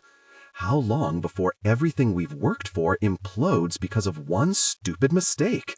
It's not my mistake, it's your reputation, she shot back. You're the one who goes to conferences and speaks at churches, and for you, he yelled, for your sainted career. Do you think the Washington Post would give two shits about a second-rate economics professor if it wasn't for his wife single-handedly bringing new federalism to the state of Delaware? Emily had never seen her father look contrite before. He actually tucked his chin into his chest. Then he asked, "Adoption? Don't be ridiculous. You know how terrible the child welfare system is. We might as well cast the poor thing into the sea. And the number of people who would have to be read in on the crisis would grow exponentially." Esther wasn't finished. Not to mention that Reagan will permanently strike me from the list if there's even a whiff of this kind of scandal. As if his own daughter wasn't scandalously premature, Franklin huffed. Here is some math for you, Esther. It could take years before someone talks. You'll be seated by then, a lifetime appointment. You can tell them to go fuck themselves. Emily felt the glass return to her throat. She might as well not even be in the room. Do you not understand how devious the opposition can be? Look at what they're doing to Ann Gorsuch. She's barely been at EPA for a year, and they've already put a target on her back. Esther gripped her hands in front of her face. Franklin, I'm not a Kennedy. They won't brush a scandal under the rug when a conservative woman is involved. Emily watched her father stare at the floor. Finally, he nodded his head. All right, well, get my mother to take her to a clinic somewhere safe, like California or... Are you insane? Esther threw her hands into the air. Your mother barely even remembers her own name. She knows enough to keep an eye on her own damn child. Esther slapped him across the face. The sound was like a limb breaking away from a tree. Emily felt her mouth hanging open in surprise. A red welt spread down her father's cheek. Emily braced herself for a violent response, but Franklin simply shook his head before walking out of the kitchen. Esther hugged her arms close to her waist. She paced back and forth across the room. Her mind was still racing. She was desperately searching for solutions. Emily tried. Mom, not a word. Esther held up a hand to stop her. I'm not going to let this happen. Not to you and certainly not to me. Emily tried to swallow the shards of glass again, but nothing would clear them away. You are not going to have your life ruined over this. She turned on Emily. Why didn't you ask me to go on birth control? Emily was struck silent by the audacity of the question. Why would she go on birth control? Was that even allowed? No one had ever mentioned the possibility. Damn it, Esther resumed her pacing. Are you sure you won't marry him? Him? You'll have to get married eventually, Emily.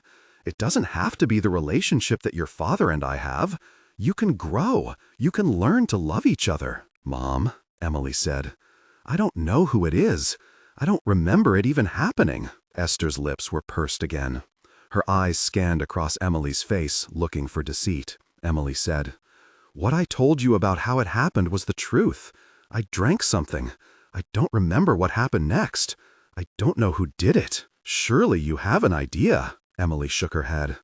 I don't think. They wouldn't do that. The boys. We've been friends since first grade, and your father's right about that at least. They are boys, Emily. What happened to you is exactly what boys do to girls who black out from drinking. Mom, at this point, the circumstances are irrelevant. Either you name the boy, any boy, I don't care. Just name someone and we'll fix all of this. Or you can live with the shame for the rest of your life. Emily could not believe what her mother was saying. She was always talking about the truth and justice, and now she was telling her own daughter to ruin anyone's life. Well, Esther said, I had to stop for breath. I can't, Mom. I honestly don't remember. And it would be wrong. I couldn't say something that I didn't know was true. I couldn't do that to Bernard. Fontaine is a bigger con artist than his reprehensible father. Eric Blakely is going to end up slinging hash browns for the rest of his miserable life. Emily bit her tongue so she wouldn't rush in to defend them. You've always liked Clay. Would that be so bad? Esther visibly worked to moderate her tone. He's very handsome. He's going to college out west. You could do much worse. Emily tried to imagine a life with Clay. Always pushed to the side, hanging uncomfortably out in the air while he droned on about revolution. She felt her head shaking before the answer came out. No, I can't lie. Then that's your choice, Emily Rose. Remember that. You are the one who made the choice. Esther nodded her head once, signifying the end of one thing and the beginning of another. We'll have to handle this as a family the same way we always do. You shouldn't have gone to Schroeder. That's why our hands are tied. He's got a big mouth, and he'll tell everyone if you come back from vacation with this little problem solved. Not to mention that nurse of his. Natalie Brickell was probably cackling like a witch when she found out. Emily looked away. Mrs. Brickell had been nothing but kind. I'm sorry. I know you're sorry, Emily. Esther's voice had caught. She turned her back so that Emily would not see her crying. We're all sorry, and none of it matters. Emily felt her lower lip start to tremble. She hated when her mother cried. All Emily could do was repeat the same 2 words until she died. I'm sorry. Her mother said nothing. She had her head in her hands. She hated for people to see her at her most vulnerable. Emily thought of all the things she could do right now. Go to comfort her, hold her, rub her back the way Mrs. Brickell had rubbed Emily's. But emotional support exceeded their long-established duties. Emily always excelled at everything she did. Esther watched approvingly. Neither one of them knew what to do with failure. All that was left to Emily was to stare at her clasped hands on the table while Esther collected herself. Dr. Schroeder, her father, they were right about one thing. This was solely Emily's fault. She could see every mistake she had ever made turn luminescent on the graph of her life. She wanted to go back in time with the insight that she had right now. She wouldn't go to any stupid parties. She wouldn't stick her tongue out like a dog and blindly swallow whatever was put in her mouth. As flawed as Franklin Vaughn was, he had seen through Emily's clique in every way. Nardo was as crooked as a stick in water.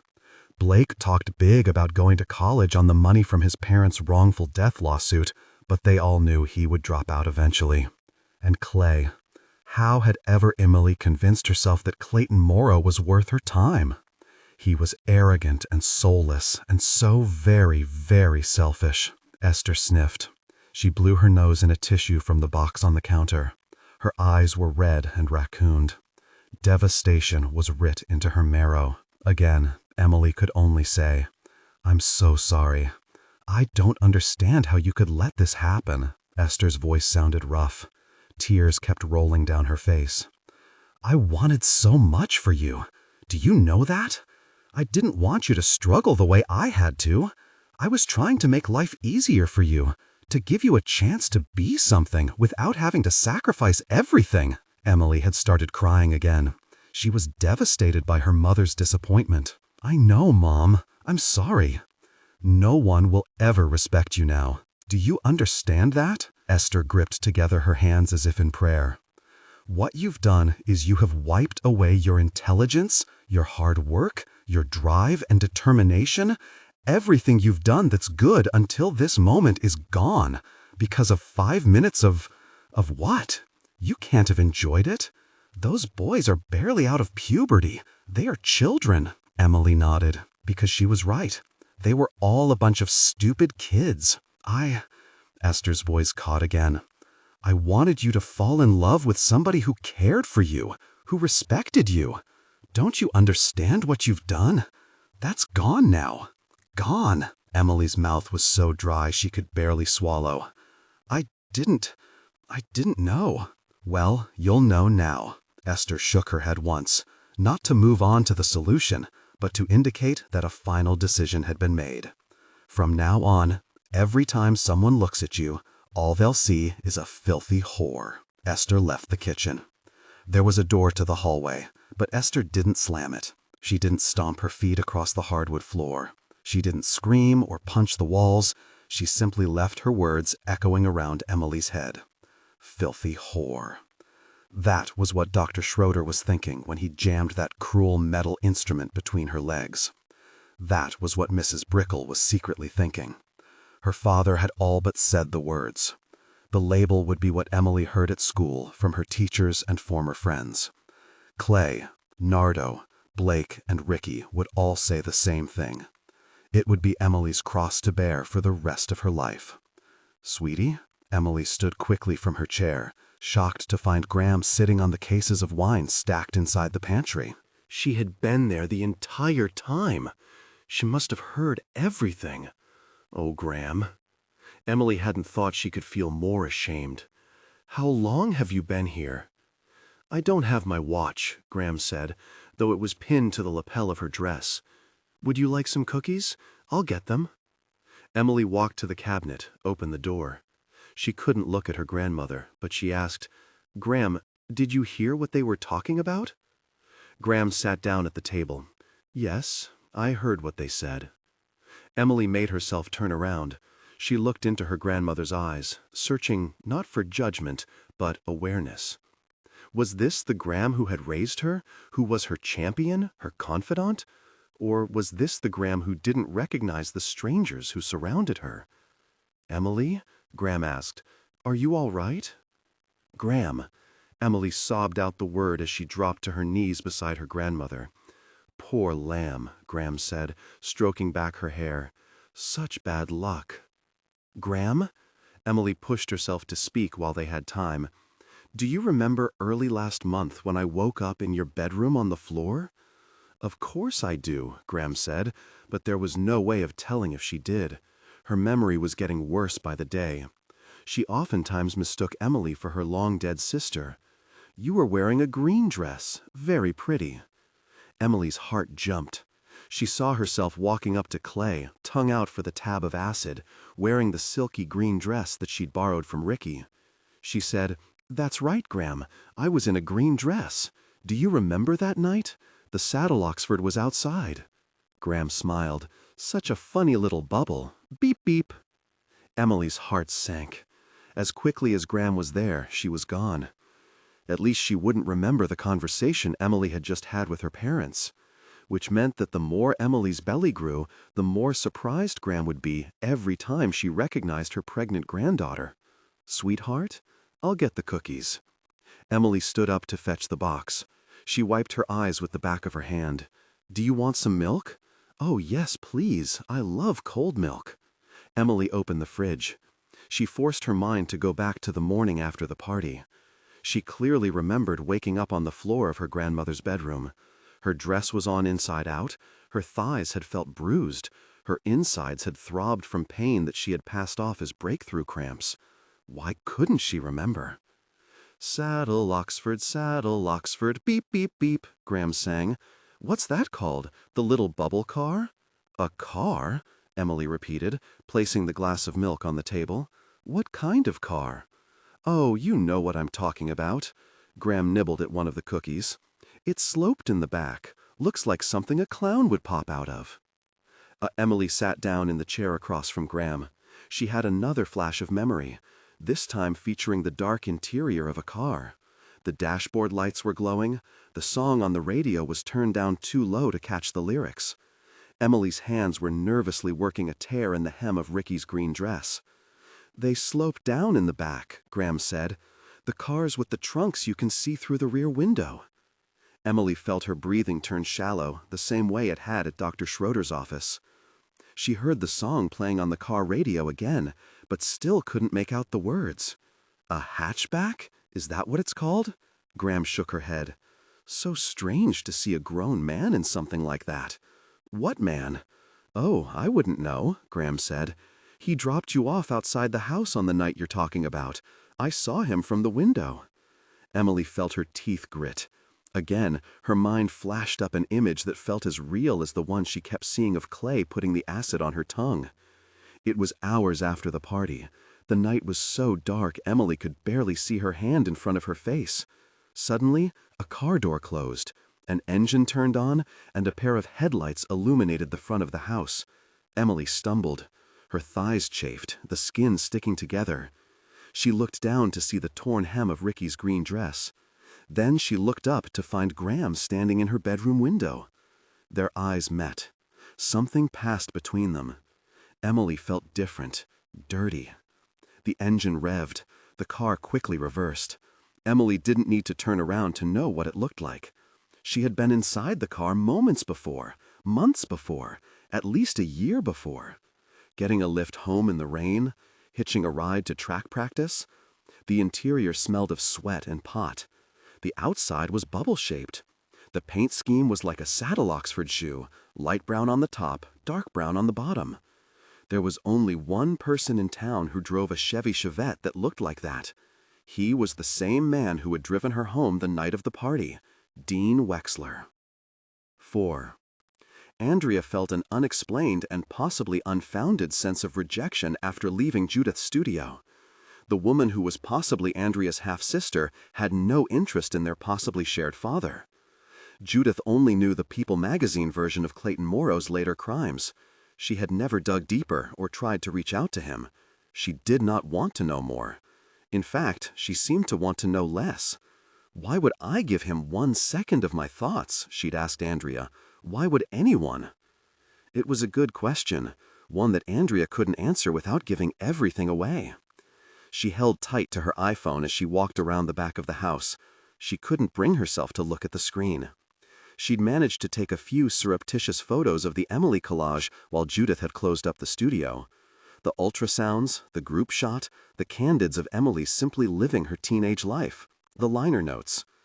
Then Andrea had spent the remainder of their short time together nodding along while the woman talked about Guinevere, who was indeed a handful, and the judge, whom Judith managed to soften from granite into clay by revealing her interest in gardening and her unwavering support of her granddaughter's desire to pursue art rather than the law or economics or anything that could actually pay the bills. "Granny is so driven," Judith had confided. "She told me that from the beginning she was determined not to make the same mistakes with me as she did with my mother. It's a horrible way to get a do-over, but she made it mean something." Andrea had not stuck around to hear what those mistakes were, though she'd had the feeling that Judith was eager to share. That was what living in a small town did to you. The isolation, the lack of ever meeting anyone new, turned you into a different person. You either talked too much or you didn't talk at all. Despite Andrea's ulterior motives, she had found herself wishing that Judith fell into the latter category. It was too weird and dishonest to know so much about another person's life and pretend otherwise. For instance, she could tell Judith that she was very wrong about one seemingly random but important thing. The handwriting on Emily's mixtape did not belong to Clayton Morrow. As far as Andrea knew, it didn't belong to anyone in Emily's group. All of the witness statements from the original investigation had been written by the actual witnesses.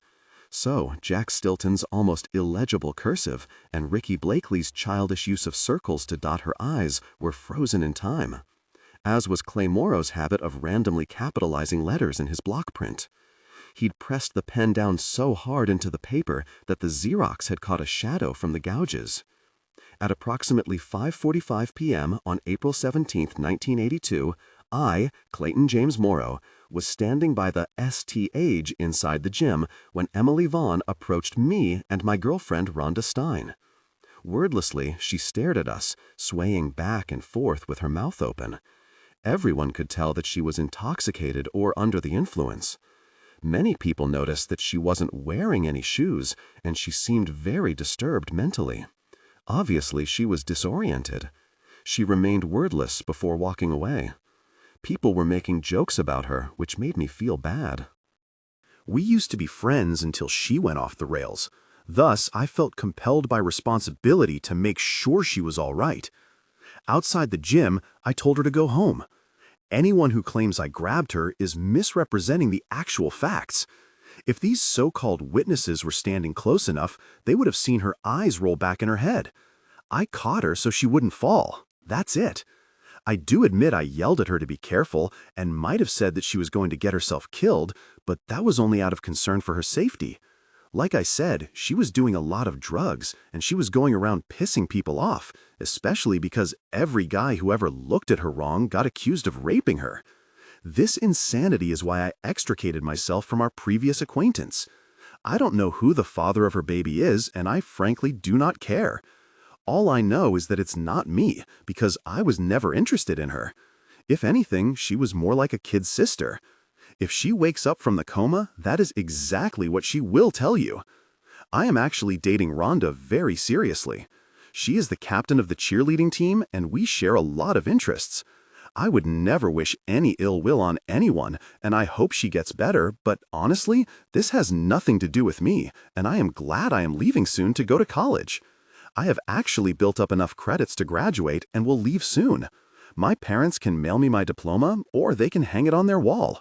I simply do not care. I was wearing a black tux that night, as were a lot of people, so I am not sure why that is relevant, but I was told to add that information.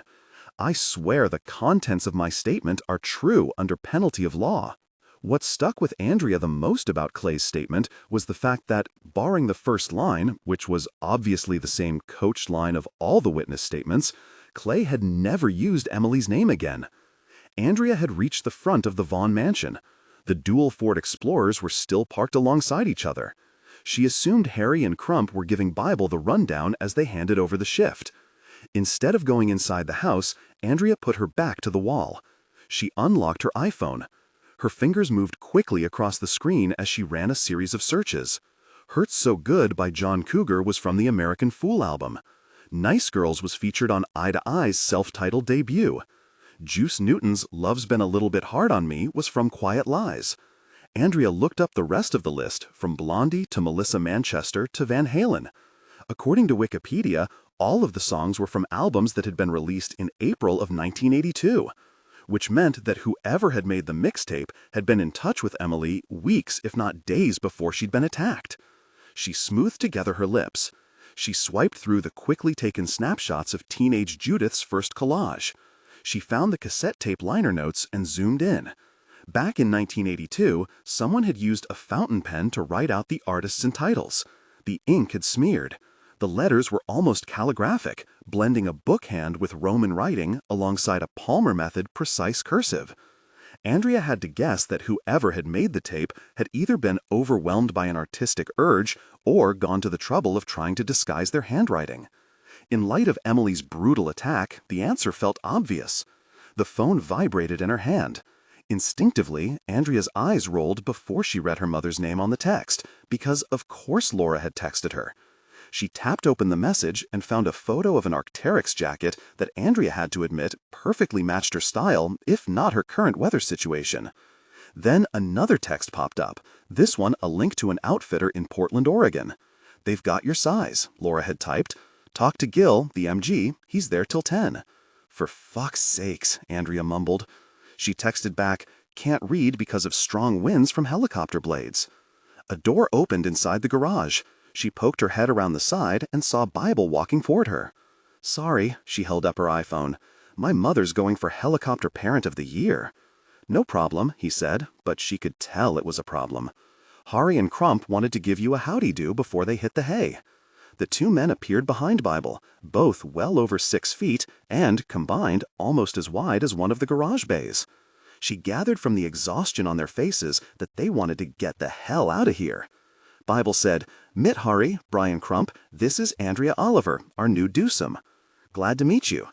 Harry gave her a warm handshake. She recognized him as the driver of Judith's Mercedes. He was taller than his partner, which meant he had to duck his head under the garage door. Welcome to the service. Same here. Crump settled on a fist bump. Don't let Foghorn Leghorn talk your ear off all night. Andrea couldn't help but laugh. The description wasn't that far off. I'll try. Mike's a solid guy, Crump said, and Andrea stopped laughing. Never believed the rumors. Me neither, Hari chimed in. Great was the only word Andrea could force out between clenched teeth. Good deal. Thanks, fellas. Sleep tight. Bible patted Andrea on the shoulder, indicating she should hurry along. Judge is about to go upstairs for the night. Come in and meet her first. Harry and Crump gave her a salute before heading out. Andrea shoved her iPhone into her pocket as she followed Bible through the garage. There was another Mercedes parked in the far bay, a boxy 1980s S-Class with faded gold paint and cracked leather seats. Yankee cheap, Bible whispered. Andrea smiled because he was being nicer than she had a right to expect, considering he'd told her to check the periphery and she'd ended up taking a 30-minute introductory class in the dyeing methods and collages of Judith Rose. She told him, I ran into Judith again. And Guinevere. I'm guessing Guinevere was sneaking a smoke downwind to piss off her mama, Bible said. You like Judith's stuff? Yeah. Andrea realized she sounded diplomatic when she was actually feeling caught out. And then she realized diplomatic probably wasn't a bad way to play this. Art is subjective. I know that's right, Bible patted her on the back in camaraderie. Judge is in the kitchen with Dr. Vaughn. I'm going to take a look-see around. Meet me in the library. That's the place with all the books. Again, Andrea had the sensation of being tossed into the deep end. She wasn't going to sink the way she had with Chief Stilton. She looked around, trying to orient herself in the long, dark hallway. Half-bath with newspapers on top of the tank. A shoe rack from the Dark Ages. Black and white Winslow Homer-esque portraits of rugged farm stock hung crookedly across a wood-paneled wall. Sid the Parakeet's warbles echoed down the back stairs. Somewhere, a television was playing. It was less House Slytherin and more Miss Havisham Does Hufflepuff. She heard silverware clattering against china and assumed that was meant to draw her toward the kitchen. Thermometer, Andrea reminded herself as she walked down the hallway. The judge would be cold, so she needed to be cold too. Andrea could do that. She was, after all, her mother's daughter. She took a breath before entering the kitchen. Low ceiling with heavy oak beams, Corian countertops, white melamine cabinets, faux brick pattern in the faded linoleum, gold chandelier over the farmhouse table. Someone had gone all out on the remodel back in the 1990s. The only update was one of Judith's very good collages hanging beside the fridge. Hello, dear. Esther Vaughn was sitting at the table with a cup of tea. Her husband was in a wheelchair beside her. His face looked completely slack. One of his eyes was milky. The other stared blankly up and to the right. This is Dr. Vaughn. You'll have to excuse him for not speaking. He suffered a hemorrhagic stroke last year, but he's still fully compos mentis. Andrea guessed the stroke was the real reason for his retirement, and also why his granddaughter had moved back home around the same time. She said, "Nice to meet you, Dr. Vaughn." The man offered no response, which was unsurprising. Because of Laura's work as a speech therapist, Andrea was very familiar with the different types of strokes and their consequences. Hemorrhagic was the worst, caused by an artery bursting in the brain, which could lead to hydrocephalus, which caused intracranial pressure that could destroy surrounding tissue, which was a polite way of saying brain damage. Esther misread her silence. "Do wheelchairs make you uncomfortable?" "No, ma'am. They make me glad that the people we love are still with us." Andrea fell back on her good Southern manners. "I should thank you both for having me in your home. I know this is a stressful time for your family. I'll do my best to stay out of your way." Esther studied her a moment before asking, "Would you like something to drink?" Andrea felt her thermometer struggling to acclimate. The imperious, impervious, indomitable Judge Vaughn was not nearly as imposing as advertised. Her hair was loose from its tight bun and hung almost girlishly around her shoulders. The craggy lines on her 81-year-old face were softer in the kitchen light. She was tiny in person, maybe 5'2" in socks, which was what she was wearing with her light pink terrycloth robe. Esther started to stand. "I've got tea or milk or—" "Nothing for me, thank you, ma'am." Esther indicated she should stay in her chair. The woman looked incredibly frail. Her wrists were as delicate as the bone china of her teacup. "I should get to work. Please let me or Deputy Bible know if you need anything. Please sit, for a moment."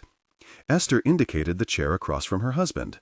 "We'd like to know a little bit about you, since, as you said, you'll be spending so much time in our home." Andrea reluctantly sat down. She couldn't remember what she was supposed to do with her hands, so she rested them on her thighs. And then she realized that might look weird, so she clasped them together on the table. Esther offered a grandmotherly smile. "How old are you?" 33. "Just under the wire for the Marshal Service." Andrea nodded. The cutoff was 37. "Yes, ma'am." "You don't have to ma'am me, Andrea. We're not in my courtroom, and we're well north of Savannah." Andrea forced herself to smile back. Bible had obviously given the judge her CV. That made sense. Andrea was in the family's private space. They were trusting her to protect them. Anyone would want to know more. Esther said, "My granddaughter tells me you have an unexpected appreciation for art." Andrea nodded, but she felt her body go on alert. Was there a warning in the judge's tone? If Franklin Vaughn picked up on it, he didn't say. His good eye still stared blankly ahead. "Judith is extraordinary," Esther said. "Her mother had an artistic bent. Of course, you know what happened to her mother." Again, Andrea settled on a nod. "Tragedies can break a family apart," Esther said. "I'm fortunate that it brought mine closer together. And Guinevere is the icing on the cake, though don't tell her I said that. She gets embarrassed when I praise her. I imagine you were the same at her age. Your mother must have had her hands full." Andrea resisted the urge to gulp down all of the saliva that had flooded into her mouth. The judge was fishing for information. She couldn't know anything about Andrea, not anything that mattered. Esther Vaughn wasn't a mind reader. She did not have access to Andrea's file in the witness security database. Not even the President of the United States could unmask her true identity without a damn good reason. The only way Esther Vaughn would know something was off was if Andrea said something stupid. She tried very hard not to say something stupid. "I'm glad for you, ma'am, that you're close to your family." Esther picked up her teacup. She silently drank, not dismissing Andrea, but not addressing her either. Andrea concentrated on keeping her breathing steady. She recognized the judge's game. They had practiced it at Glencoe during fake interrogations. Nobody liked long silences, but guilty people were particularly susceptible to them. "Dr. Vaughn?" A woman in a nurse's uniform broke the standoff. "I'll take you up for your bath." "Judge, do you need anything?" "No, Marta, thank you." Esther leaned over and kissed her husband on the side of his head. "Good night, my dear." If Franklin Vaughn was compos mentis, he didn't have the ability to show it. His gaze remained fixed as the nurse tucked in the blanket, disengaged the wheelchair brakes, and rolled him out of the kitchen. Andrea had stood to get out of their way. When she went to sit back down, she realized that she was better off standing. Esther had straightened her spine. Her shoulders were squared. The effect made her seem twice the size of the old woman who had offered Andrea tea. The imperious, intimidating, indomitable Judge Esther Vaughn had entered the room. "Andrea, sit back down." Esther's lips were pursed. She waited until her order was followed. "You must excuse my probing questions. Your sudden appearance in my life interests me." Andrea tried to dial down her own temperature to match the ice cube in front of her. She quickly found out that there wasn't a number inside of her that was low enough. She summoned her old friend, Misdirection. "I'm very sorry about the death of your daughter, ma'am. I can see how not having a definitive answer about the identity of the perpetrator might weigh on you." Esther stared so openly that Andrea felt like her brain was being dissected. Guilt flooded through the almost surgically filleted chunks of gray matter. The urge to confess turned her fidgety. She endeavored to maintain her composure, but the silence eventually became unbearable. "Ma'am?" Andrea shifted in her chair. "Is there something else?" "Yes," Esther pinned her down with the word. "I've worked alongside marshals my entire federal career. I've never seen one fast-tracked into service the day after graduation, particularly, if you'll excuse me for saying, a woman." Andrea felt her stomach clench. She had met people like Esther Vaughn before. They push you until you either quit or push back. Old Andy would have folded immediately. New Andrea was pissed off that this lady thought she'd be so easy. "No need to excuse yourself," she told the judge. "I've been called a woman before." Esther's chin tilted up. She was finally realizing this wasn't going to be easy. I gather being engaged to another marshal has its advantages. Andrea was going to take a hammer to Mike's balls if she ever saw him again. For now, she shrugged. Esther said, I don't like it when people maneuver their way into my orbit. It makes me question their motivations. Andrea stared at the deep lines in her face. The judge was just a person who knew how to push buttons. She was not so much indomitable as a great Oz standing behind a curtain. Esther prompted, Are you going to tell me your motivations? Andrea channeled her cadet training. I want to be the best marshal I can be, ma'am. And you've chosen the glamorous world of judicial security to hang your hat on? I'm trying it out, ma'am. The USMS allows you to. I know the rotation procedure, Esther interrupted. I've been around almost as long as the marshals themselves. Andrea tried to break her stride. I didn't realize that you were a Washington appointee. Esther didn't smile. Reagan put me on the bench. I suppose you have no idea who Ronald Reagan was or what he meant to this country. Andrea couldn't stop Laura's words from coming out of her mouth. I know that it's fitting that Reagan died of pneumonia since so many of the homeless people and the people with AIDS that he ignored died of the same thing. Esther's eyes locked onto her like two cannons. Now Andrea remembered the value of keeping her idiotic mouth shut. The judge did have some actual power here. She could demand Andrea be taken off her detail. She could screw up Andrea's career before it even got off the ground. Andrea racked her brain for a way to dig herself out of this hole, but all she could hear was the same word machine gunning around her skull. Fuck, fuck, fuck, fuck, fuck, fuck, fuck. Well, Esther's lips were so pursed that every line around her mouth seemed to be dedicated to that single purpose. That was very funny, actually. Andrea wasn't looking at a woman who had found something funny. I'll let you get to work. Esther stood from the table, so Andrea did too. I imagine cats in the library. That's at the far end of the hall on the left. Don't go up the stairs unless it's life or death. I understand you've got a job to do, but Dr. Vaughn and I expect to retain a modicum of privacy. Understood? Yes. Her spine turned to steel again. Yes? Andrea caught the warning loud and clear this time. Yes, ma'am. Andrea had slept so restlessly in the crappy bed at the Beach Please Motel that she woke up feeling hungover. 12 hours of walking the darkened Vaughn estate was akin to trying to find Waldo inside Dante's first circle of hell. All she could do now was stare at the ceiling and pray that her headache would pass. She'd had a terrifying dream about sitting at the judge's kitchen table while a large spider unfurled its long, hairy arms. Andrea had been incapable of moving as the spider pulled her toward its wet, multi-fanged monster mouth. She jerked herself awake, trying to scramble away. And then she'd slipped off the edge of the mattress and hit the floor. Day 2 of her martial career was already off to a fantastic start. Her iPhone dinged with a text. Andrea ignored it, assuming her mother had found another jacket in Oregon. She turned up the music she'd been listening to. Andrea had downloaded all of the songs from Emily's mixtape. She'd heard of some of the artists, but was mortified that her favorite was by a grown woman who went by the name Juice Newton. Andrea closed her eyes, but she couldn't force herself back to sleep. Judith's collages floated into her brain. The newer one with the death threats against the judge, the earlier one that a teenage Judith had used to try to work through her conflicted feelings about her mother. The mixtape. The stray words, keep working it out, you will find the truth. The group photo of Emily with 3 of the men who would later become prime suspects in her murder. Chief Bob Stilton's notes stated that the attack had most likely occurred between 6 and 6:30 p.m. He hadn't explained how he had established that window, but Andrea had no other choice but to accept it. The weapon used to beat Emily was a slat from a shipping pallet in the alley, so it could be assumed that the attack was probably opportunistic or spur of the moment rather than planned, which tracked because the attacker had obviously been furious. Stilton had assumed that Emily's body had been removed directly after the attack, but Andrea wasn't so sure. The man's own diagram showed the alley as 41 feet long and about 3 feet wide. Both buildings were approximately 15 feet tall with 1-foot wide overhangs.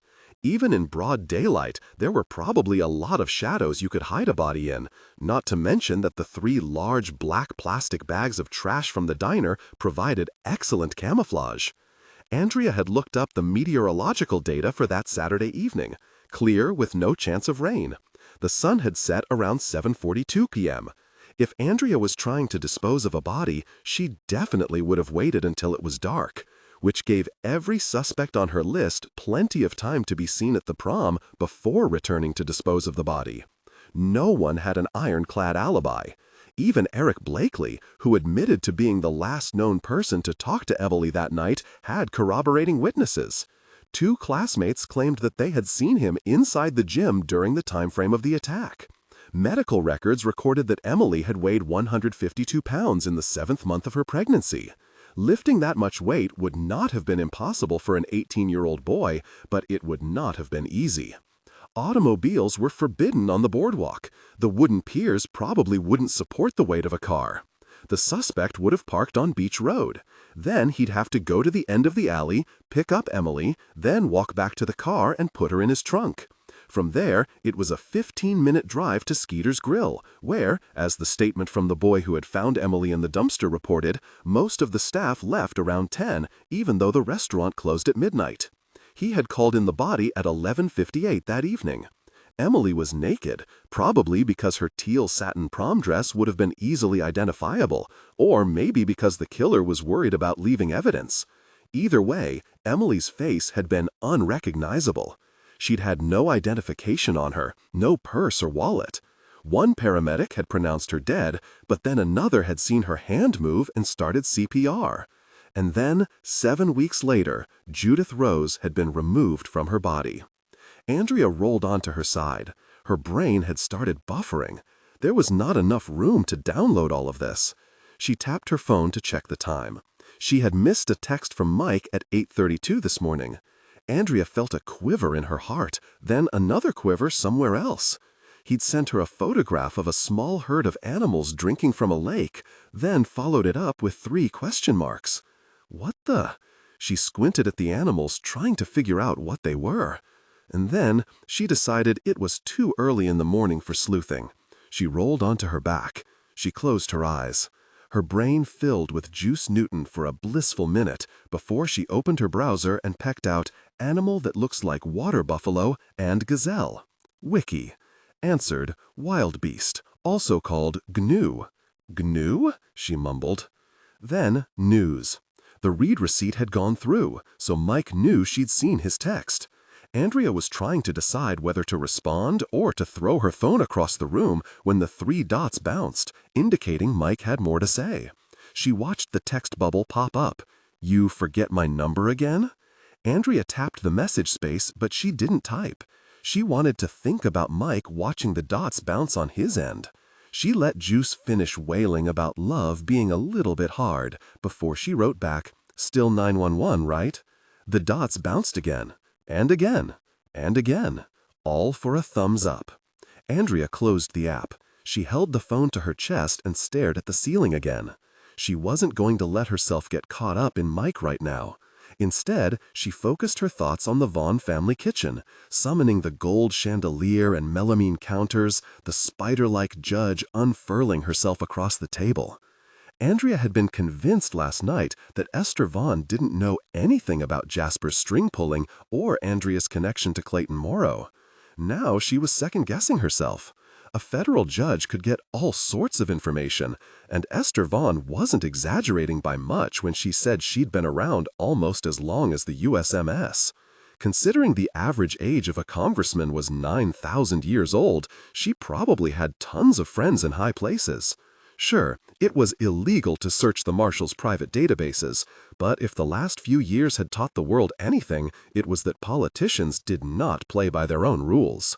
She felt her muscles twitch impulsively toward her phone, but she stopped herself from searching, "Who can find out if you are in witness protection?" "Oliver!" Bible banged his fist on the door as he shouted her name. "Oliver, you up yet?" She groaned as she pushed herself out of bed. She knew it was Bible, but she still peered out between the curtains on the window. The sun lasered into her corneas. She was so blinded that she couldn't make out the time on her phone. She opened the door, using her hand as a visor so that the sightlessness wouldn't become permanent. "Still in your gym jams?" Bible asked. Andrea wasn't going to apologize for her shorts and matching t-shirt. "What time is it?" He looked at his watch, though he had to know. "Pretty late.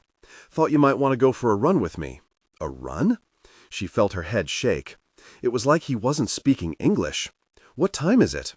"Way past 11, like almost noon practically." He started bouncing on his toes. "Come on, let's go for a run. Do you some good to get those endorphins pumping in your brain.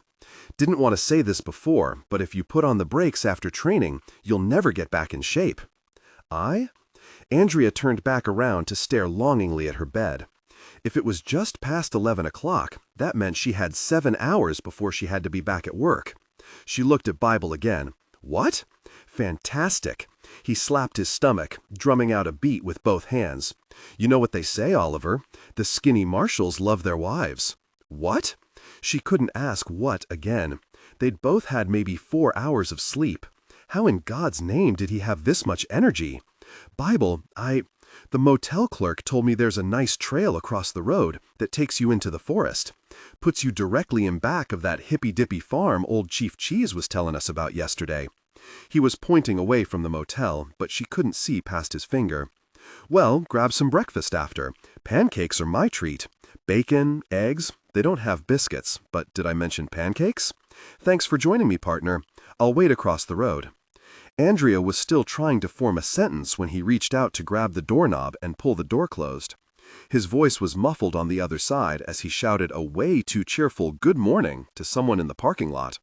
She leaned her back against the door. Her headache had been made worse by the unrelenting sunlight. She wanted desperately to go back to bed, which was why she forced herself not to. Yet another cliff she let herself fall off. Andrea was too lazy to change out of her pajama shirt, but she found a sports bra in her duffel for the sake of decency. Her running shorts were a wrinkled ball stuffed into one of the side pockets. She was looking for a pair of matching socks when the import of Bible's request finally hit her. He wanted to check out the hippy-dippy farm. This couldn't be idle curiosity. Bible was obviously investigating the death threats, no matter that he'd clearly said that was not their job. Maybe Andrea's alternate investigation into Emily Vaughn's murder would line up with his. She shoved her feet into her sneakers, clipped her hair back behind her head. Her sunglasses were bent from being dropped into her bag. Andrea used her teeth to straighten the arm before sliding them on. Outside, the sun was just as unrelenting as before, but now she had the heat to deal with. Andrea looked left, then right. The judge's house was roughly a mile away. Downtown was a 5 or 10-minute walk in the opposite direction. The diner would be open. They would have pancakes, hot coffee, chairs that she could sit in, tables she could lean her head on to fall asleep. Partner! As promised, Bible was on the other side of the road. He was bouncing on his toes like Marshal Tigger. He clapped his hands together, shouting, "Let's go, Oliver!" Andrea's feet dragged across the asphalt as she tried to get herself going. Bible happily disappeared down a packed dirt trail. There was no spring in her step as she followed. He was several yards ahead by the time her body remembered the mechanics of running. Every joint resisted the exercise. Still, she kept her hands loose, her elbows tucked to her sides. Ahead, Bible took a sharp turn deeper into the forest. Andrea guessed they were on an old logging road. She tried to get her bearings. The path led away from the motel, almost perpendicular to the sea. The sun was directly on top of her head. Meanwhile, every tendon in her body screamed the same question. Why the hell wasn't she in bed? Andrea tried to drown out the noise as she propelled herself forward. She silently said a different name for every step. Clayton Morrow, Jack Stilton, Bernard Fontaine, Eric Blakely, Dean Wexler. One was in prison, one was a cop, one looked like an asshole, one had a sister who worked in a diner, one had left his teaching job without managing to make it onto the school's Where Are They Now webpage. Clayton Morrow, Bernard Fontaine, Eric Blakely, Dean Wexler, Jack Stilton. Andrea could feel her muscles finally picking up the memory of exercise. Eventually, thankfully, the pain started to burn off. The endorphins finally flowed.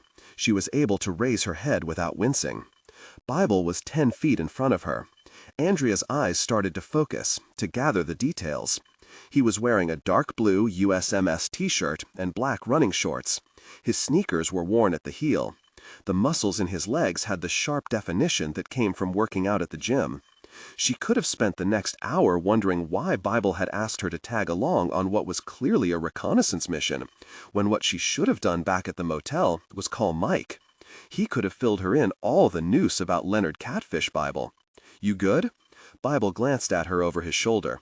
The guy wasn't even sweating. I'm good, Andrea huffed back. Out of habit, her tongue felt for the ridge in her cheek that came from clenching her teeth.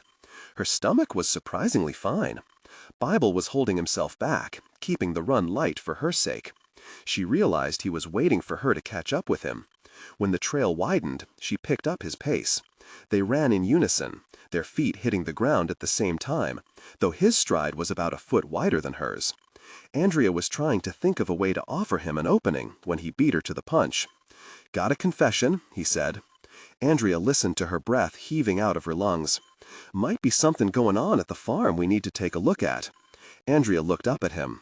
Exercise had turned the scars on his face bright pink. Heard from the lady who owns the diner that there was a body found in the field. Bible glanced down at her. Looks like a suicide. Andrea nearly stumbled. That was a fucking coincidence. Why did you hear it at the diner? Didn't the chief call you?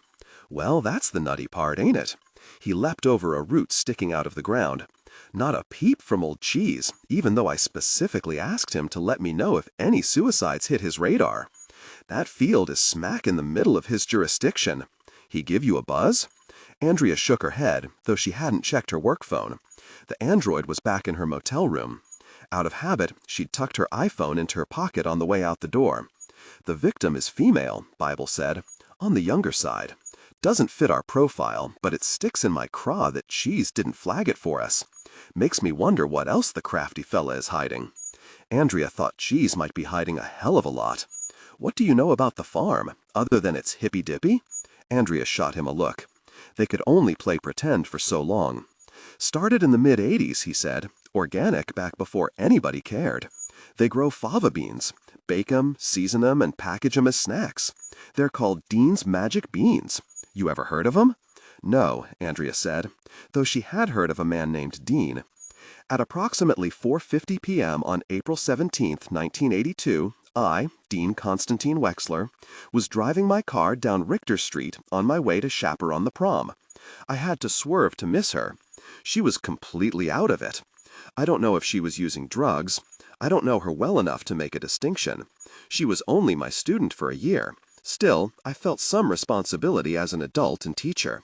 I parked my car and got out to check on her. It's my duty as a teacher to report kids who are not doing well. Emily was wearing a prom dress and said she was going to prom. I only point that out because she was expelled from school months ago for disturbing class. She wasn't wearing shoes. I didn't notice a purse. Her hair was disheveled. I told her to go home immediately. She argued with me, and I admit I let my temper get the better of me. I did not want to be around this girl. You have to understand she's been going around for months accusing complete strangers of impregnating her. If Melody Brickle is saying I pushed Emily against my car, I would say consider the source. There was yelling, I will admit that. It mostly came from Emily. She started accusing me of all manner of crimes, to which I said something along the lines of, watch what you're saying, or there's nothing for you to say. I don't remember exactly, because at the time, all I wanted to do was get away from her. You'll have to ask Melody Brickle for her scholarly opinion based on something she claims she witnessed from 200 feet away. They are both very obnoxious and uncontrollable girls. I know that everyone says Emily comes from a good family, but this proves the nature-nurture thing in my opinion. Those kids who live in ultra-conservative bubbles always crack when the real world hits them. I am aware that Emily is in a coma, but that has nothing to do with me. I have no idea who the father of her bastard is.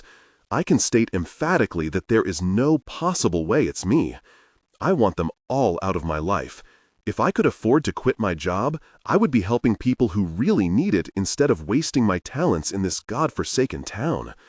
I've been instructed to specify what I was wearing that night, and it was a black suit and tie, but Everyone was wearing black. I swear the contents of this amended statement are true under penalty of law. Bible asked, "How'd it go with the judge last night?" "Well, see if she lets me back in the house." Andrea wondered why he wasn't talking about the body in the field. I made an off-color joke about being glad that Reagan is dead, and she went up to her room. He laughed. "You're all good, Oliver. She's mellowed in her old age." Andrea hated to think what an unmellowed judge would be like. But the judge was not the reason Andrea was running through the forest in her sleep shirt. "When you say the owner of the diner told you about the suicide, do you mean Ricky Fontaine, the curly-haired older woman who served us last night?" "Yep." He shot her the same knowing look that Andrea had given him before. "One of the drivers from the warehouse got to talking at the diner. Said a girl didn't show up for her shift this morning. Farmhands found her in the field around 9:30. Might have took a bunch of pills. They called it into the chief, but the chief did not call your friendly US Marshals." Andrea muttered a non-word because she was afraid a real word might give her away. "This way." Bible led her down yet another fork in the trail. He had clearly been out here before. The fact that he'd brought Andrea for a second look had to mean something. He certainly hadn't brought her for backup. Neither one of them was armed. Andrea's ID and silver star were inside the motel safe along with her Glock. The trail dog-legged, then turned back on itself before suddenly opening onto a large, rolling field. Sunlight turned the rows of green, spindly plants into a lush carpet. Andrea had never seen fava beans before. She would have guessed by the long, waxy pods that she was looking at sugar snap peas or green beans. A greenhouse dipped below the next rise. Glass gleamed in the sunlight. The rainbow-colored buildings in the distance and the festive streamers hanging from the farmhouse's wraparound porch told her they had arrived at the hippy-dippy farm. The vibe was considerably harshed by the bright white police tent in the middle of the field. Yellow tape cordoned off the scene, boxing in 10 rows of plants, each with about 3 feet of space between them. An old blue farm truck with oversized tires to clear the plants straddled one of the rows. As they got closer, Andrea could feel a chill come over her. She had learned 2 years ago that death had a stillness that reached into your soul. Her heartbeat slowed, her breathing turned deeper. The sweat on her skin seemed to fade away. Someone had covered the body with a white sheet.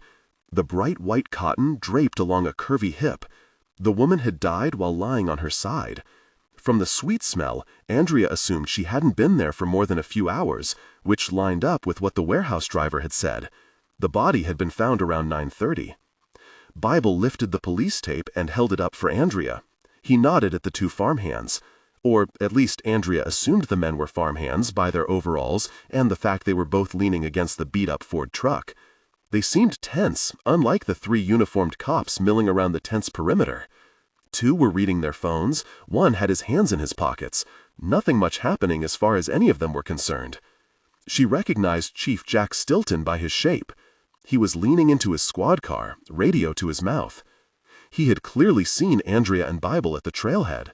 His displeasure had traversed the distance like Washington crossing the Delaware. "Chief Cheese," Bible waved his hands in the air. "How you doing, buddy?" Andrea watched Stilton take his time extricating himself from his car. The crowd had perked up. Hands came out of pockets. Phones were tucked away.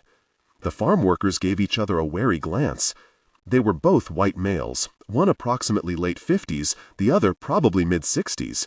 The older guy had long, scraggly hair and a tie-dyed t-shirt that put him squarely in the hippie category. The younger guy had a cigarette dangling from his lips and a snarl that reminded Andrea of a photo she had seen the night before, Delaware's own Billy Idol. Bernard Fontaine had the audacity to wink at Andrea. She kept her expression fixed. There was a dead young woman on the ground between them.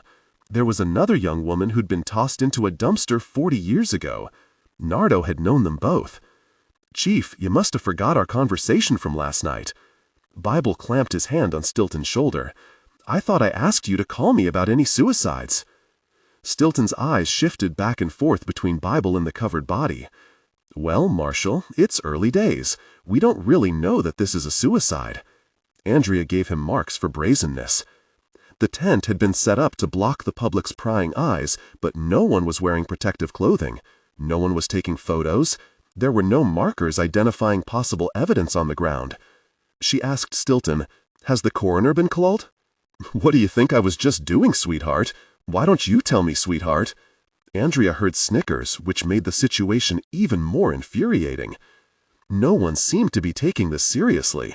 She'd worked in a 911 call center. She knew the procedure when a dead body was found. The responding officers didn't put up a tent, call in backup, and tape off the scene before alerting the coroner.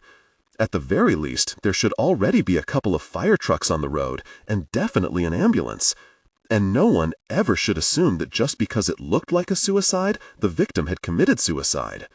"She's just poking at you, Chief." Bible rested his hand on one of the tent poles. "I'm guessing this is the hippy-dippy farm you were talking about. No offense." The last part was addressed to the old hippie, who said, "None taken." Bible looked at the body. The sheet was stirred by a breeze.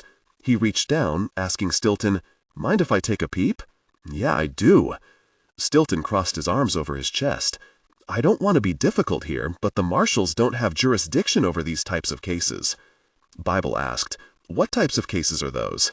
Stilton's eyes couldn't stay in one place. They moved from the hippie to Nardo to his deputies, then back to Bible. Clearly, he didn't want any marshals here, which was strange. Cops were usually like greyhounds. They got excited when there were other cops around. Andrea tried to figure out why everything felt so off. This was her first real crime scene, but only Bible and Andrea seemed to appreciate the solemnity of the situation. The chief wanted them out of here. His officers were clueless. Nardo was clearly bored. The old hippie was focusing all of his attention on hand-rolling a cigarette. He was the right age for another person on Andrea's list of suspects, Dean Wexler. The fact that he was here with Bernard Fontaine said something she didn't quite yet understand. She asked the old hippie, "Are you Dean Wexler?" His tongue flicked out to wet the rolling paper. "That's me." Andrea couldn't take a victory lap, nor could she turn herself into a thermometer because Wexler's temperature was barely registering. Neither he nor Nardo seemed concerned about the circumstances, which, again, was saying something that Andrea didn't yet understand. She asked Wexler, "What are you growing out here?" He flipped the cigarette up to his lips. "Vicia faba." Andrea laughed, but only because Dean Wexler seemed like the kind of man who didn't like young women laughing at him. That's a fancy way to say fava beans. His jaw tightened. His hooded eyes flashed with a silent threat. "Marshal," Stilton intervened, speaking to Bible, "I appreciate your help, but you can run along now. We got this." "What's this?" Bible asked. Stilton huffed air between his lips, exaggerating patience. "We got a young girl, who probably took a drug overdose. She's had problems for a while. This isn't the first time she's tried it." "Oh, then," Bible said. "She the one you pulled out of the ocean last Christmas, or the one who cut her wrists a year and a half ago?" Andrea felt the tension pull tight like a string. At Glinko, they'd trained it into all the cadets to listen to their bodies. The fight-or-flight impulse was a hell of a lot more perceptive than any of your other senses. She kept her attention on Nardo and the hippie. There was something about them that felt dangerous. For the first time in her entire life, she wished that she was armed. "Marshal," Stilton said, "correct me if I'm wrong, but this situation doesn't seem like it has a damn thing to do with the assignment that brought you and your partner into my town." Bible looked down at Stilton. "Funny thing about being a United States Marshal is, we're one of only 2 law enforcement divisions in the United States that's charged with the blanket task of enforcing federal law. We're not limited to customs and borders, or alcohol, tobacco, and firearms, or internal revenue. We get all the laws, big and small, hot off the presses or going back to March 4, 1789, the effective date of the U.S. Constitution." Stilton looked uncomfortable, but he shrugged. "So?" USC 482-930.1 holds that it is a violation of federal law for any person to take their life by their own hand. It's an oldie, but a goodie. Dates back to English common law. Bible winked at Andrea because they both knew he was bluffing. "What do you think, partner?" Andrea said. "Sounds like jurisdiction to me." Stilton adjusted his approach. Now, I told you first thing that we're not sure about whether or not it's suicide. Bible didn't point out that his story was a bit slippery. Instead, he pulled a pair of nitrile gloves out of the pocket of his running shorts. He winked at Andrea again, finally acknowledging that he'd come prepared. Stilton said, "This is a crime scene, Marshal. You need to wait for the coroner." "We can't," Andrea asked. "Who put the sheet over the body?" Wexler cleared his throat. "Guy who found her." Ricky had said that a farmhand had found the body. Andrea could see only 2 men in the field. Then the scene has already been disturbed. Bible was all business now. He didn't speak. He just knelt down and gently pulled away the sheet. Someone gasped. Andrea was so damn proud that it wasn't her. Still, her stomach tightened like a fist. She had seen corpses at the Glencoe morgue, but she'd been given ample time to prepare for the experience. The decedents had all donated their bodies to science, so it had felt like there was an understanding between you and the dead. Everything had been solemn and predictable. You were there to learn. They were there to give you that opportunity. Now, Andrea felt the shock of sudden death wash over her. As with Judith's collages, at first she could only process the emotion, which bordered on overwhelming. Andrea forced herself to see the details. An empty prescription bottle on the ground, dried pink foam around the mouth, dirty blonde hair, deathly pale skin, blue fingertips curled into the palm of a red-stained hand. The woman had lain in the field for hours. Gravity had settled her blood into the parts of her body that touched the earth. The sheet had bunched up around her feet, but there was no mistaking her for sleeping. She was very clearly dead. "Jesus," someone whispered. Andrea breathed through her mouth as the smell hit her. She reminded herself that she was a cop. She knew what to do. Analyze, understand, report. The nude woman was lying on her side. That was wrong. The victim was not a woman. She looked like a girl, maybe 16 or 17 years old. The sharp angle of her left hip jutted into the air. Her pubis was shaved bare. The dark areolas of her breasts were almost blackened by the early stages of decay. A yellow dress was folded up like a pillow under her head. One arm was reaching out. The other was wrapped around her tiny waist. The most startling part was the state of her emaciated body. Andrea had taken an anatomy class for figurative drawing during her first year of art school. She was reminded of the diagrams that illustrated a 3-dimensional view into the body. The girl's bones were visible beneath her skin. Her joints were like doorknobs. An outline of her teeth showed in her sunken cheek. Her hair was filthy. There was a bruise underneath her right eye. Her lips were light blue. Starbursts of broken blood vessels spotted waxy, paper-thin skin. Pink scars crisscrossed her wrists. She had tried this before. "Oliver," Bible's tone was sharp. "Get some pictures." Andrea knelt beside the girl. She took her iPhone out of her pocket. Her thumb moved to select the camera. She used the tips of her fingers to pull the sheet away from the girl's feet. The fact that her feet were bare was not the most shocking discovery. There was a metal band around her left ankle, the circumference so tight that the skin had rubbed away from the ankle bone. 3 gemstones were at the center, an aquamarine flanked by 2 blue sapphires. The bracelet was almost like a piece of jewelry, but for the smoldering line where it had been permanently welded around her ankle. Andrea saw an inscription etched into the silver band. Bible saw it too. He asked, "Who is Alice Powelson?" October 20, 1981. Emily picked at her breakfast with her fork. Across from her did the same, not quite understanding why there was so much tension in the room, but instinctively knowing to keep silent. Esther and Franklin were at opposite ends of the table, both dressed for work, as if this was a perfectly normal day in their normal lives. He was reading the newspaper. She was marking up a draft opinion, her lips pursed in concentration. They both wore their reading glasses. Eventually, they would take them off, stuff their papers into their respective briefcases, then go to work in separate cars. Emily had seen her parents weather countless upheavals this way before. How they got through was to pretend that the terrible things weren't happening. Maybe Emily had a little bit of that ability inside of herself because she too was trying to pretend that last night hadn't happened, and that yesterday morning at Dr. Schroeder's office hadn't happened, and that the party hadn't happened. She was especially trying to pretend that her memories of Mr. Wexler driving her home that night were either figments of her imagination or vestiges of a bad acid trip. As if by design, a sudden wave of nausea washed over her. The eggs on her plate had gelled into a yellow glob. The bacon grease congealed into a ridge around the toast. She had no idea how long she stared at her plate, but when she looked up, her parents were gone, and only Graham was there.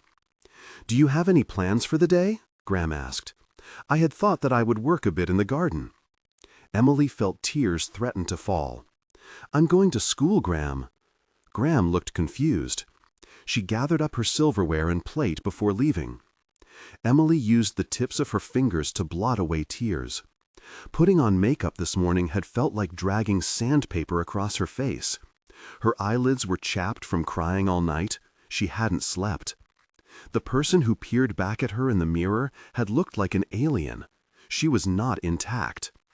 Why didn't Emily feel anything other than shame?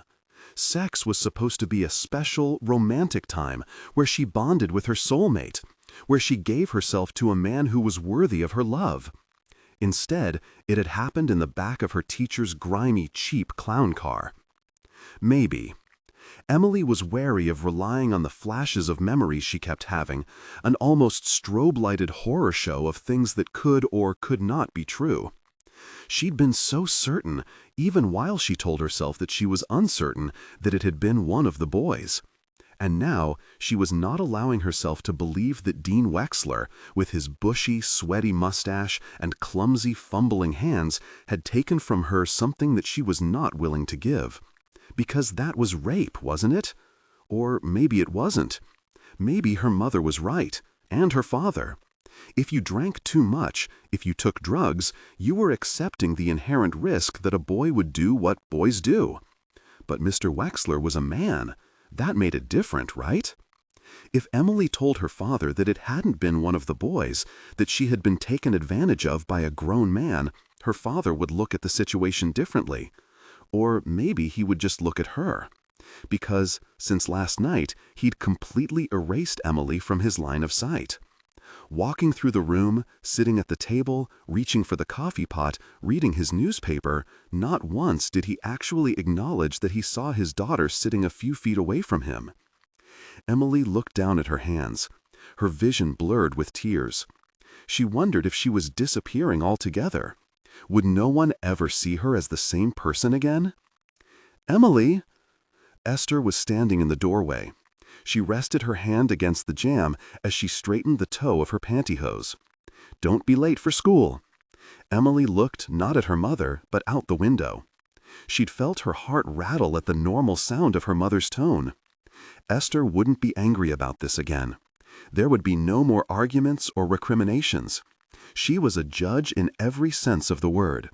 Once her decision had been rendered, she never questioned herself on the matter again.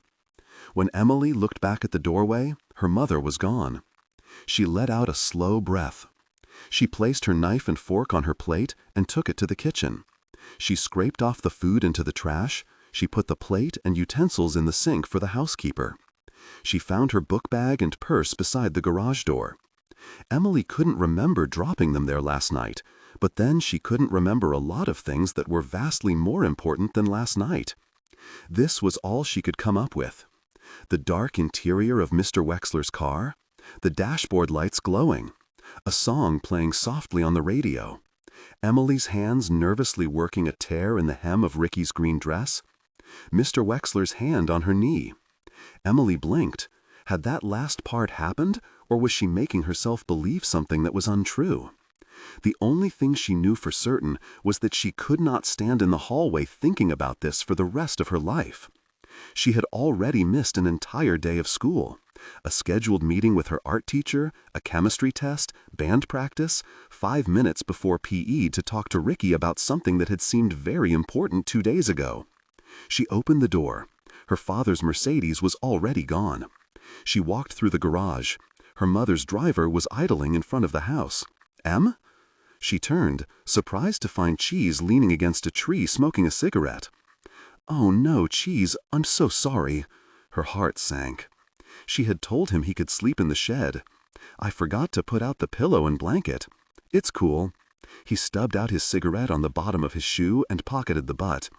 You know I don't need much. I'm fine. He didn't look fine, which made her feel worse. I'm sorry. Looks like you had a rough night too. Emily couldn't think about her appearance right now. The shed was on the opposite side of the house, but Cheese could have heard what happened in the kitchen last night if he'd stood outside the garage. What time did you get here? Dunno, he shrugged. Started out at home, but Mom was off the rails. Dad went to the station and He watched his lower lip start to tremble. He hadn't heard anything. He had his own problems. Anyway, he said, I'll walk you to school. Emily let him take her book bag. They had to wait for her mother's car to circle round. Esther looked out the back window, then looked again. For a split second, her poker face melted away. Emily could hear her mother's thoughts. Was it the Stilton boy? By the time the car made it to the driveway, Esther had regained her composure. Cheese remained oblivious. He shook another cigarette out of his pack. They walked down the winding driveway in a companionable silence. Emily tried to remember the first time she'd met Cheese. Like most of her casual school friends, he had been a part of her life for as long as she could remember. They had probably been thrown together in preschool or kindergarten. If she tried to think of her first memory of him, it was of a shy boy sitting in the corner, watching everyone else have fun. He had never quite belonged, which was why Emily had always gone out of her way to talk to him.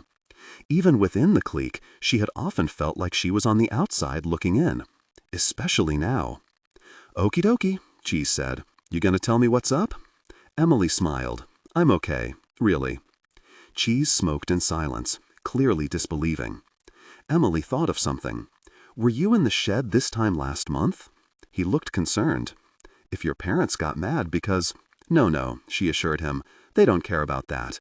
I just wondered because I came home really late that night, the night of the 26th, and they were very angry at me for busting curfew. I wondered if you'd heard anything or if you remembered anything. Geesh, he said. I'm sorry, Emily. If I was in the back, I didn't hear a peep. Did you get in a lot of trouble? Is that why you look so upset? She shook her head. Cheese was not inscrutable. If he'd been there that night, he would have said something already. She was asking him the wrong questions. She tried, Do you know much about investigations? I mean, from your dad? I guess so. Cheese shrugged. Maybe I know more from watching Columbo reruns. She smiled because he smiled. The show was something her father had watched back when it was on. Emily had never seen it, but of course she knew that it was about a clever detective. Let's say that Columbo had a case where someone did something bad. Emily, that's every Columbo case. He smiled playfully. That's kind of the point. Right. Emily gave herself a moment to think. Let's say there's a case where a woman was at a cocktail party where her diamond necklace was stolen. Okay. Only she can't remember anything about the party because she'd had too much to drink. Emily waited for him to nod. She has these memories, though. Flashes where she recalls talking to different people or being in certain places, but she can't tell if they're real memories or not. Sounds like she was drugged, Cheese said. Booze doesn't really do that unless you're blackout drunk. At least that's what I've seen with my mom. Emily guessed he would know. How would the woman get the necklace back? He smiled again. She'd call Columbo. Emily mirrored his smile again. But how would Columbo solve the case? He didn't take long to come up with an answer. He would talk to the people at the party, compare notes on them, such as, does what this one guy is saying match up with what this other guy is saying? Because if they don't match up, that means somebody is lying. And if somebody is lying, then you know that they're hiding something. For the first time in days, Emily felt a lightness in her chest. That made perfect sense. Why hadn't she thought to talk to anyone? She could get them to confess. There was just one problem, she asked. How does Columbo do it, though? If people are guilty, they're not going to talk, especially to the police. That's what my dad says. Cheese shrugged. But if you watch TV, guilty people always talk. Sometimes they make up lies to throw the heat onto somebody else, or they want to know if they're going to get caught, so they ask lots of questions about the investigation. And Columbo, he's the best at tricking them up. He doesn't go into it accusing people. He'll say, "Sir, I see you are at the party.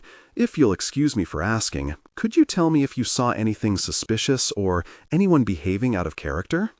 He never points his finger at the guy and says, "You did it." He lets them talk themselves into trouble. Emily had to admit he did a very good Columbo voice. What else? Well, he writes everything down, which is what you're supposed to do when you're a cop. My dad says it's because you get a lot of information when you interview people, but only some of it is important, so you write it all down, then go back through and pick out the good stuff. Emily nodded, because that made a lot of sense too. She got overwhelmed with details in class sometimes, but then she looked back at her notes and found the sense. "The best part is at the end of the episode," Cheese said. "Right before the commercial, Columbo will be talking to a suspect, and he'll act like he's finished with the questions, but then he'll turn around and say, 'Sir, I'm sorry, there's just one more thing.'" One more thing? Yeah, that's when you save your biggest question for the end when their guard is down. Cheese pinched the end off his cigarette before slipping the butt into his pocket. You say, "That's great, thanks for answering my questions," and act like you're going to leave. And then you pack up your notebook or whatever, and the suspect is relieved, right? Because they think it's over. And then you go back and say, "There's just one more thing." Correctamundo. Cheese's Fonz wasn't bad either. That's how you get your diamond necklace back. What?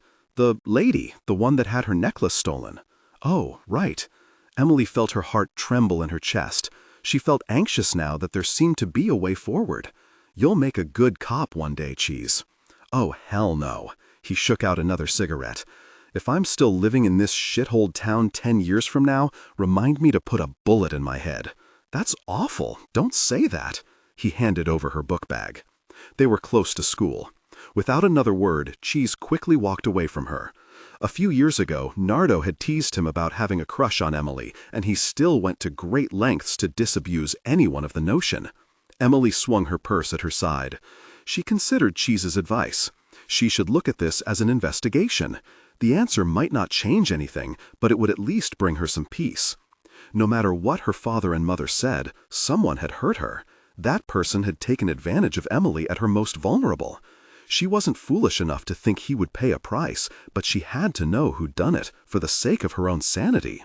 "What you doing?" Ricky bumped her shoulder. "You cut the cheese?"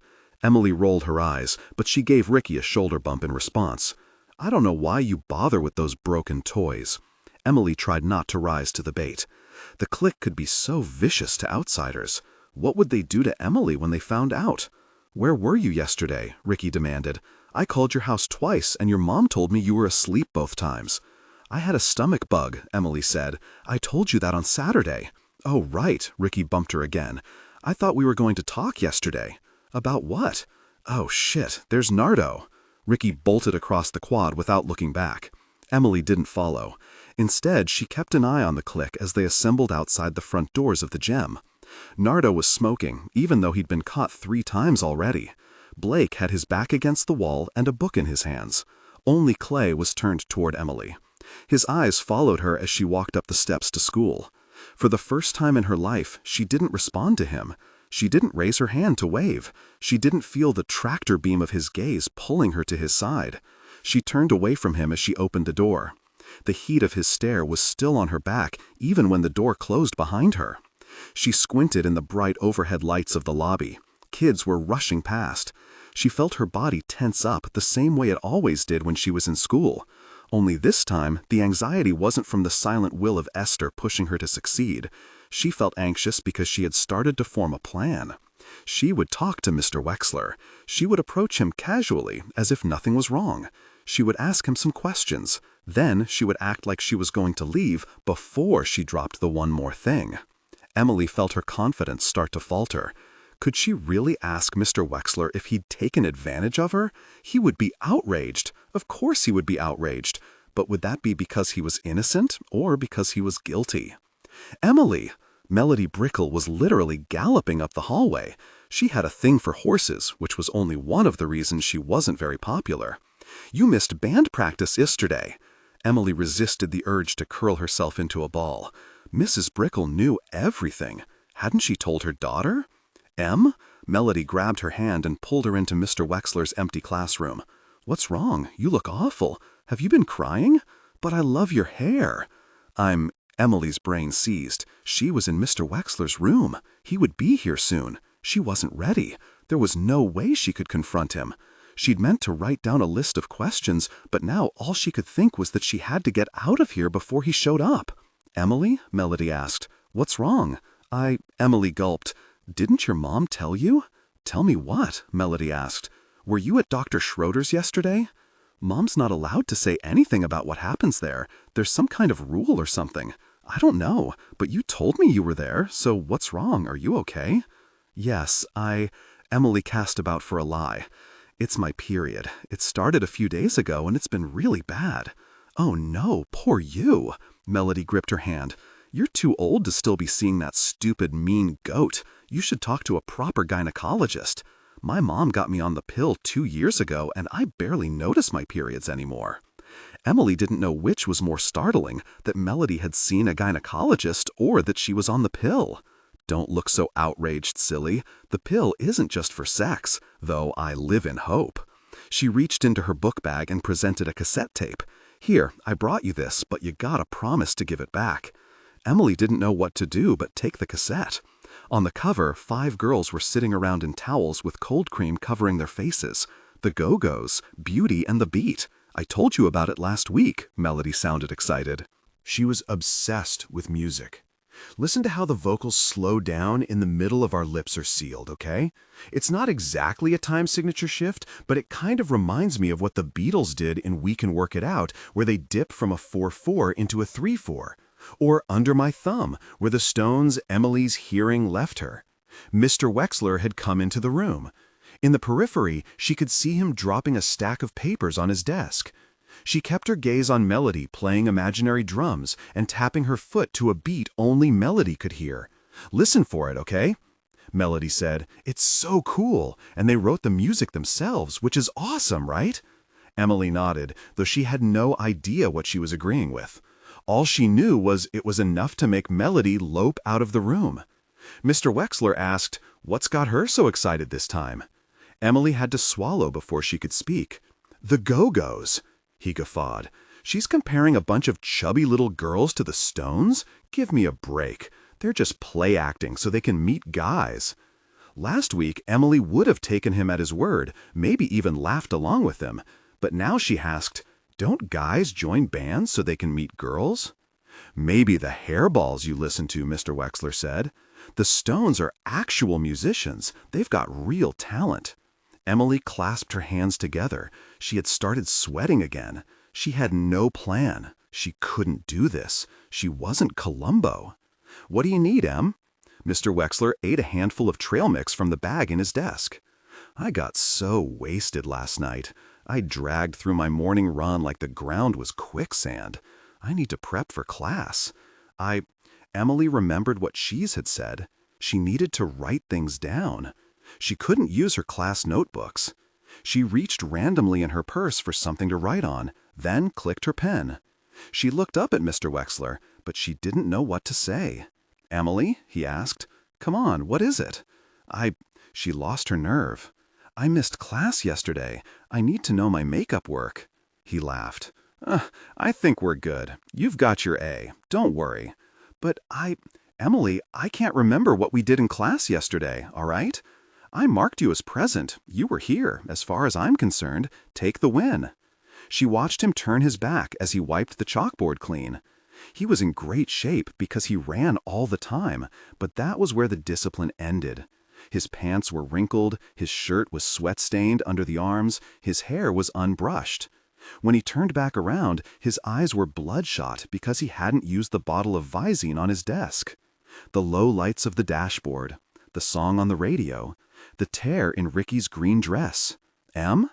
He leaned his hands on his desk. "For the love of God, what's up with you today? No offense, but you look like I feel, which is pure shit." She tried to recall what She's had said. Ease into it. Don't be accusatory. She sat down in the front row of desks, trying to appear casual. "Do you remember when you picked me up from Nardos last month?" Immediately, he looked and acted guilty. His eyes narrowed. He walked over to the door and closed it.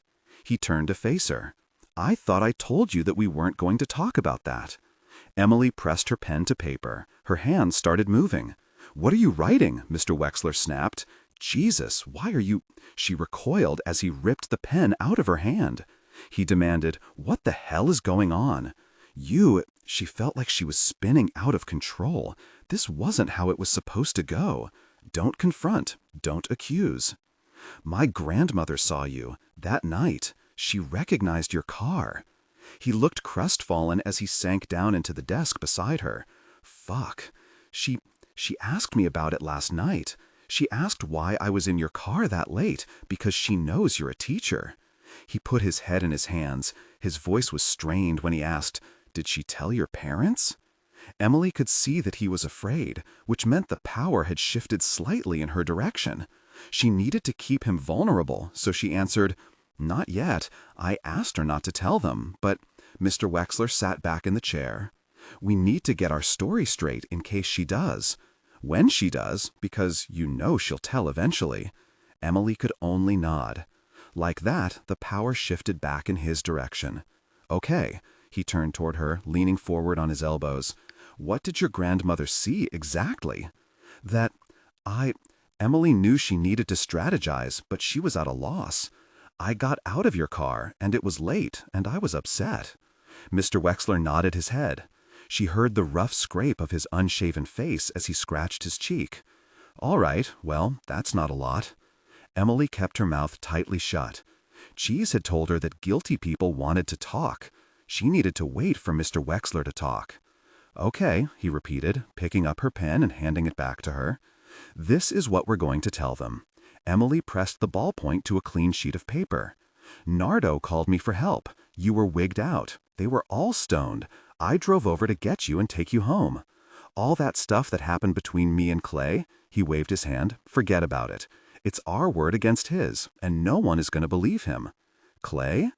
"And I drove you home," Mr. Wexler finished. "End of story, okay?" But Emily cast around for a way to elicit more information. "It's not just Clay we have to worry about, right? Nardo and Blake were there, and Ricky. Ricky was there. Ricky was passed out on the front lawn when I drove up," Mr. Wexler said. "I don't know where Nardo and Blake were. Could they see us from inside the house? There's windows overlooking the pool area, right?" Yes, maybe." Emily felt her mouth fill with cotton. Ricky passed out in the front yard. Nardo and Blake in the house somewhere. Clay and Emily outside by the pool. They wouldn't have been swimming. The pool had been covered and the water was too cold anyway. Why were they alone outside? That had to mean something. "All right, that's settled," Mr. Wexler tapped her notepad. "Write it down if it helps. You called me because you were arguing with Clay. I picked you up. I brought you home. End of story." Emily started to write the words, but she had to ask, what was I arguing with Clay about? Fuck if I know. Just pick an earlier fight and say it was ongoing. You kids piss each other off all the time. Mr. Wexler stood up. "You should get to class. Don't talk to any of them about this, okay? You know they'll take Clay's side, and I don't want you to lose your friends over something stupid." The cotton in her mouth turned to concrete. She had worried about losing the clique, but now she could feel the loss in a very real way. They were going to abandon her. The friends she'd clung to, the pals she'd known since first grade, the people she'd hung around with for every free moment outside of school for the last decade, would abandon her when things got difficult. Especially if the difficult thing involved Clay. Mr. Wexler said, "If your parents confront you about it, just stick to the story and we'll be fine. I'll tell them the same thing." Emily looked at her notebook. She had written one word: Clay. "Emily?" Mr. Wexler looked at his watch. "Come on, go to class. I can't write you guys any more late passes. Mr. Lampert already told me that some of the teachers are ratting me out for playing favorites. I bet it's Darlin North. God, that stupid bitch can't keep her fat mouth shut." Emily packed up her notebook and pen. She stood up. She walked toward the door. And then she turned around. "Mr. Wexler?" she asked. "There's just one more thing." He looked at his watch again. "What is it?" "My grandmother—" Emily had to stop strategizing. She needed to open up her mouth and talk. "That night, you brought me home. She said that my dress was torn, and that it was on inside out." Mr. Wexler's jaw clenched so hard it looked like a piece of glass was sticking out of his face. Emily said, "That's what she noticed about me when I got out of your car." He rubbed his scruffy cheek again. She could hear the bristle scrape against his fingers. Emily dropped the hammer. What should I say when my father asks about that? He was motionless at first, and then he moved so quickly that Emily found herself incapable of reacting until he'd pressed her back against the wall and slapped one sweaty hand over her mouth and grabbed her neck with the other. She choked for air, clawing at the back of his hand. Her feet brushed against the ground. He had lifted her just enough so that she could do nothing but gasp for air. "You listen to me, you little bitch." His breath was a foul mixture of coffee and whiskey. "You're not telling your father a goddamn thing. Do you understand me?" She couldn't answer because his fingers were digging into her throat. "I picked you up from Nardo's. You were having a bullshit fight with Clay. I took you home. That's it." His grip tightened. "Do you understand me?" She couldn't speak. She couldn't move. Her eyelids started to flutter. In an instant, he had let her go. Emily dropped to the floor. Her fingers went to her bruised neck. She could feel the arteries throbbing. Tears rolled down her cheeks. Mr. Wexler squatted in front of her, his finger jammed in her face. "Tell me what you're gonna say." She coughed. Blood dribbled into her throat. "It wasn't you. It wasn't me," he repeated. "Nardo called me to pick you up. I went to his house. You were fighting with Clay. I drove you home. I never touched you or ripped your dress or—" Emily watched his eyes narrow. His gaze traveled slowly down from her face to her belly. She could almost hear a bell go off inside of his head. "Fuck," Mr. Wexler said. "You're pregnant." Emily listened to the word travel around the cinder-block room. No one had really said it out loud before. Even Dr. Schroeder hadn't used the actual word. Her father had called it knocked up. Her mother talked around it the same way you would if someone had cancer. "Fuck," Mr. Wexler pounded his fist into the wall. And then he screamed in pain, clutching his hand. His knuckles were bloody. "Fuck, Mr. Wexler." "Shut the fuck up," he hissed. "Jesus Christ, you stupid bitch. Do you know what this means?" Emily tried to stand, but her legs were too wobbly. I'm sorry." "You're damn right you are." "Mr. Wexler, She tried to calm him down. "Dean, I'm sorry. I shouldn't have said anything. I'm scared, okay? I'm really scared because something bad happened and I can't remember." He stared at her, but she couldn't read his expression.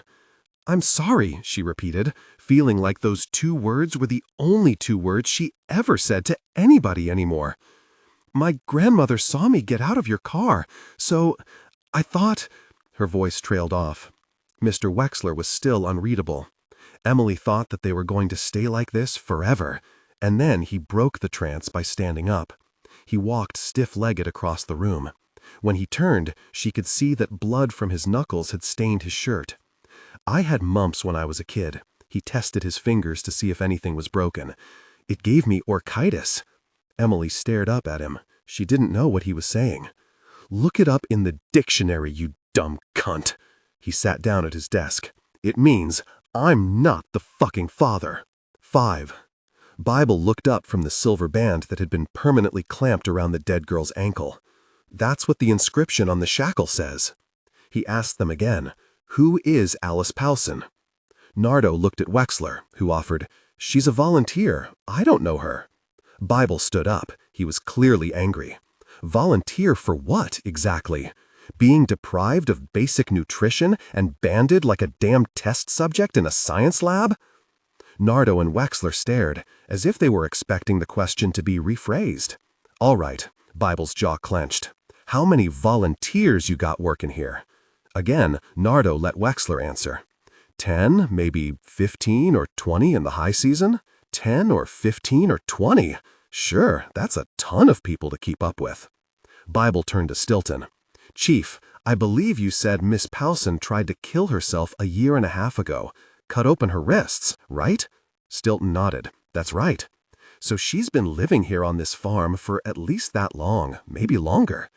Bible pointed his remarks back to Wexler. How old is she? Legal age, Wexler said. We only take legal adults here. Make them show their passports or ID. But you don't know this particular adult who's been living and working on your property for 18 months? Wexler picked a piece of tobacco off of his tongue, but said nothing. Andrea could feel the tension hitting the triangle of Bible, Stilton, and Dean Wexler. None of them were looking at the dead body on the ground, though two of them were clearly affected by the sight of the emaciated young woman. Bible's response was fury. Andrea's was unfathomable horror. She felt overwhelmed by the darkness in front of her.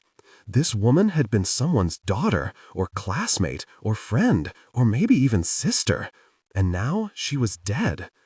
All Andrea could do was follow Bible's instructions. She documented the malice perpetrated on Alice Powson's body, the sunken cheeks, the painfully thin limbs, the fingerprint bruises that circled her wrists, the whalebone of her ribcage sticking out like the carcass of a decayed animal. To say the young girl was malnourished told only half the story. There were open wounds at her elbows and hip bones that looked like bed sores. Patches of hair had fallen to the ground like silk from a cornstalk. Her fingernails curled from stomach acids where she'd clearly gagged herself into vomiting. Had she willingly submitted to this torture? Andrea focused the camera on the prescription bottle. The label had been removed. The cap was overturned. Her hands were shaking as she took the last photos of the ankle band, which might as well have been a shackle. She wiped her palms on her shorts as she stood up. Everything felt so wrong. This girl had been starved into a skeleton and tagged like a farm animal. Even if Alice Powson had committed suicide, someone had pushed her toward that end.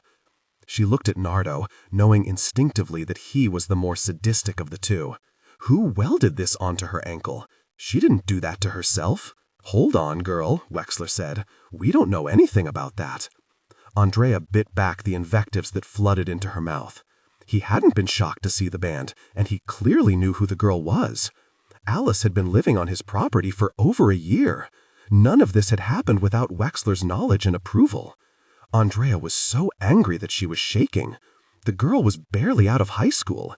She had come here as a volunteer, and she would leave in a body bag. She pointed to the body. She's flesh and bone. How could you let her get this way?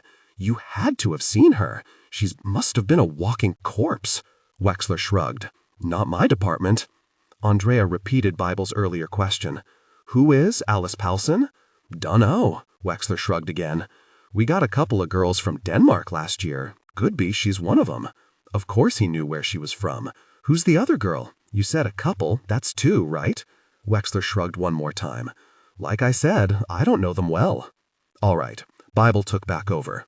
So who knows them well? Who let her get this way and didn't say anything? There was silence.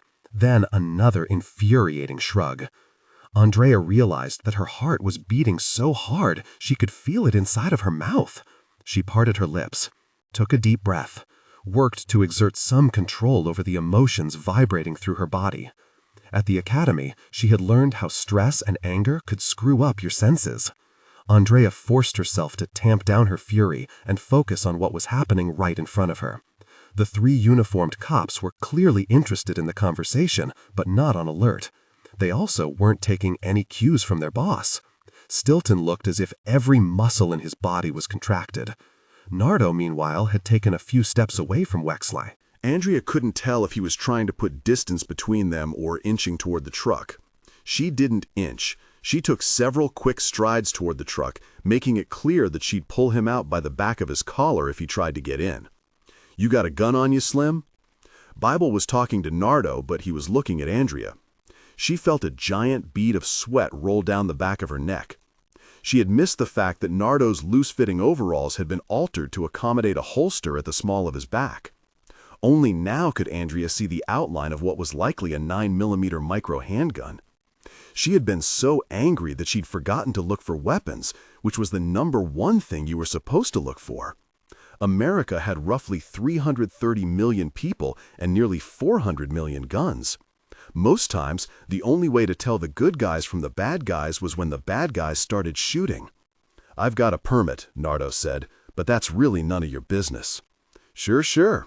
Bible clapped together his hands. He'd managed to quell his anger better than Andrea. "Gentlemen, I think we all need to get back to the house up there and have a conversation."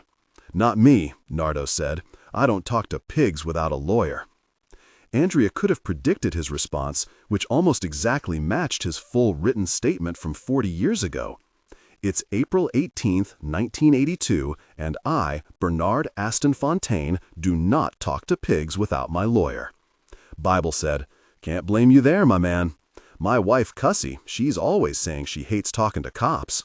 Chief, why don't we all climb into your cruiser and take this show up the hill?" "Not me," Wexler said. "If you want to talk, you can follow me to the house in my truck." Andrea said, "I'll go with you." She didn't wait for Wexler's approval before she walked around the truck and opened the door. Andrea had to pull herself up into the tall cab. Her first impression was that the joint in the ashtray was not the first one that had been smoked in the old Ford. Every inch was permeated with weed. She didn't let herself get distracted. She wasn't going to make the same gun mistake twice. She leaned down, making sure the end of a rifle wasn't sticking out from under the seat. She checked the pockets and the doors for weapons. Then she opened the glove box. Wexler got behind the wheel and slammed the door. "You got a warrant to search my vehicle?" "I've got probable cause," she told him. "Your partner is carrying a concealed weapon. I checked your vehicle for weapons in order to ensure my safety." He grunted dismissively as he started the engine. Andrea reached back for the seatbelt, but it was stuck on the reel. Wexler didn't even try his belt. He bumped the gear with the heel of his hand. The bench seat vibrated from the old engine's rumble. The wheels slowly moved forward, straddling the neatly tended rows. They would have to go to the end of the field and swing around to avoid crushing the plants. Andrea glanced around, realizing there were no workers harvesting or tending or whatever they would need to do with the beans. She didn't know how farms operated, but she knew that crowd control was always a concern when you were processing a potential crime scene. It seemed like the 10 or 15 or 20 volunteers would be close at hand, considering one of their own was lying dead within shouting distance of where they ostensibly all lived, unless someone had told them to stay out of sight. "Who's in charge of the volunteers?" Andrea asked. "Is it Nardo?" Wexler chewed at the inside of his mouth in silence. The needle on the speedometer was hanging below 5. She assumed he drove like an old man, because that's what he was. At this rate, it would take several minutes to reach the farmhouse. That gave Andrea a little time to get him talking. The thermometer trick was still worthless. Dean Wexler was clearly unconcerned by the dead young woman in his field. He was used to running his farm exactly how he saw fit. He wasn't accustomed to answering questions, especially ones posed by a woman. Andrea started with something easy. "How long have you lived here, Mr. Wexler?" "A while." Wexler stared straight ahead as the truck rolled forward. She was trying to think of another softball question when he surprised her with an observation of his own. "Guess that bitch judge told you all about me last night." Andrea said nothing. "You got in yesterday afternoon, ate at the diner, spent the night at the judge's house, slept at the motel." Dean's lips twisted in something like pleasure. He thought he was making her squirm. Small town, sweetheart. Everybody knows everybody's business. Andrea stared at him. "Is that how it works?" "I'll tell you what else," he said. "You guys are here to watch the judge, which means that somebody finally got tired of her holier-than-thou bullshit. You sound pretty tired of it yourself. If you're trying to figure out who's been threatening her, I've got to be number 600 on your list." He gave Andrea a knowing glance. "Nardo's even farther down. He's never given a shit about that family, especially, what's her name, the girl. Hell, I don't even remember what she was called." "Emily," Andrea said. "Emily Vaughn." Wexler gave another grunt. They had reached the end of the field. He took a lazy swerve past the forest, then lined up the truck's tires along the planted rows. Instead of continuing forward, Wexler slammed on the brakes. A yelp came out of Andrea's mouth. Her quick reaction was the only thing that kept her face from pounding into the metal dashboard. Wexler chuckled, a sick kind of pleasure in the sound. Scaring Andrea had not been the only goal. He had wanted to hurt her. There was no way to call Wexler out without admitting that he had gotten to her. All she could do was sit in silence as the truck slowly resumed its trudge toward the farmhouse. Wexler was still smiling when his tobacco pouch came out of his pocket. He used his knees to keep the steering wheel steady while he rolled another cigarette. They were approaching the crime scene tent. Someone had placed the sheet back over the body. Wexler didn't even turn his head when they passed. Nor did he turn when a loud bang announced Nardo jumping into the bed of the truck. Nardo winked at Andrea as he opened the sliding window between them. Then he mocked a gun with his hand and pulled the trigger in her direction. Andrea looked ahead at the farmhouse. They had another few minutes before they reached their destination. Thanks to the open windows, Nardo could probably hear everything they said.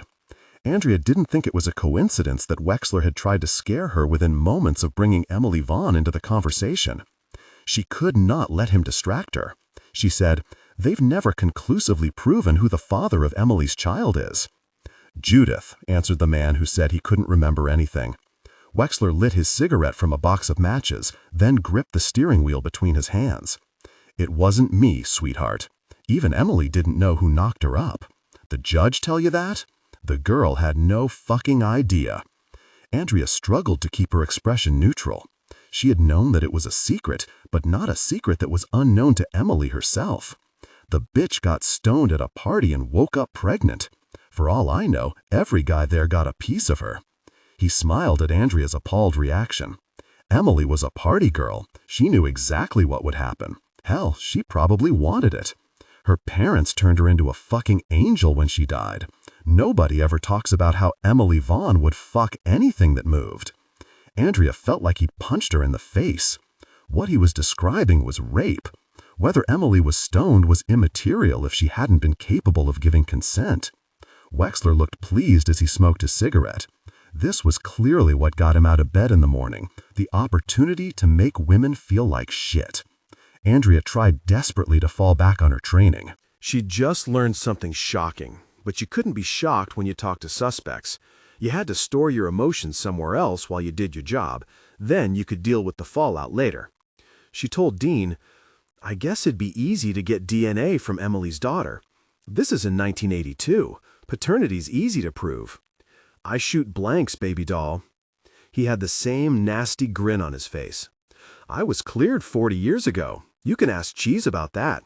His daddy was the one who investigated the whole thing, if you can call it an investigation. We all knew who did it. Dumb fuck couldn't figure out how to lock him up before he skipped town." Andrea said, "Clayton Morrow." "Exactly." Wexler snorted smoke from his nose. "In other words, not me." He shifted into second gear when they cleared the field. The needle on the speedometer bobbed past the 10. They were in wide open space now, about 50 yards from the farmhouse. Grass and weeds competed for sunlight. There were outbuildings, chickens, goats. Andrea ignored them all. She couldn't let Dean Wexler think he'd had the last word. She made an educated guess based on her earlier web searches. "Maybe you aren't the father, but you still lost your job over it." Wexler was nonplussed. "Getting fired from that piece of shit school was the best thing that ever happened to me." For the first time, Andrea felt like he was telling the unvarnished truth. "This is my idea of heaven." Wexler spread out his hands, indicating the farm. "I can go out in the fields and work the soil if I feel like it, or I can swing in my hammock and smoke a joint. I've got food and shelter and all the money I need. 40 years ago, I walked out of that school and straight into freedom. And yet, you still found a way to surround yourself with vulnerable young girls." Wexler's foot jammed on the brake. Andrea's head jerked forward. Again, her reflexes were the only thing that saved her. Nardo wasn't so fortunate. His shoulder slammed into the back window so hard that she felt the vibration in her teeth. "Fuck, Dean!" Nardo banged his fist on the glass, but he was laughing. "What the hell, old man?" Andrea's heart was pounding in her mouth again. She couldn't let it slide this time. "Mr. Wexler, if you try anything like that ever again, I will put you on the ground." He barked a laugh. "I shit bigger than you, little girl. You should probably schedule a colonoscopy." Andrea reached for the door handle. "Maybe the doctor can get your head out of your ass." Everything happened very fast, But for a split second, for just a tiny moment, Andrea's brain managed to slow it all down. Nardo laughed from the back of the truck. Andrea felt a sudden, sharp pain electrify her arm. She looked down. Dean's hand was clamped so tightly around her wrist that her ulnar nerve felt as if it was on fire. US Marshal trainees had to practice anywhere from 2 to 8 hours a day of Army-style tactical combat training, Brazilian Jiu-Jitsu, and hand-to-hand combat in order to qualify for graduation. This wasn't a theoretical course with textbooks and pop quizzes. This was hands-on fighting in a flea-infested sandpit every single day, often twice a day, in the pounding rain or the scorching tropical heat of Brunswick, South Georgia. Sometimes the instructors blasted you with a fire hose just to make it interesting. For obvious reasons, or maybe to scare the shit out of them, an ambulance was always on standby. Washing out of the course because of a medical emergency was not unheard of. You didn't get to pick your sparring partner. That's not how it worked in real life, and that wasn't how it worked in training. Women didn't only fight women, and men weren't only paired with men. Everybody fought everybody, which meant that sometimes Andrea had to beat Paisley Spencer to the punch, and sometimes she had to take on a 6'3" male cadet whose body looked like it was carved from a single block of granite.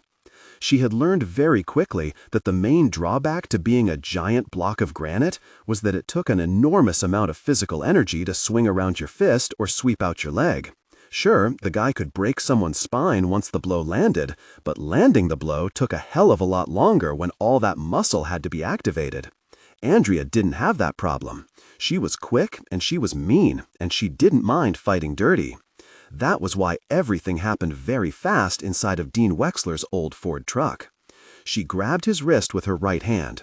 Her thumb was pressed against the base of his palm, and her fingers secured the back of his hand. Then she twisted his arm behind his back, pinned down his elbow, and drove him face first into the steering wheel in a perfectly executed rear wrist lock. Andrea didn't even realize it was happening until she was on her knees pressing the full weight of her body into Wexler's back. "Fuck a duck," Nardo said. "That's you finished by a little girl, old man." Wexler was grunting, but this time it was from pain. "I'm going to let you go," Andrea told Wexler. "Don't test me again." Slowly, Andrea released her hold. She sat back with her hands at the ready, prepared to pin him again if he did something stupid. Dean Wexler wasn't going to do anything stupid. He pushed open the door, mumbling, "Fucking cunt." Andrea got out of the truck, but she kept her distance, giving Wexler some space. He moved like he drove slowly, all stiff joints and arthritis. She found herself questioning her response. Had she been too forceful? Was there another way to de-escalate? Had her first real-world altercation turned her into one of those asshole cops on a power trip? "Well done, old gal," Nardo was leaning against the back of the truck. He slipped a cigarette out of his pack of Camels. He offered one to Andrea. She shook her head. Her fists were still clenched. Her heart was still racing. She reminded herself that this was her training. She had let the first time go, then she had given him a warning. Wexler had escalated the situation by grabbing her wrist. She had reacted. And, most importantly, when Wexler had complied, she had released him. "I imagine you could make a pile of money taking that show on the road," Nardo laughed, coughing out smoke. "How do you feel about wrestling in Jell-O?" Andrea waved away the smoke. He reeked of stale beer and rancor. "I met your wife at the diner. What does she think about you running around out here with all these young girls?" "Ex-wife, thank God." He took a long drag on the cigarette. "And you'd have to ask her." Andrea tried, "What about her brother?" "Dead as a doornail, poor old thing." Andrea felt her breath catch. By Eric Blakely's own witness statement, he was the last of Emily's group who had spoken to her before the attack. At approximately 6 p.m. on April 17, 1982, I, Eric Allen Blakely, witnessed Emily Vaughn heading toward Beach Drive from the vicinity of the gymnasium. I didn't notice how she was dressed because I did not care. Nor did I notice if she was high or intoxicated, though both seemed likely given her storied past. She tried to speak to me. I spurned her attention. Then she shouted invectives, which caused me to try to calm her. She cussed at me, then walked into the alley. I walked away myself, heading toward the gym, which is what my other classmates have told you. The altercation frankly left a bad taste in my mouth, so I decided to return home where I watched videos with my sister Erica Blakely. I do not know who the father of Emily's baby is. I was wearing a black tux that night, but so was everyone else. I swear the contents of my statement are true under penalty of law. Nardo took a drag on his cigarette. Being dead is a bit like being stupid, isn't it? Easy for you, but hard for the people around you. Andrea could only look at him. He was actually expecting her to laugh. Ah, well, he winced at her through the smoke. You know, you'd be good looking if you lost a few pounds. You staying over at the motel, right? She recited the only prayer Laura had ever taught her. God grant me the confidence of a mediocre white man. Very good, he looked impressed. You Southern ladies come out swinging. You mean like the person who swung a piece of wood at Emily Vaughn's head? Nardo's expression twisted into a familiar snarl. Dyke! Andrea supposed his generation thought that was an insult. She watched him stomp off toward the barn. She waited until he was inside to take a deep breath and hiss it out.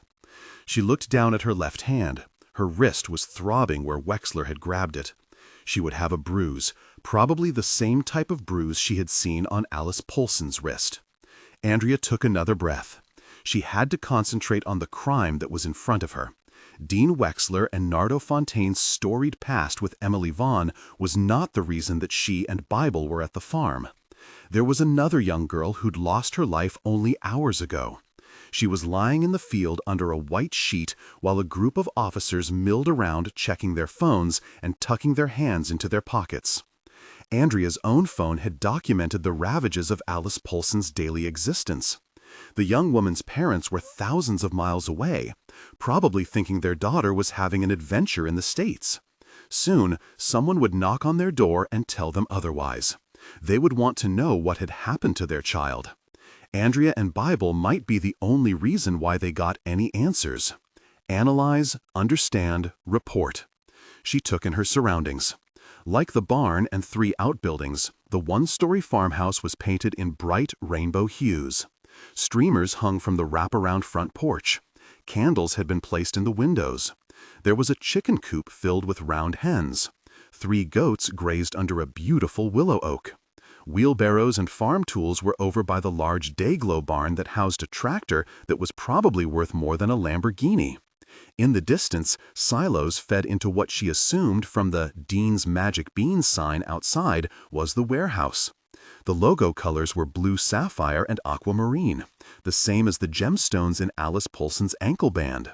Fucking asshole, she muttered. Dean Wexler knew exactly who that girl was.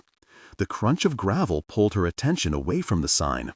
The chief's cruiser crawled up the road. They had taken their time, probably so Andrea could work Dean Wexler. Bible had thrown her in the deep end again. The jury was still out on whether she had managed to swim a few laps or tread water. The cruiser took a sharp turn around a bend. Andrea noticed 2 low-lying metal buildings in the distance. The festive paint job had stopped at the gravel road. The bare metal structures were dark with patches of rust.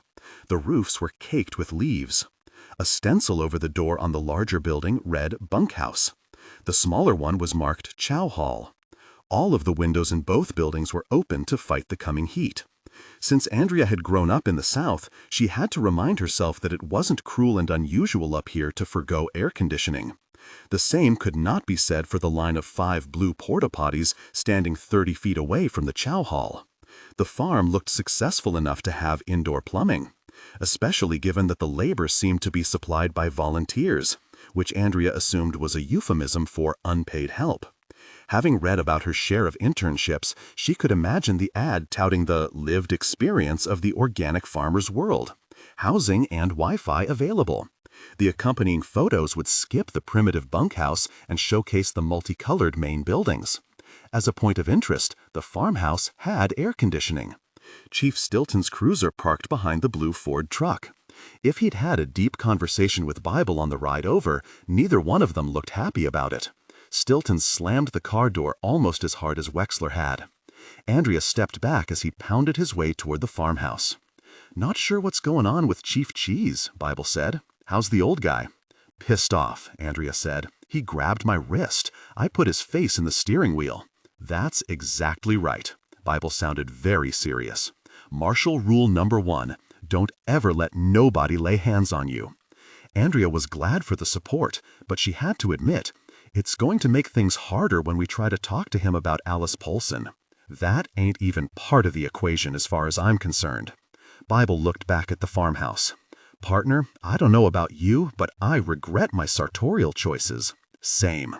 At least he had on an official-looking t-shirt with his running shorts. Andrea's lavender pajama shirt had a ring of cartoon Z's floating around the collar. The screen door opened. Wexler shouted, "I don't have all damn day." Curiouser and curiouser, Bible said. Andrea was following him up the walkway when she saw 2 women leaving the barn. They were heading in the direction of the bunkhouse. Their matching gaits were slow and deliberate. Both were wearing long, yellow, sleeveless dresses identical to the makeshift pillow that Alice Polson's head rested on. That wasn't the only similarity. Their feet were bare. Their stringy, dark hair was almost down to their waists. They were both so emaciated that their arms and legs looked like strings hanging down from their dresses. Either or both could have passed for Alice Polson's twin. They both had silver bands clamped tightly around their left ankles. Oliver? Bible was holding open the door. She could see Dean Wexler and Chief Stilton standing inside. Neither man was looking at the other, but the hostility between them was like a third person. Clearly they had a history. People always talked about how quaint small towns were, but the fact was that blood feuds lurked around almost every corner. Andrea caught the screen door before it slammed shut.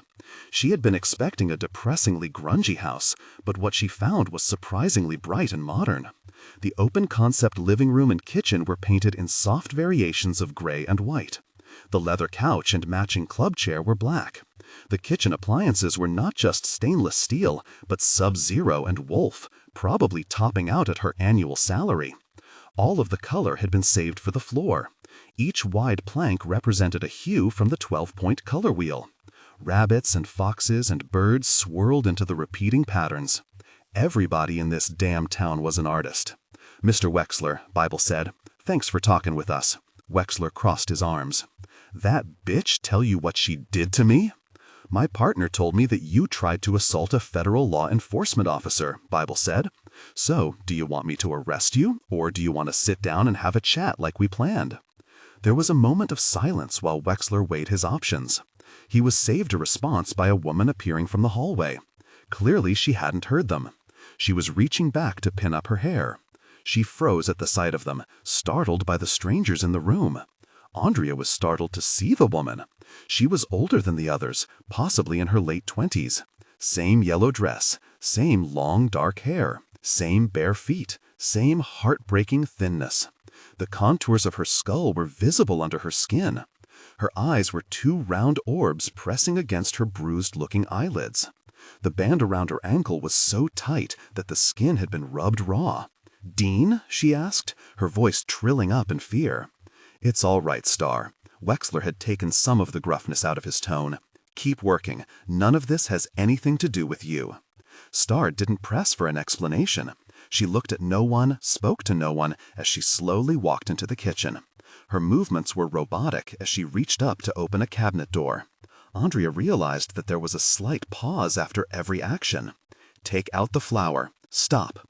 Place it on the counter. Stop. Take out the granulated sugar. Stop. Set it down. Stop. Then yeast. Stop. Dean? Stilton unsnapped his shirt pocket and found his spiral notebook and pen. "Are we going to do this or what?" "Sit down," Wexler said. "Let's get this the hell over with." There was only the couch and the chair. Bible and Stilton were both big guys, and Wexler was clearly going to take the chair. Andrea spared them any notions of chivalry and walked over to the kitchen. She pushed herself up on the single leather stool under the island. She could hear Star working behind her, but Andrea didn't turn around or acknowledge her presence. She gathered, by the way Wexler was staring at her, that this was exactly what he wanted. "All right." Bible nodded to Stilton as they took their separate corners on the couch. They had clearly worked out who was going to take the lead. "Chief," Stilton said. "Dean, tell me about this poor girl in the field." Andrea heard a glass being set down heavily behind her. "I've told you all I know," Wexler said. "And that's not even what I really know, because I told you I don't recall ever having met her." Alice Powson, Bible supplied. Star stopped moving. Andrea could feel the tension building behind her, but she still did not turn around. That appears to be the victim's name, Bible said. Alice Powson. Victim? Wexler gave a familiar dismissive grunt. She killed herself. That has nothing to do with me. And the state of her? Bible was mindful that Star was in the same bad way. What about that? What state of her? She was a beautiful young woman, from what I could see. Wexler showed his teeth. They're all adults. They can do whatever they like. I'm not even their employer. I've got no idea what the volunteers get up to when they're on their own time. Bible adjusted his approach. How does the volunteer system work? I guess you have a website or something? Wexler seemed to gauge whether or not to answer before finally nodding. We get applications through the site. Most of them are international.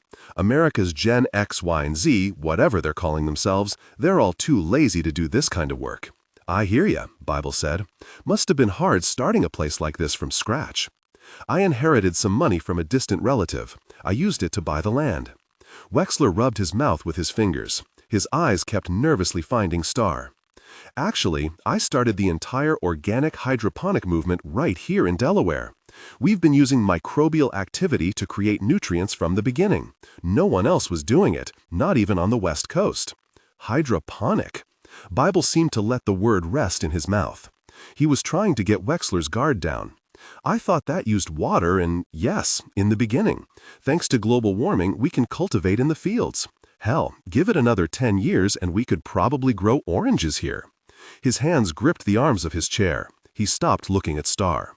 When I started out, the whole town thought I was crazy. They said I couldn't get the beans to grow or find the workers to make it succeed.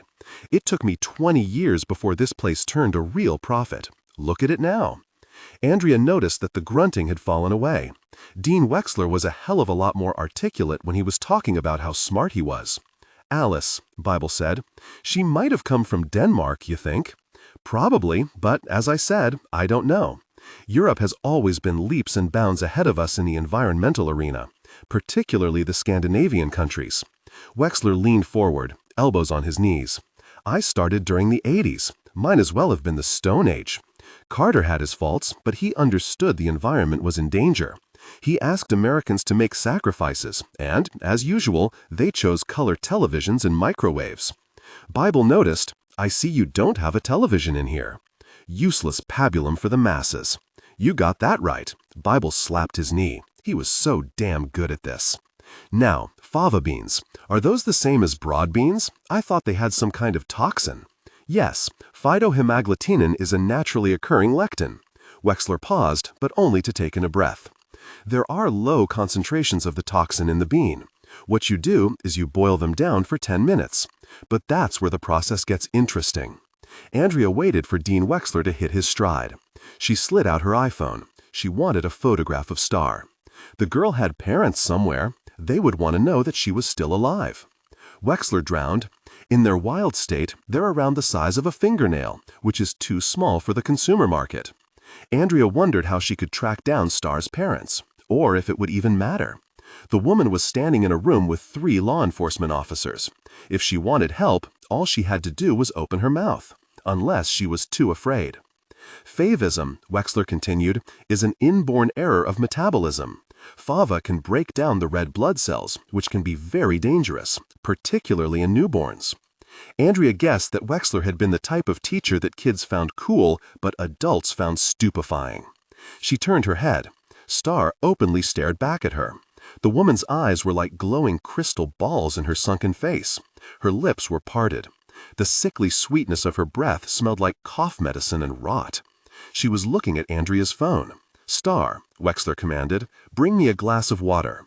Again, Star moved robotically, as if following a subroutine. Walk to the cabinet. Stop. Take out a glass. Stop. Walk to the sink. Andrea turned her back to the woman, which was exactly what Wexler seemed to have been waiting for. He told Bible, let's get to the point. I have work to do. Sure, Bible said. So tell me about the application process for your volunteers. It's not very complicated. Entrants write an essay.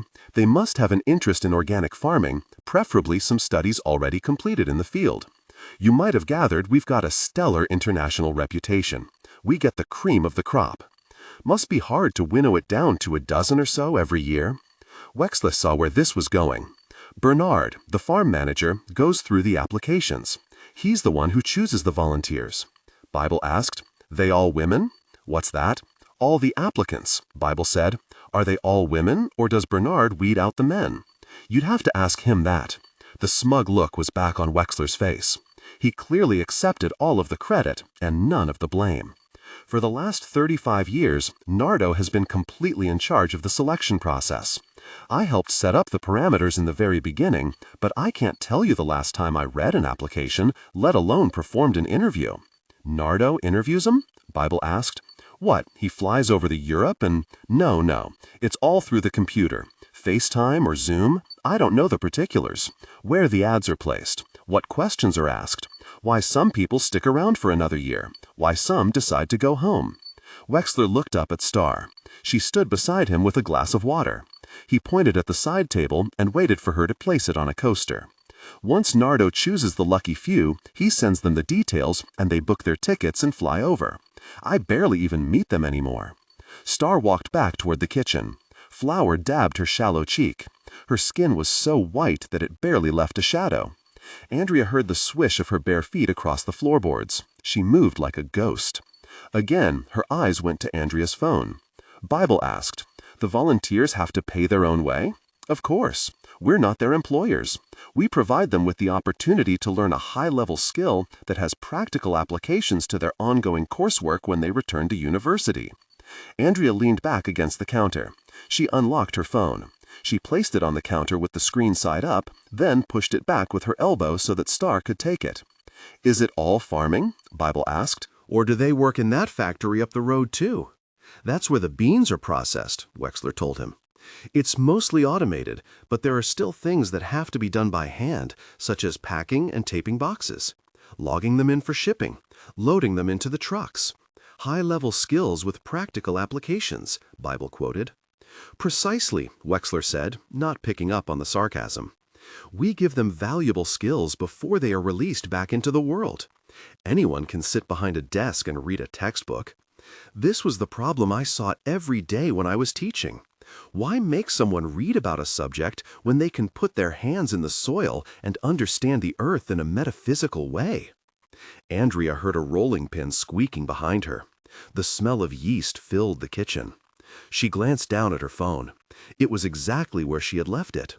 The screen had gone black. The phone was programmed to lock after 30 seconds.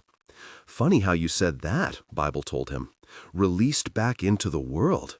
Does that mean you cut off those ankle bracelets before you let them go?" "I've told you all that I know," Wexler said. "Geez, when will I get my field back? We have work to do." Stilton clearly didn't like the nickname any more when Wexler used it. "When I'm damn good and ready." "What about Alice's parents?" Bible asked Wexler. "I assume you're going to notify them." "I wouldn't know how." "Nardo, then." "I wouldn't know." Andrea debated about whether to unlock her phone again. Was Star trying to send her a different message? Andrea looked at her hands, her shorts. What had Star been trying to signal? "We could take notifying her parents off your hands for you," Bible said. "Maybe there's some letters or a phone in Miss Polson's personal belongings. People have all kinds of information on their phones." "Don't you need a warrant for that?" The corners of Wexler's mouth twitched with his familiar smugness. Probably not the best idea to ask for legal advice from a cop. "I prefer to be called either Marshal or Deputy," Bible said. "Cops are generally like Chief Stilton here. They handle state-level issues like traffic tickets and DUIs. I'm at the federal level, so that covers things like wage theft, conspiracy to commit forced labor, sexual coercion, and sex trafficking." The room went so silent that Andrea could hear the oven ticking as it warmed up. She tried not to startle when something small and solid pressed against her elbow. She waited until the rolling pin started to squeak again to look down. Star had pushed Andrea's iPhone away. "Did Miss Polson live over there in the bunkhouse?" Bible asked. "We can just pop over and—" "Not without a warrant." Nardo was standing on the other side of the screen door. A fresh cigarette dangled from his lips. "There's no imminent danger. The girl is dead. You can't walk into any of these buildings without express permission. We have a reasonable expectation that our Fourth Amendment rights will be honored." Bible laughed. "You sound like somebody who knows enough lawyers to try to sound like he's a lawyer." "Right." Nardo pushed open the screen door, but didn't come in. "Dean, I need your help in the barn. You pigs will either have to leave the property or keep to the area around the body." Wexler groaned as he pushed himself up from the chair. "That means now." Stilton and Bible made to leave.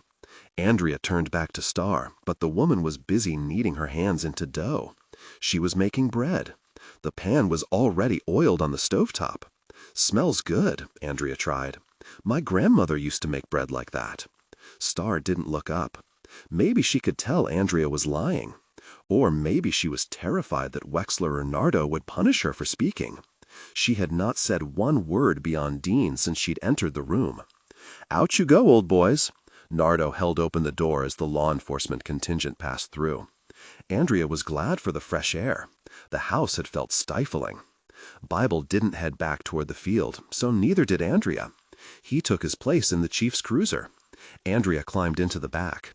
She could see Stilton walking around the front of the car through the wire mesh divider. Bible asked, "What's that you had going on with Star?" She kept looking at. The door opened. Stilton got into the cruiser. Andrea looked at her phone in case Star had somehow managed to do something while the screen was unlocked. She checked her email, messages, texts, notes, missed calls, calendar. 30 seconds wasn't that long. She had looked down at the phone and seen it exactly where she had left it. Maybe Star had pushed it away as a kind of fuck off. Stilton cranked the engine. He turned to Bible.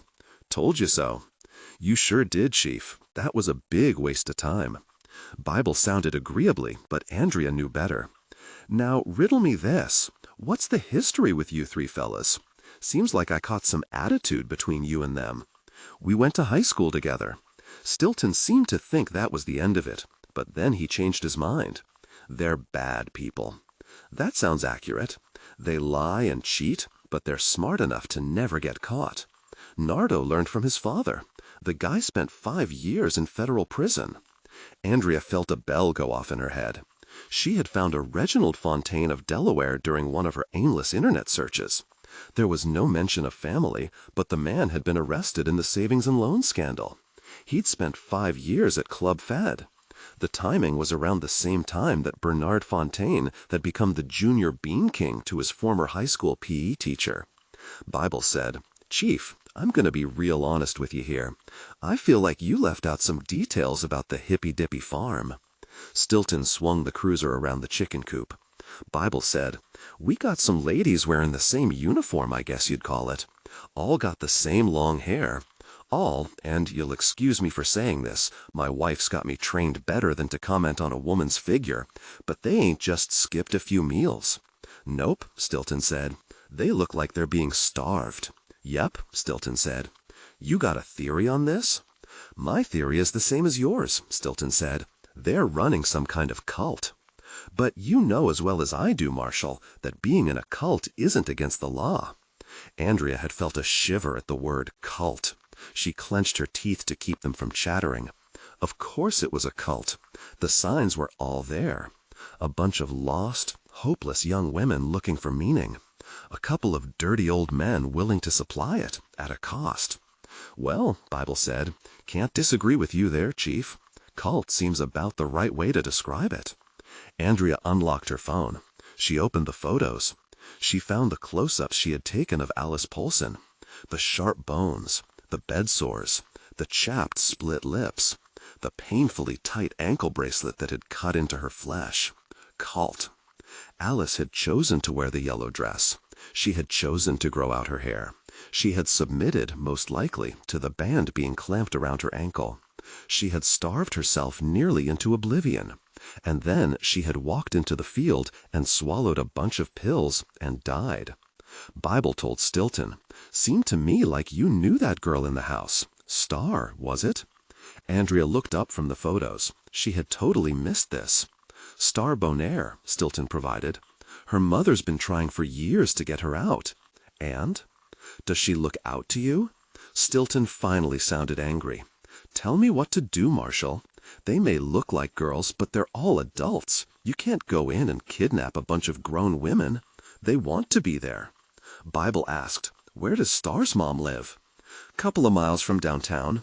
But she's crazy, Stilton warned.